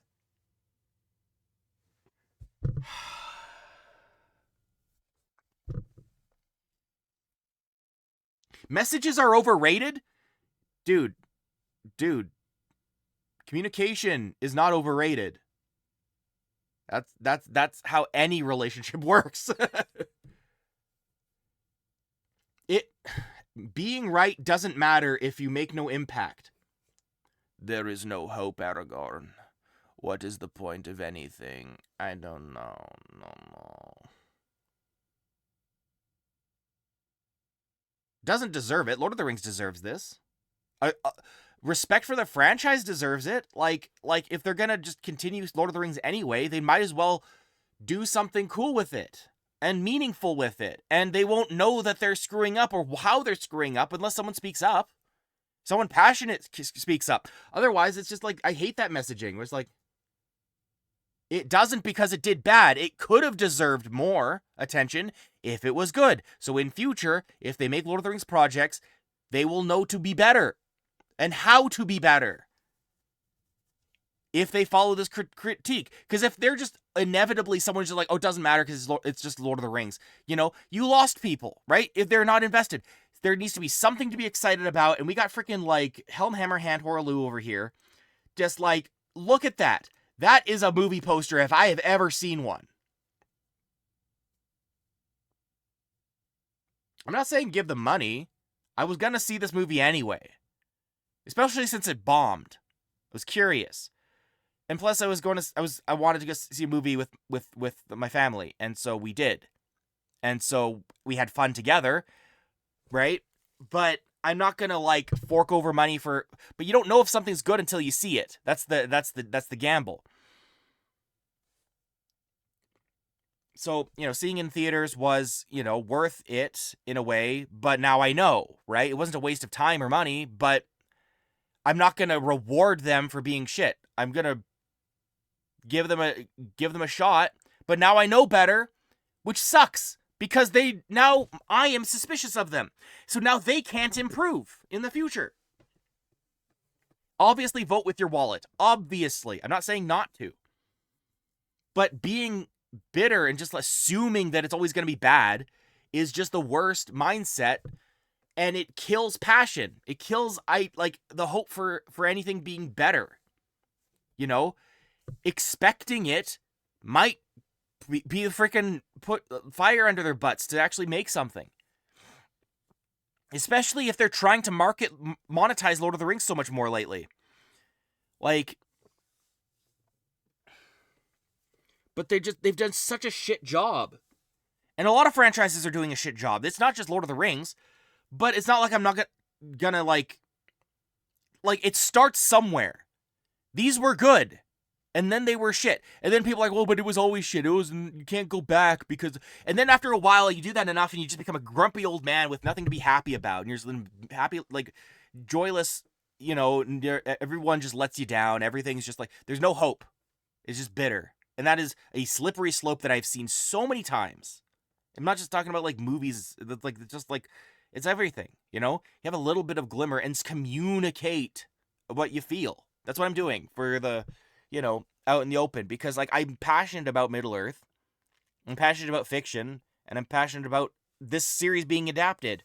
You know, it's so easy to do right. You know? It's just disappointing. Especially when you compare something like Star Wars, which did so well until Disney bought it, you know. They did such a good job of what I would have loved for them to do with Lord of the Rings. I know Tolkien Estate got in the way, but they're well past that now because Christopher Tolkien had passed away. So, I mean, they're going to do it now anyway. They might as well do a good job.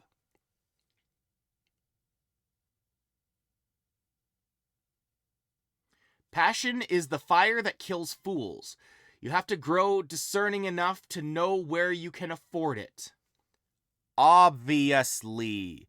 I'm not just excited about nothing, but it needs to, but like, again, that's, when does the nihilism start? When does like nothing matters start, right? You gotta be discerning for when you gotta fight for your passion.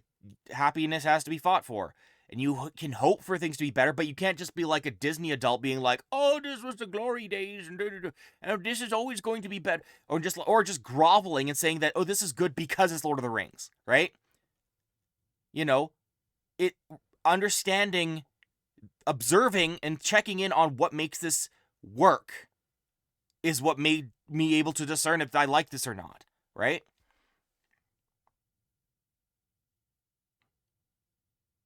Exactly. Nihilism's pointless. There's no point in it. But like that's where a lack of passion leads ultimately.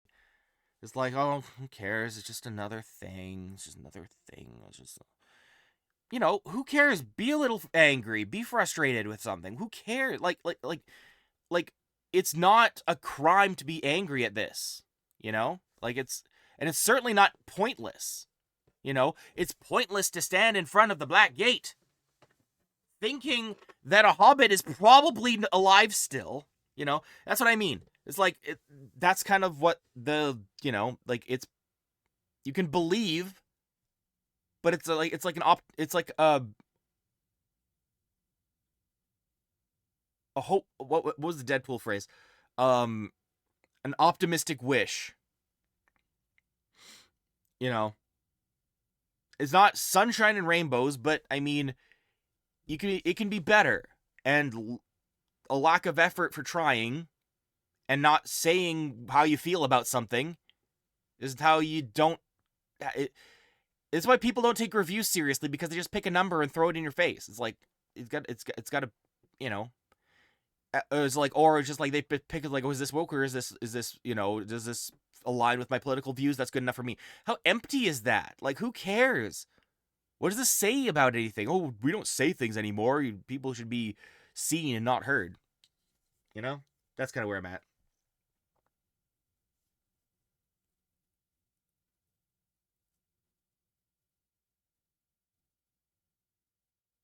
I know there's a difference between passion and wishful thinking. Passion's knowing something was good, and I'd like it to continue, but not won't necessarily be the case. But people won't know unless you talk about it. So I don't know. I don't know if this is upsetting you or anything, but it's good lord, 4 hours.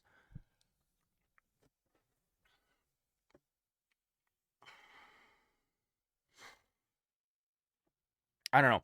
They can be better, and saying how they could be better isn't pointless. It's up to them if they change it, but I can still say what I like and what I don't. Because if they just hear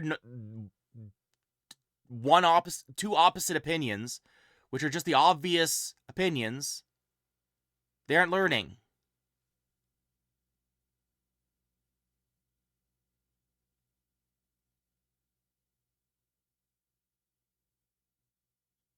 Dude, I need to always say what you say in like a deep voice.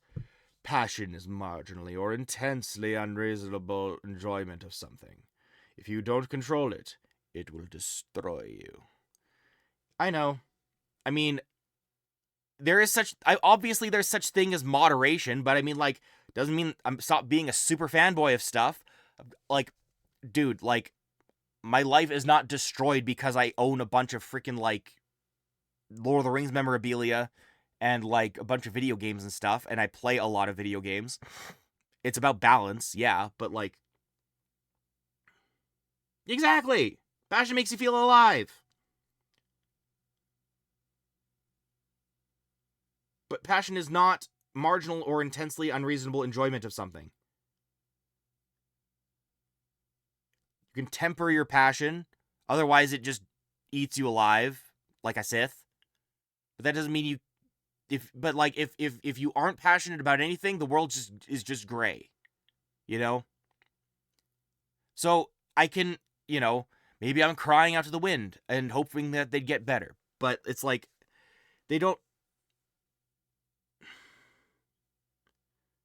But saying what I don't like and what I do like is going to be a lot more helpful than saying it doesn't matter.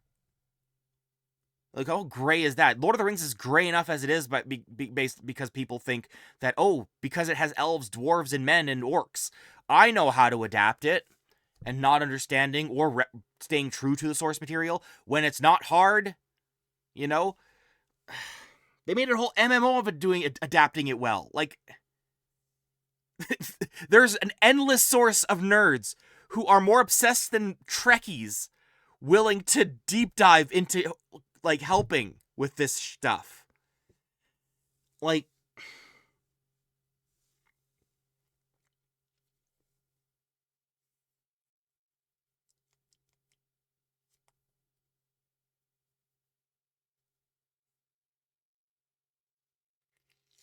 Yeah.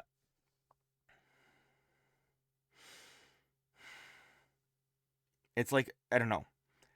I get existential about this stuff all the time anyway, but that's how I deep dive into stuff, because good fiction usually is a question of, like, good stories are about the human condition. So inevitably existentialism comes into it, right? And if it doesn't explore it, it starts to feel a bit bland.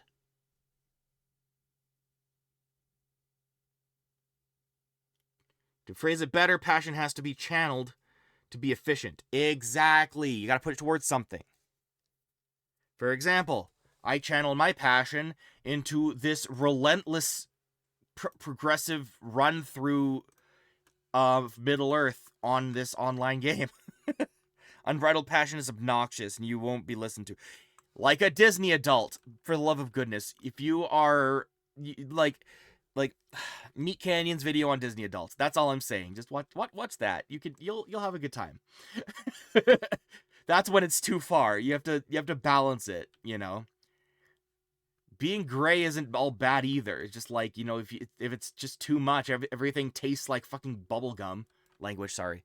If everything tastes like candy and sweetness, and you don't remember what it tastes, what bread tastes like anymore, it's like, maybe I just need to, like, get off the ride for a little while and just, like, maybe throw up some rainbows and just ground myself in reality. Maybe just stare at a wall for a bit until the lights start dimming down a little bit and just be in a white room. There's always that. It's always moderation, right? There's any extreme is a bad extreme.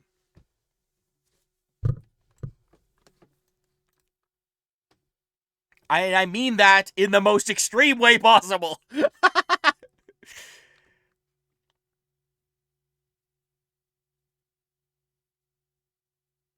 Exactly. Like, you can be apathetic. You can't care about everything, right? It will drive you crazy to be, you know. I tried doing that when I was younger. I'm grateful for so much stuff, but I tried to name everything I was grateful for, and I just went mental. Just like, I'm grateful that someone paved this floor. I'm grateful that, you know, I have a chair to sit in. I'm grateful. After a while, you gotta chill the frick out and just, like, be like, okay, this is cool. This is nice. Anyways, right?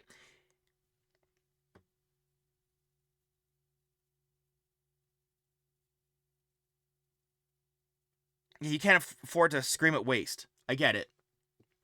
But Lord of the Rings isn't waste. Scream at walls. Lord of the Rings isn't a wall. You know? If something was good, it can be again. It just depends on the people who are there. And the fact that, you know, I can not... The thing is, if Lord of the Rings, if Tolkien himself, you know, made it worse or take something away that undoes the foundation of what makes it so effective, I'm like, okay, I'm out, I'm good. I don't need Lord of the Rings to survive, but it's great. Star Wars had the Legends series, you know. I will never run out of Star Wars content ever. I've novels, games, all this stuff. I will never run out of pre-Disney Star Wars. I'm good. I'm like, I don't care, right? You know, Harry Potter finished, right? If J.K. Rowling went Cocoa bananas for Cocoa Puffs and became a huge raging hater of all people, right? The books were still good, and there's nothing you can, unlike Lord of the Rings, there's nothing you can do with the setting after the story's done, because the entire narrative is contingent on each one being a mystery. Once the mystery's solved, that's the world building. It is set in stone. You can't look at it differently, right? It was a railroad from the start, you know, from beginning to end, from first year to seventh. So it ended, right? You can do Fantastic Beasts. It was stupid. It was useless, especially freaking Secret of Dumbledore. Did you know that Ezra Miller is actually a Dumbledore and therefore a good guy? Like, shut your faces. Like, but I mean, Harry Potter was good. I can go back to it, but I can't expand on it. But, like, it was fine. But I'm not gonna, like, keep supporting it religiously because I liked it back in the day. And J.K. Rowling, I don't care, J.K. Rowling, like, whether she's whatever she is or not, there's nothing to build on in the world, so I don't care.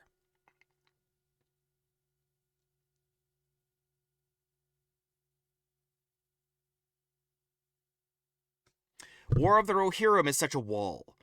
The wall around it, yelling at it, won't do anything. Look at social media. Oh, tell me, have I ever? Freaking social media. Content creators have been making scathing reviews for years to no results. Cutting the money flow has done more to stop the crap stream in less time. I don't know if that's true. Like, again, I'm more likely to listen to passionate reviewers than people who are, like, just gonna shove. I'm not gonna listen to IGN. I'm gonna listen to Angry Joe. I'm not gonna listen to freaking people who are just, like, up their own butt about a movie. I'm gonna listen to, like, Roger and Ebert. Roger Ebert. You know, like, it's... I want to hear people talk about their passion before I can even begin to assume whether I like it or not. And War of the Rohirrim is a dead end. I know, it's the beginning and end. But what it could have been can be extracted to make future projects better. Even if it's not Lord of the Rings, this could be a learning experience. For me, it's a learning experience, and exploring it is not a waste of time. But dissecting, okay, why did this not work? What was so wrong with this film? You know, was it the anime? Or is it just people on social media bitching about things? What is it about me? Outside, as someone who wants this to succeed, why am I just not feeling anything? That is worth exploring. I don't need them to, like, and like, talking about it is, A, cathartic to me, B, good content, and C, because anyone can learn from what I have to say. Because I'm the everyman. I'm just some schmuck on the computer who cares about good stories. And I am definitely the target audience for good content. And people who are just saying blah, blah, blah, blah, blah, blah, blah, and have nothing to add about something they're passionate about, just like, I don't need, like, saying that future projects are just a wall. That's not helpful. That's not helpful. Any future project, whether it's Lord of the Rings related or anything else related, if they learn from what they're doing and they stick to their own limitations of, like, they're confined to a certain thing. The themes of Lord of the Rings, you can't outdo the themes of Lord of the Rings. If you're going to do a Lord of the Rings story, you got to stick to Lord of the Rings. And, like, even if it's about something outside of temptation, the world exists because of the dichotomy between corruption and grace. You just can't escape that, right? So it's like, it's worth exploring, you know, it's worth diving into, because I don't want to hate things, and I don't want to just treat things like it's just another movie. I'm also not just going to be a sycophant for things, you know? I need to, that's why I want to articulate why something didn't work or something did work. Because if I'm just like a bouncing baby boy going on I'm going to Disneyland, I'm going to go on the Lord of the Rings ride, I'm going to Hogwarts, like, that's not helpful to anything. People are just like, okay, good, another sucker I get my money from. I don't want to be a sucker. I want to actually get something out of my media. You know, if I'm spending time doing something, it's because I want to get something out of it, or I get something out of doing it. You know? But, you know, and it would be cool to go. I've never been to New Zealand, but I'd like to go to Hobbiton, right? That'd be cool. Even if it's just like they're just gonna extract money and there hasn't been a good movie. I know it would be cool though, but I haven't done it, right? That's what I mean. It's about things that can be. It could be if people put their egos aside and just, like, enjoy things and get better at. Not just enjoy things, don't just blindly enjoy things, but, like, make things enjoyable and then be open to them. You know? I was open to liking War of the Rohirrim, but I get why it bombed. And comparing that to the characterization of a show like Arcane. Like, forget Rings of Power, that's already charged enough for fans. Like, a show like Arcane. It's based on a freaking MOBA, dude. They made a masterpiece out of a MOBA? Look on IMDb. Last time I looked, Arcane was the 24th highest rated television show of all time, with Breaking Bad as number 1. Okay? It's ranked higher than Better Call Saul. That's crazy. That's crazy. Of a League of Legends show. You know what? You know why? Because it doesn't matter what the source material is. Because you have to have something to say.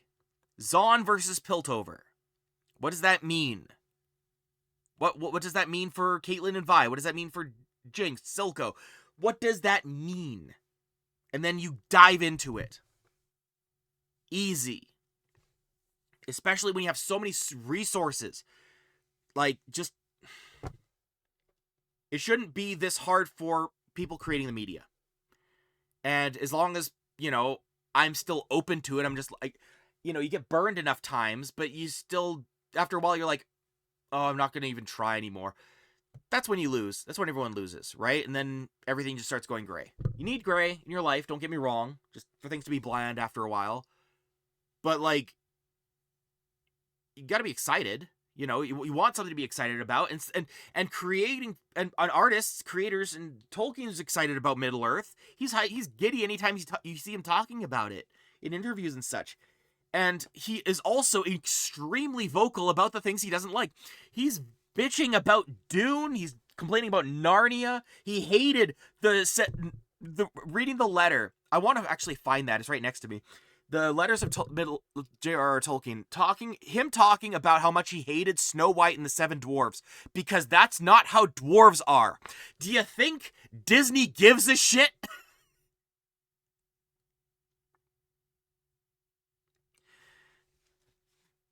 Like, it's not exceptions. It's always about the team. Sonic did well, and they based it off a glitchy mess from 2001. But they got the theme right. You know? I'm hoping to find the thing. It's just so funny reading Tolkien's words complaining and, like, infuriated over Snow White and the Seven Dwarves when it came out. The masterpiece by Walt Disney. The first big feature film made by the Walt Disney Company. And he just hates it. He's like screaming about it because of the stupid dwarves. They don't understand their source material. I'm the one who did all the research, right? But Disney didn't care. They made their own thing and they did well with it without him. What he likes in the work of others is what he would have done the same.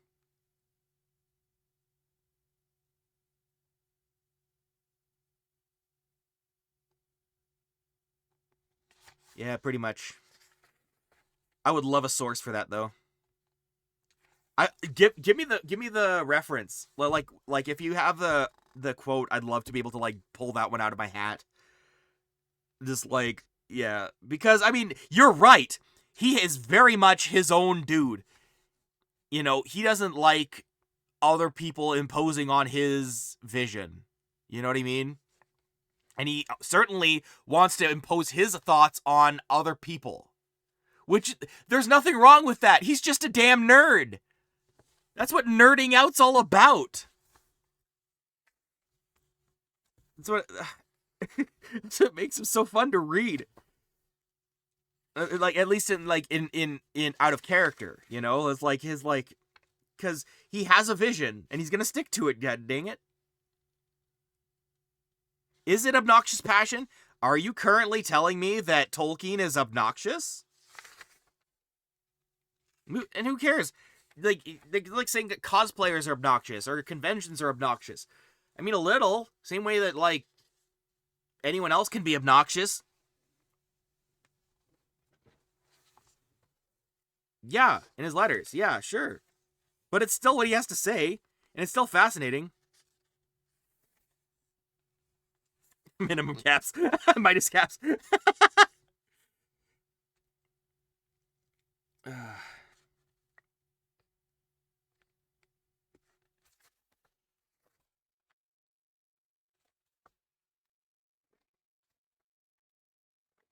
God, I wish I was able to find this. Oh well. I'm still looking. Yeah, but there's a lot of traits in people too. Like, you can't like everything about people. There's always, even among like my friends, there's always like one thing that just infuriates me. But like, I infuriate people.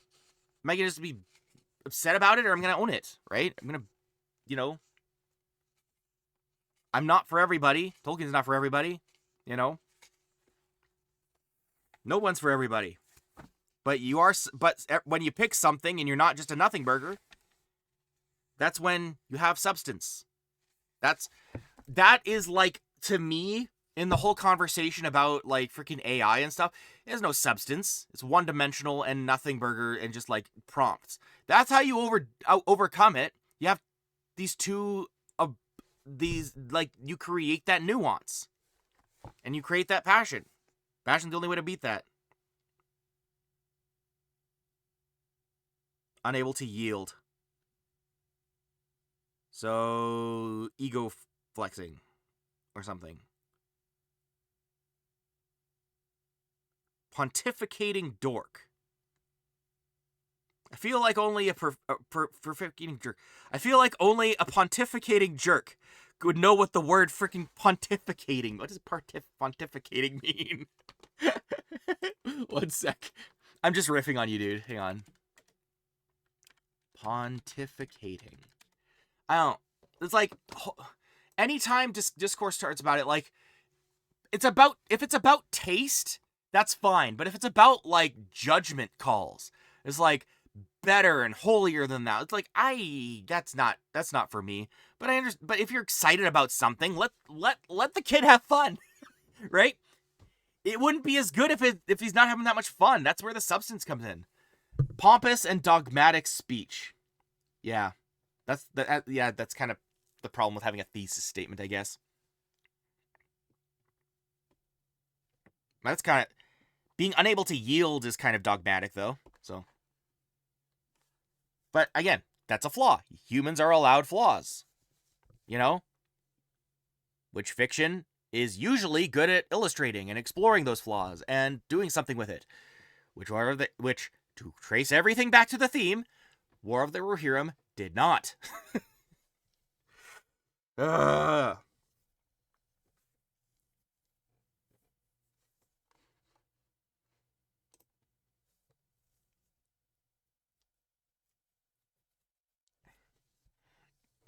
Yeah, like, I don't know. Like, I lived a lot of my life, like, afraid of standing out because I get excited about stuff. Like, just like, I got really into Lord of the Rings. Again, I've said this before in another stream, but in the middle of it, but like, I literally read through Tolkien's Monsters and Critics before I knew what the X-Men were, okay? That's how much of a Tolkien nerd I was, okay? Like, fixated, right? Probably really annoying because I don't shut up about things. But it's because I like things. And people are like, well, it's okay to be bored with it and want to change the subject. But then there's like, okay, to what? Oh, changed my gas tank the other day. Okay, cool. So did I. What else? What else is going on? You know? So it's like, it, yeah. It's like, yeah, there's a lot of extremes that are just like, shrug, you know? Find the core idea, the compass, I guess. You know what I mean? That kind of thing. But that's that. And I just lost a viewer, I just noticed. Upon as I'm twirling my beard. So, I'm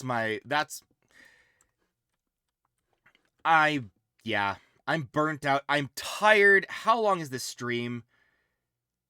4.5 hours. I think I warped to this cave like an hour and a half ago. I should go to bed. So, I'm going to raid out. Don't go anywhere, everybody. Stay where you are. I'm going to send you over to Muckshifter. Muckshifter is actually really cool. He is streaming Lord of the Rings as well. So, you guys have fun watching him. Tell him I said hello. And, don't watch War of the Rohirrim. But also don't be afraid of what you feel about things. If you liked it, good, great. If you disliked it, okay. I'm sorry to hear that. I hated it too. I like Rings of Power. Didn't like War of the Rohirrim at all. So it's like there's no yeah. You're allowed to like what you like, but there's like a quality, you know? And like not respect, just like they know how to do better. This is they're a big budget studio. This was endorsed by so many people, and it's Lord of the Rings. You aren't allowed, like, the standards are high, and you can't do this. It's Lord of the Rings. All right. Anywho, enough of me ranting and raving. Have fun with Muckshifter. Everyone, have a fantastic 2025. I will be streaming again soon. Don't know if it'll be this or Final Fantasy. We will see. Happy New Year!